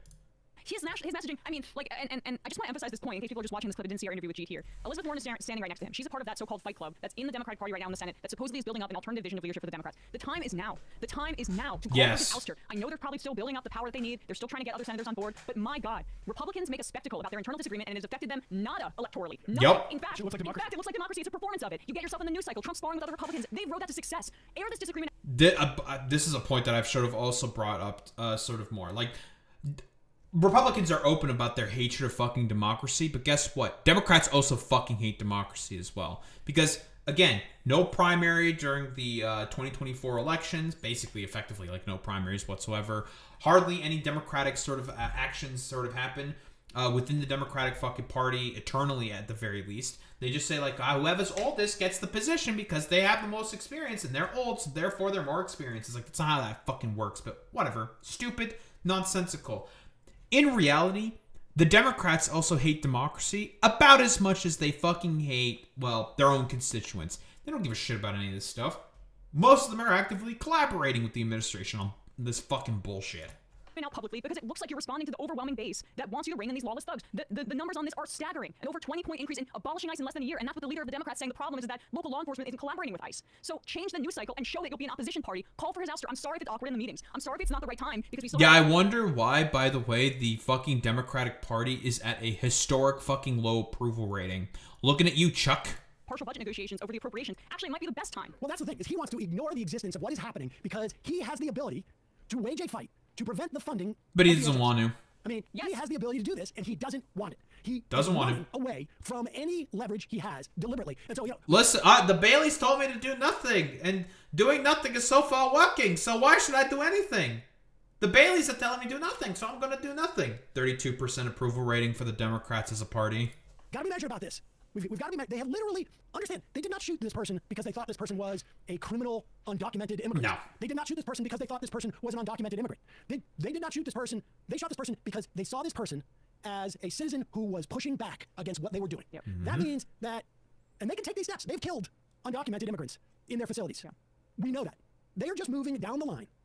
Anybody who gets in their way is going to face It's gonna get shot. Being just scooped Gonna up, get killed. detained, shot, beaten, whatever it is. This is going on, and he's trying to hide from it. Does he have a problem with, here's Philadelphia DA Larry Krasner. Now, if Chuck Schumer says the problem is not enough cooperation from local law enforcement, does he have a problem with Krasner saying here? If any law enforcement agent, any ICE agent. Also, same thing with the sheriff. The sheriff said that also, same thing. Like, I mentioned this earlier. The sheriff and the commissioner have said, like, we're going to arrest you. You guys can fuck off. Is going to come to Philly to commit crimes, then you get the F out of here. Because if you do that here, I will charge you with those crimes. You will be arrested. You will stand trial. You will be convicted, whether it's in state or federal court. It's my office prosecuting it. That's how the law works. And you will do your time. Because Donald Trump cannot pardon you for a state court conviction. Do you hear me, ICE agents? Do you hear me, National Guard? Do you hear me, military? You're going to jail if you commit crime.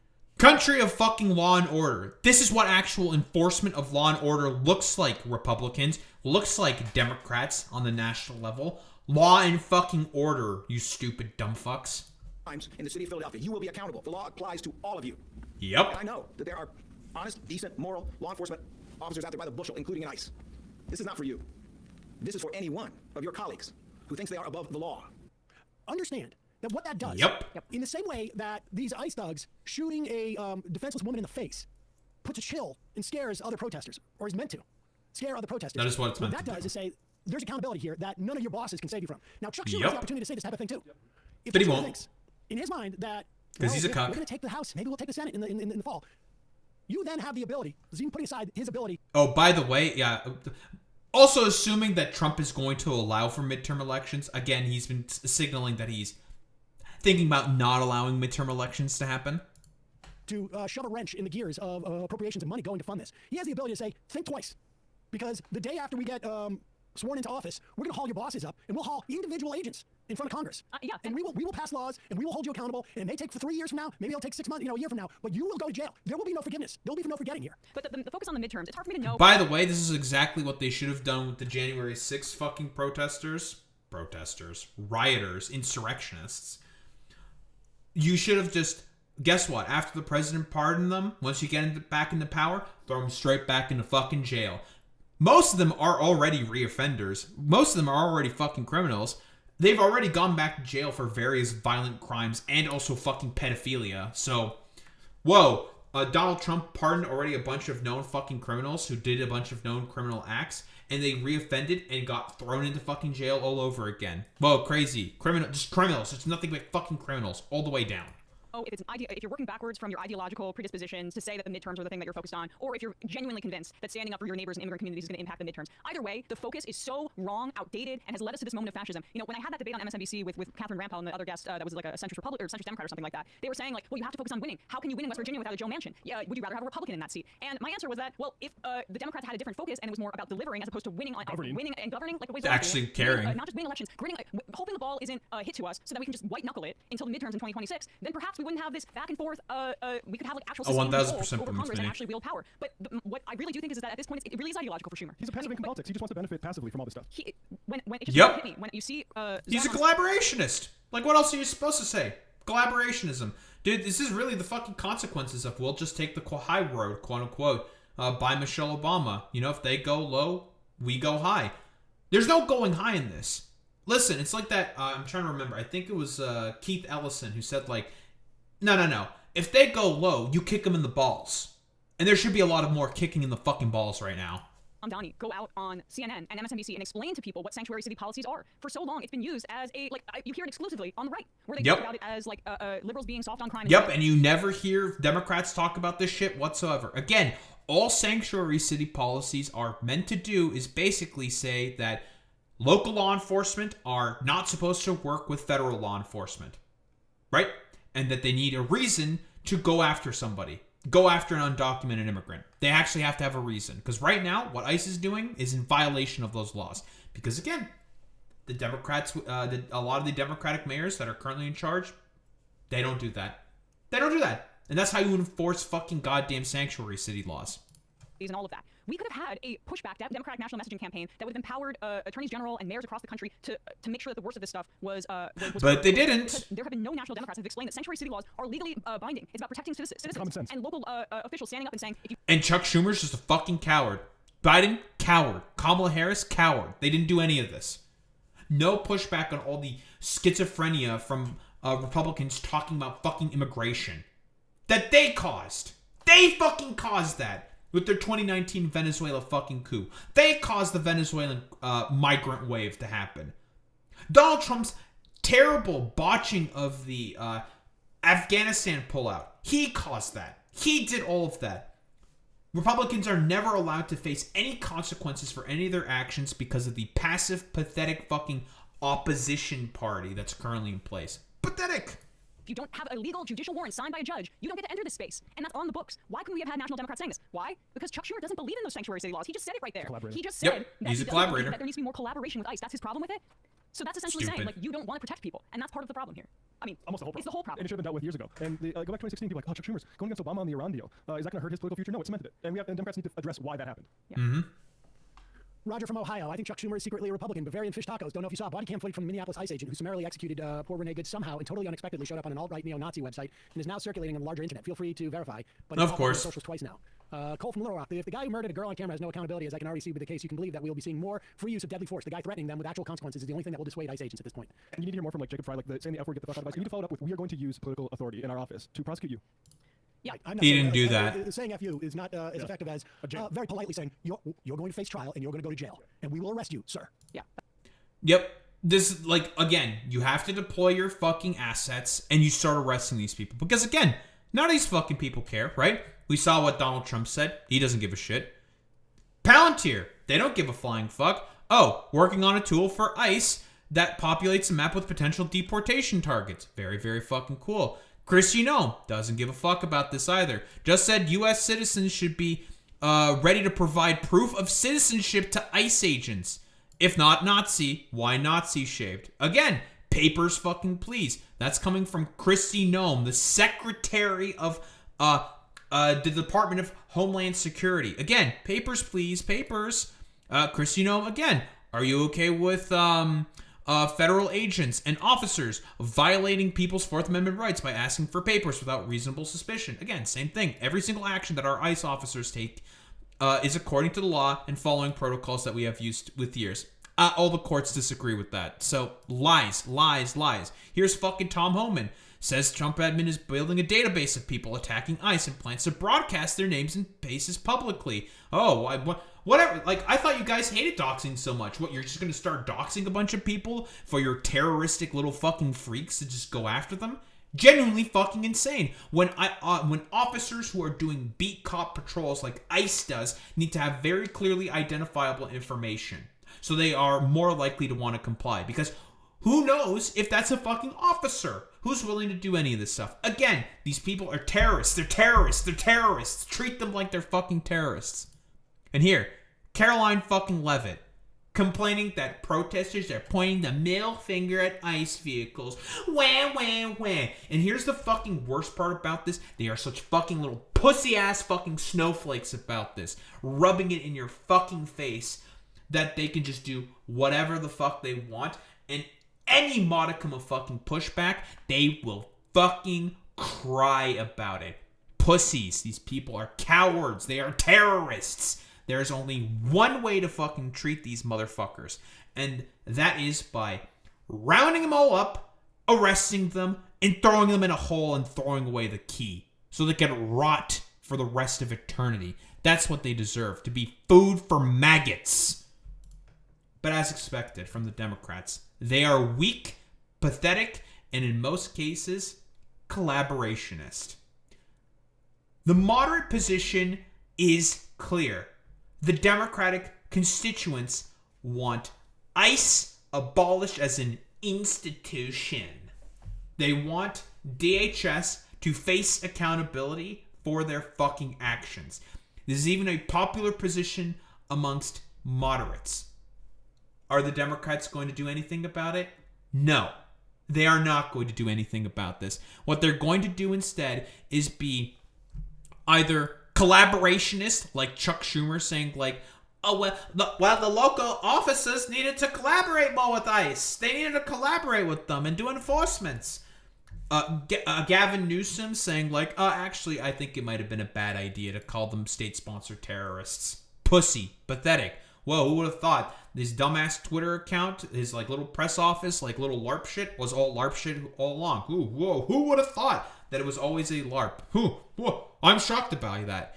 Jacob Fry not doing his due diligence as mayor, saying to the Minneapolis police, you see an ICE officer, you arrest them if they are doing obvious and clear crimes. And Tim Walz just not having the will to fight whatsoever. It's all just collaborationism and weak-willed fucking morons currently in power not doing anything about these impetuous fucking terrorists, these roving bands of marauders. But I expect no less from the fucking Democratic fucking Party. Weak, pathetic, ineffective fucking losers. Don't think there's really much else to say besides that.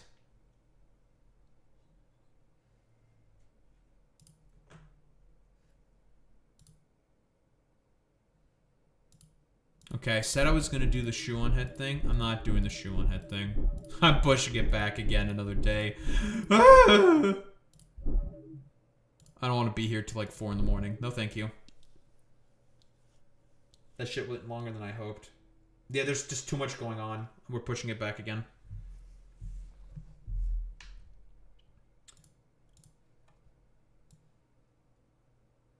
Listen, it's gonna get morons into the chat, okay? Very easy. Use Shoeonhead as clickbait. Very important.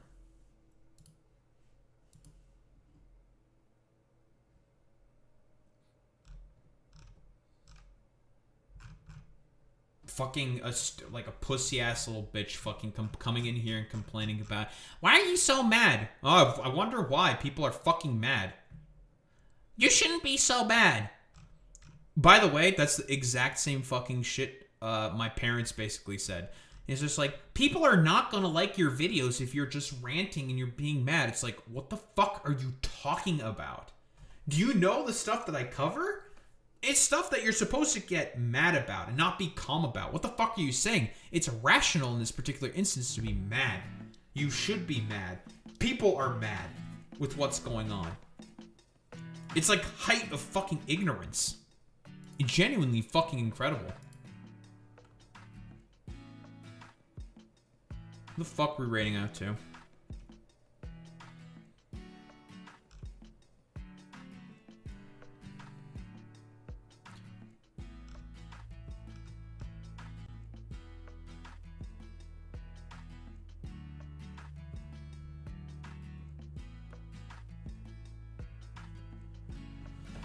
Oh, man. You know, there's only one solution to these problems. Calling ICE more slurs. And being racist against ICE. Very important.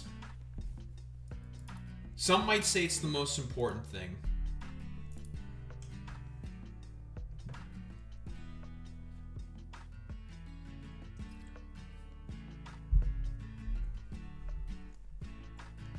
I can't believe that you're just being such a meanie bobini McFeeny. And you're being so amjury. Why are you so amjury? Okay, bro. What puta, pendejo, I don't know, what other Mexican slurs? What, gusano, fucking, well, gringos for white people. I don't know if that's technically a slur. Listen, I need to refresh all of my slurs. Very important. Incredibly important. Malinchista? Mexican version of gusano. It's got an okay mouthfeel. Malinchista. I don't know if I'm pronouncing it right. Decent mouthfeel. It's not terrible. Rolls off pretty decently, I have to say. It's not as good as La Migra. I feel like La Migra is, that's like basically a slur. I think it's effectively a slur. Because why would you ever want to be La Migra? Like, those guys are disgusting freaks.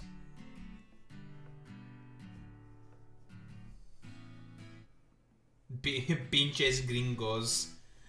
Chingada tu madre. Chingada? What's chingada mean? I don't remember that. I've definitely heard the term before. I don't know what that means. For all I know, I could just get banned for saying a bunch of slurs. Nah! Whatever. Fuck. Oh, okay. It just means fuck. Chingada. Trying to remember, what's fucking Romanian? Yeah, fuck your mother. What's fucking Romanian? There's foot.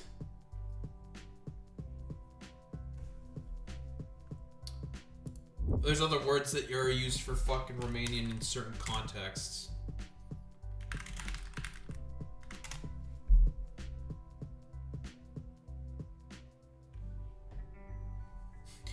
Chinga tu madre la Malinche. Malinche? La naiba, right? La naiba, la dracu. There's dute draculi, which is go like fuck off.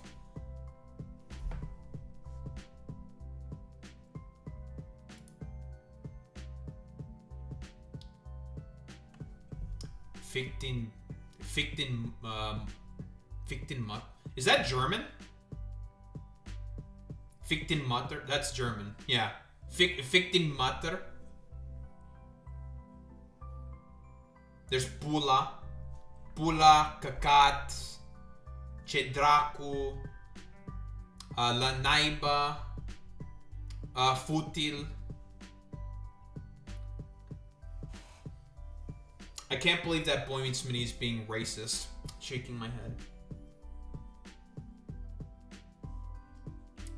Fuck your mother, La Malinche. The Native American woman that helped the Spanish genocide natives.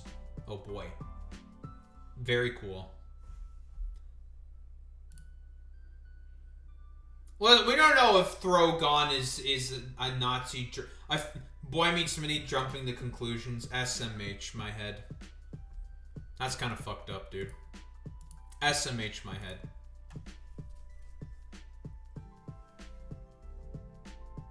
Listen, Boy Meets Mini is probably joking. Yeah, yes it does. There was no kappas.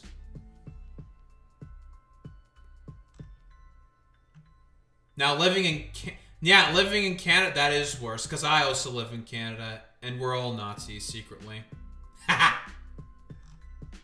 It's Jover.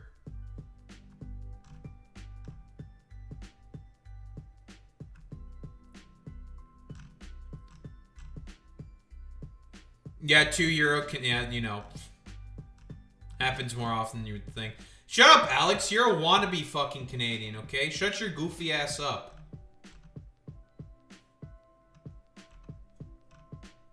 Fucking wannabe.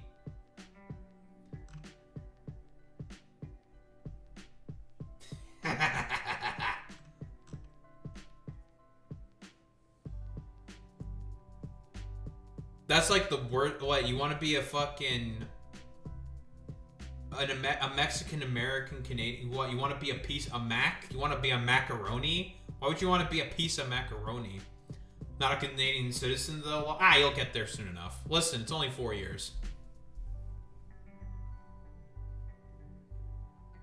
It's only 4 years. It's fine. It's been 14. What the heck? That's crazy. Then again, I got my citizenship when it was like 20 years ago. Where it's probably a lot less of a shit show. Permanent resident? Gotcha. Gotcha.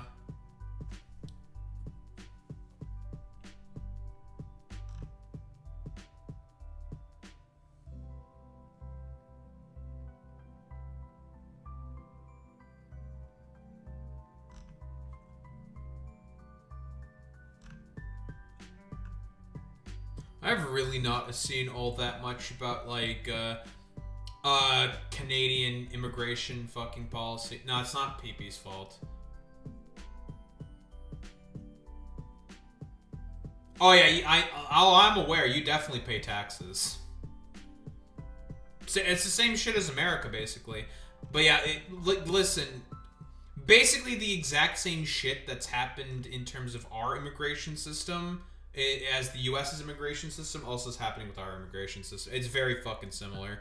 It's just Pierre Poilievre is just so fucking incompetent and is not able to seize on that because people just fucking hate his guts because he's just a loser.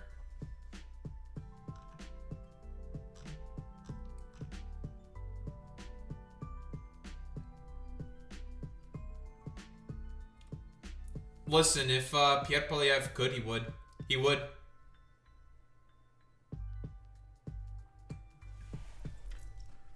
Getting attacked by Flem Nation. That's true. Venezuela is free. That's true. And real.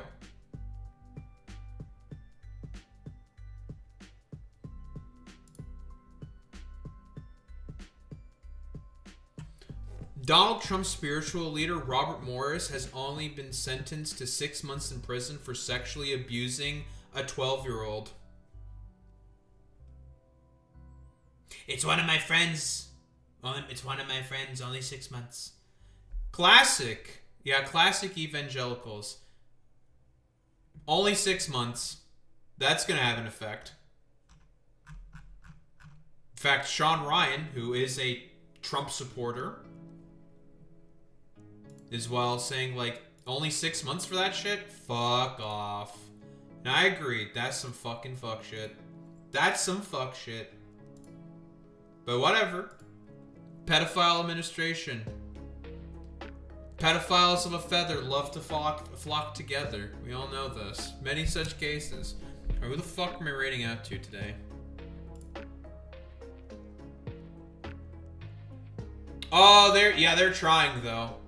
All the same, like, dumb fuck 3 IQ transphobia nonsense. They're trying, but it's failing. Like, it's just not... like, people just don't give a shit about it as much. Like, they just do not care. Because way more important things to think about, like fucking grocery prices and the job market still being terrible in this country. Anywho. Been a thing for centuries, Lamau. That's true.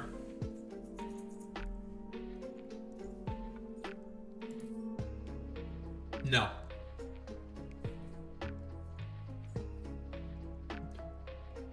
I was about to say this is nothing like Lavender Town theme.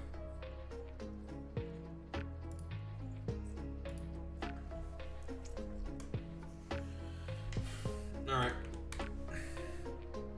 We're rating out to Usahol.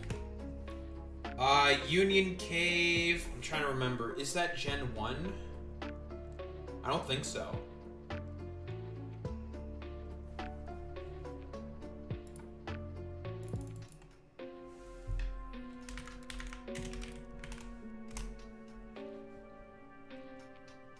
Gen 2. That's why I didn't remember it, because Gen 2 is very forgettable. Haha! Fuck you, Gen 2. You suck. Worst generation. It's the worst. Get triggered about it. Libs. We're rating out. Fuck you. To USA hole. USA hole. That's your fave gen? It's dog shit gen. Poorly designed gen. Because they didn't have the funding to design it properly. Sucks to suck. Terrible generation.